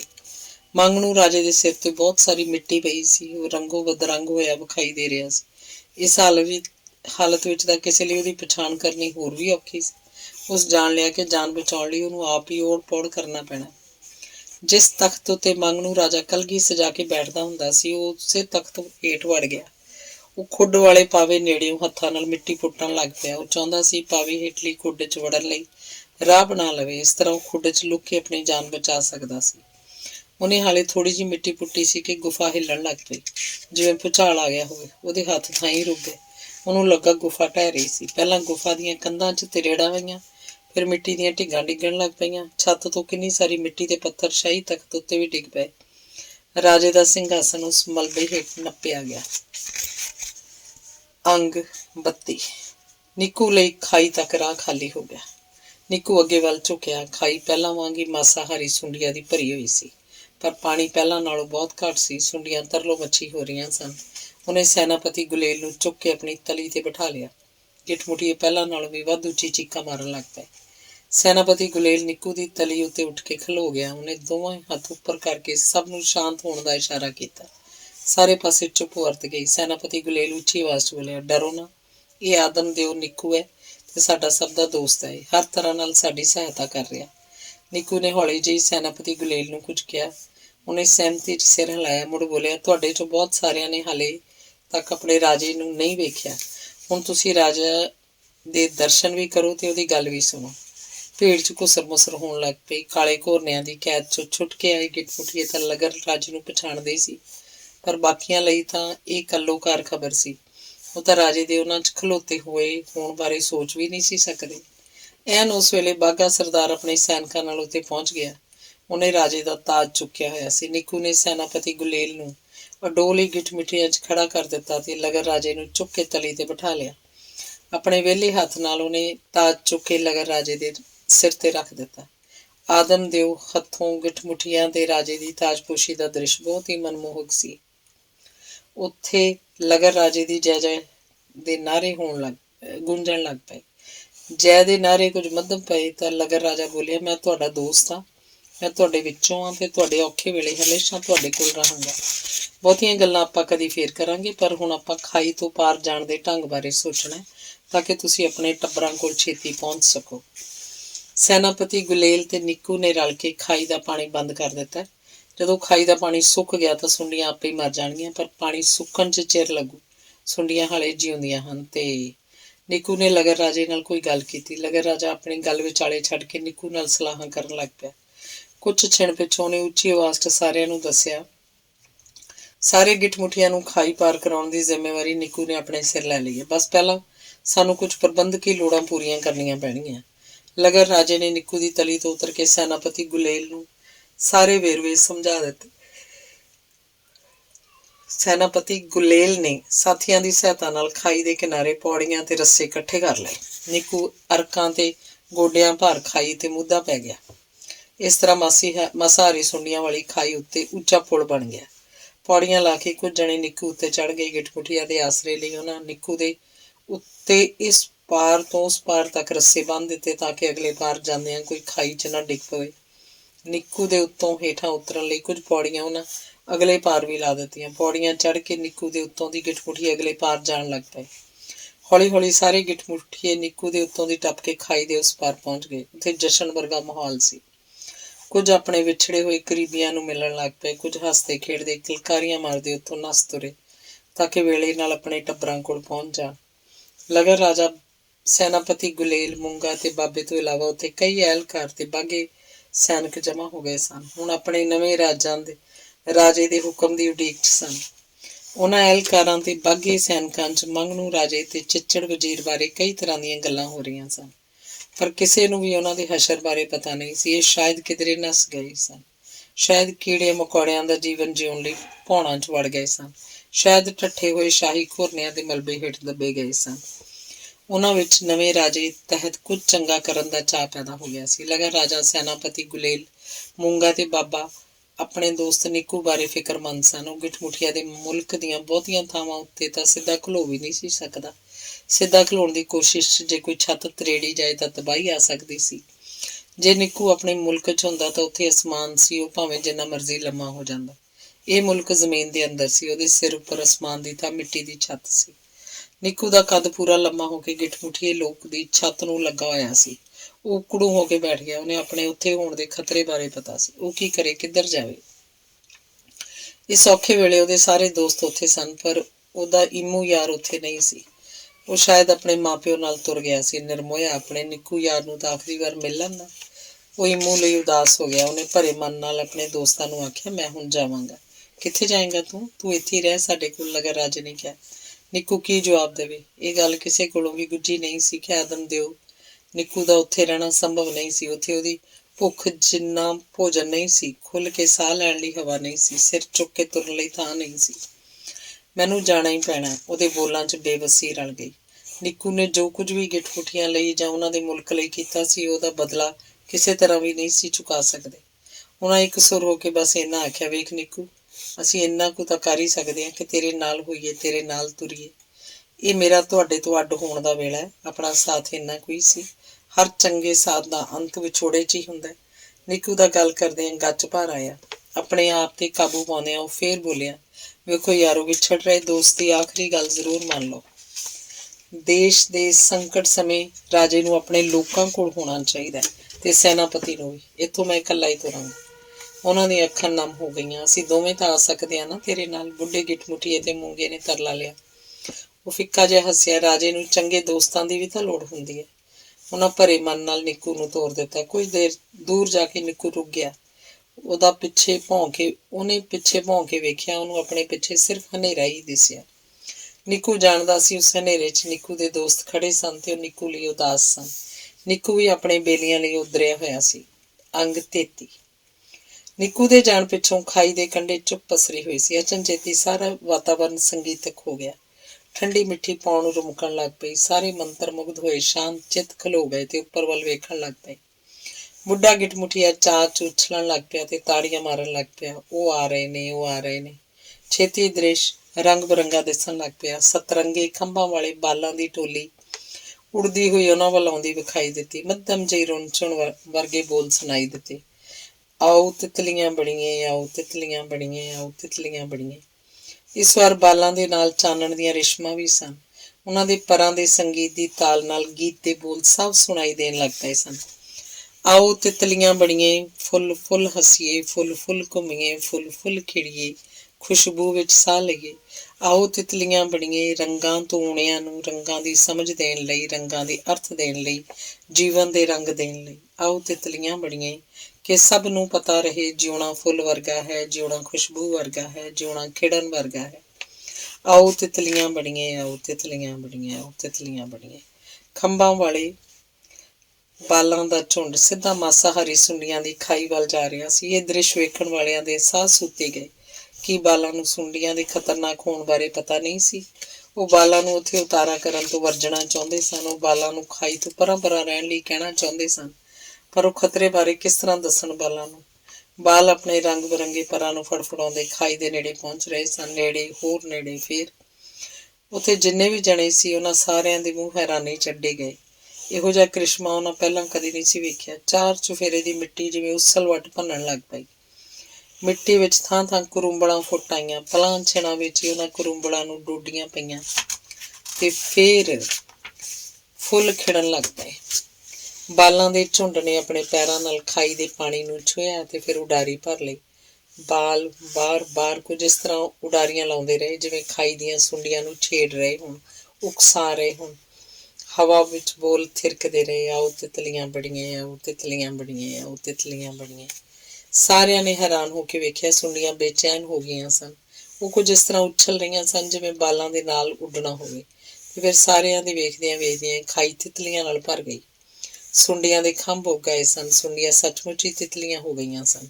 ਰੰਗ ਬਿਰੰਗੀਆਂ ਤਿਤਲੀਆਂ। ਉਹ ਤਿਤਲੀਆਂ ਫੁੱਲਾਂ ਉੱਤੇ ਉੱਡਣ ਲੱਗ ਪਈਆਂ ਸਨ, ਬਾਲਾਂ ਉੱਤੇ ਉੱਡਣ ਲੱਗ ਪਈਆਂ ਸਨ। ਉਹ ਵਾਦੀ ਮੁੜ ਫੁੱਲਾਂ ਦੀ ਵਾਦੀ ਹੋ ਗਈ ਸੀ। ਗਿੱਠ-ਮੁੱਠੀਆਂ ਨੂੰ ਮੁੜ ਨੱਚਣ, ਗਾਉਣ ਤੇ ਹੱਸਣ ਦੀ ਜਾਚ ਆ ਗਈ ਸੀ। ਉਹ ਸਾਰੇ ਨੱਚ ਗਾ ਰਹੇ ਸਨ। ਉਹ ਸਾਰੇ ਹੱਸ ਰਹੇ ਸਨ। ਉਸ ਵੇਲੇ ਬੁੱਢਾ ਗਿੱਠ-ਮੁੱਠੀਆ ਬਾਹਾਂ ਉਲਾਰ ਬਾਲਾਂ ਦਾ ਧਿਆਨ ਆਪਣੇ ਵੱਲ ਖਿੱਚ ਰਿਹਾ ਸੀ।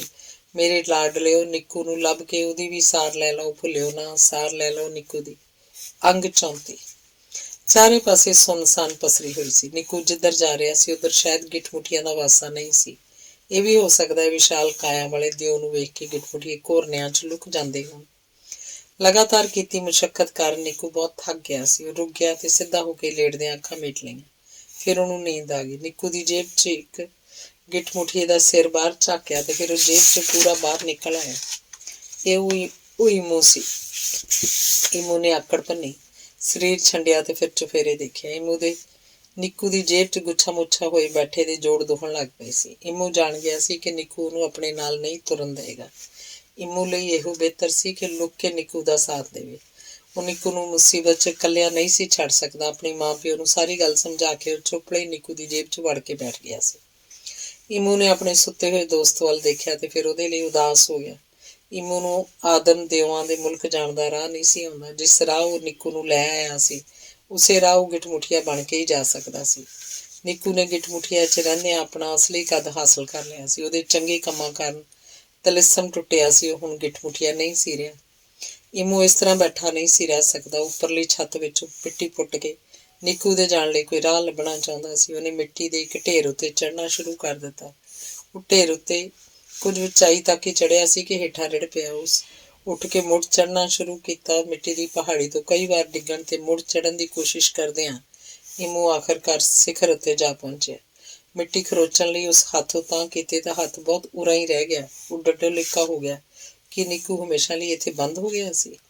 ਇਮੂ ਨੇ ਢੇਰ ਨੂੰ ਉੱਚਾ ਕਰਨ ਬਾਰੇ ਸੋਚਿਆ। ਉਹ ਹੇਠਾਂ ਉਤਰ ਆਇਆ ਤੇ ਢੇਰ ਦੇ ਸਿਖਰ ਤੇ ਰੱਖਣ ਲਈ ਪੱਥਰ ਲੱਭਣ ਲੱਗ ਪਿਆ। ਉਹਨੂੰ ਛੇਤੀ ਪਤਾ ਲੱਗ ਗਿਆ ਕਿ ਉੱਥੇ ਪੱਥਰ ਨਹੀਂ ਸਨ। ਅਚਾਨਕ ਇਮੂ ਨੂੰ ਆਪਣਾ ਸਰੀਰ ਹੌਲਾ ਹੌਲਾ ਮਹਿਸੂਸ ਹੋਇਆ। ਉਹਨੂੰ ਲੱਗਾ ਉਹ ਛੜੱਪਾ ਮਾਰ ਕੇ ਢੇਰ ਦੇ ਸਿਖਰ ਤੱਕ ਪਹੁੰਚ ਸਕਦਾ ਸੀ। ਜਦੋਂ ਇਮੂ ਦੇ ਖੰਭ ਹੁੰਦੇ ਸੀ ਉਦੋਂ ਵੀ ਉਹ ਹੁਣ ਵਾਂਗ ਆਪਣੇ ਆਪ ਨੂੰ ਹੌਲਾ ਹੌਲਾ ਮਹਿਸੂਸ ਕਰਦਾ ਸੀ।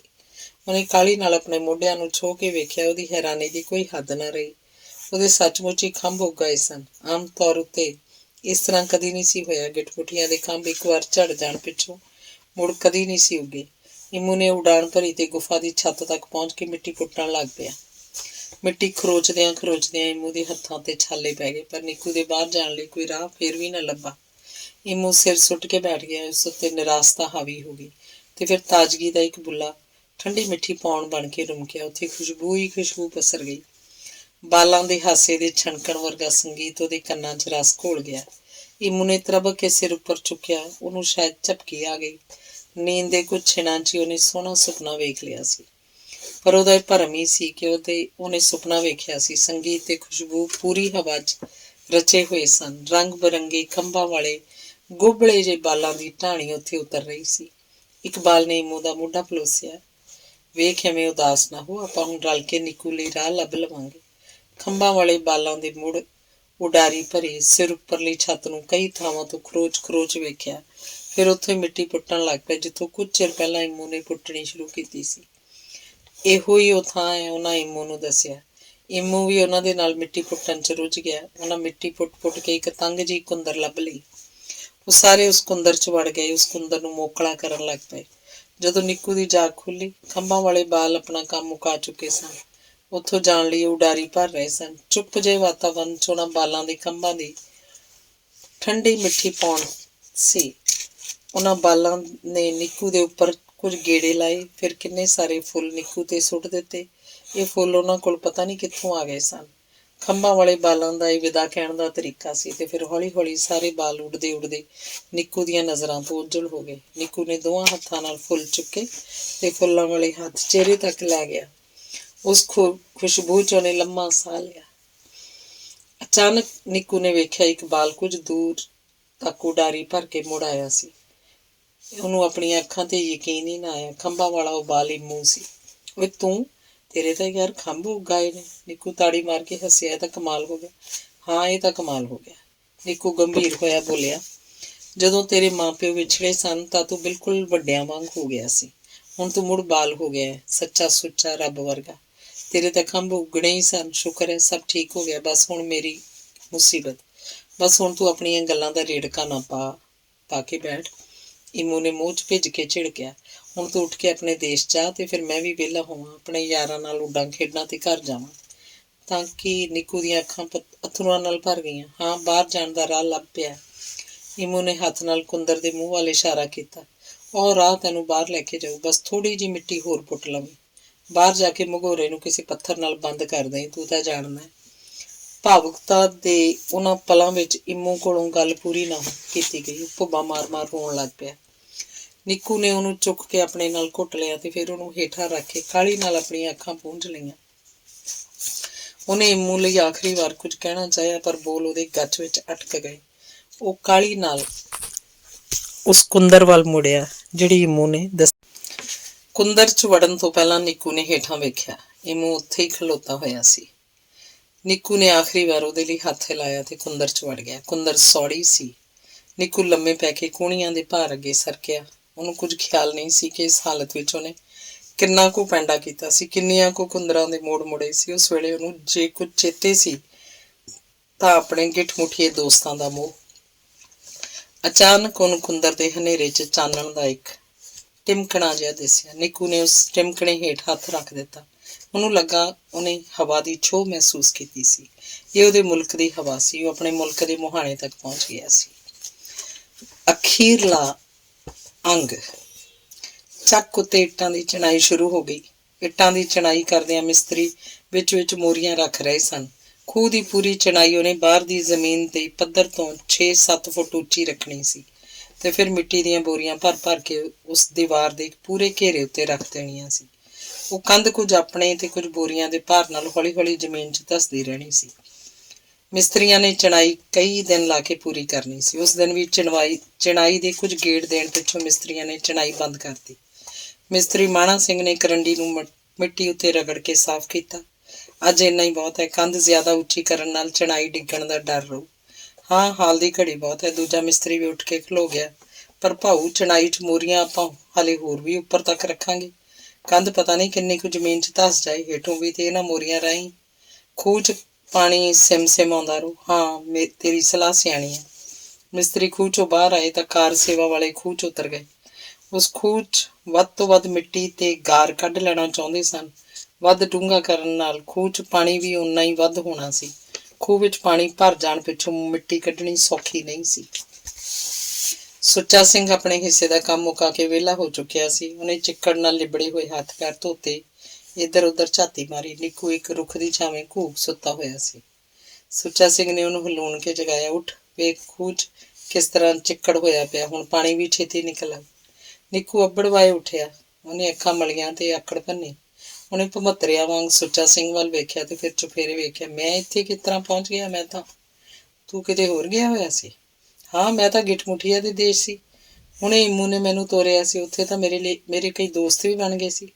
ਨਿੱਕੂ ਸੁੱਚਾ ਸਿੰਘ ਨੂੰ ਗਿੱਠ-ਮੁਠੀਆ ਦੇ ਦੇਸ਼ ਬਾਰੇ ਦੱਸਣ ਲੱਗ ਪਿਆ। ਉਹ ਸਾਰਾ ਵਿਉਰਾ ਦਿਲਚਸਪੀ ਸੀ ਤੇ ਹੈਰਾਨ ਕਰਨ ਵਾਲਾ ਵੀ। ਸੁੱਚਾ ਸਿੰਘ ਉਹਦੀ ਕਹਾਣੀ ਉਤਸੁਕਤਾ ਨਾਲ ਸੁਣਨ ਲੱਗ ਪਿਆ।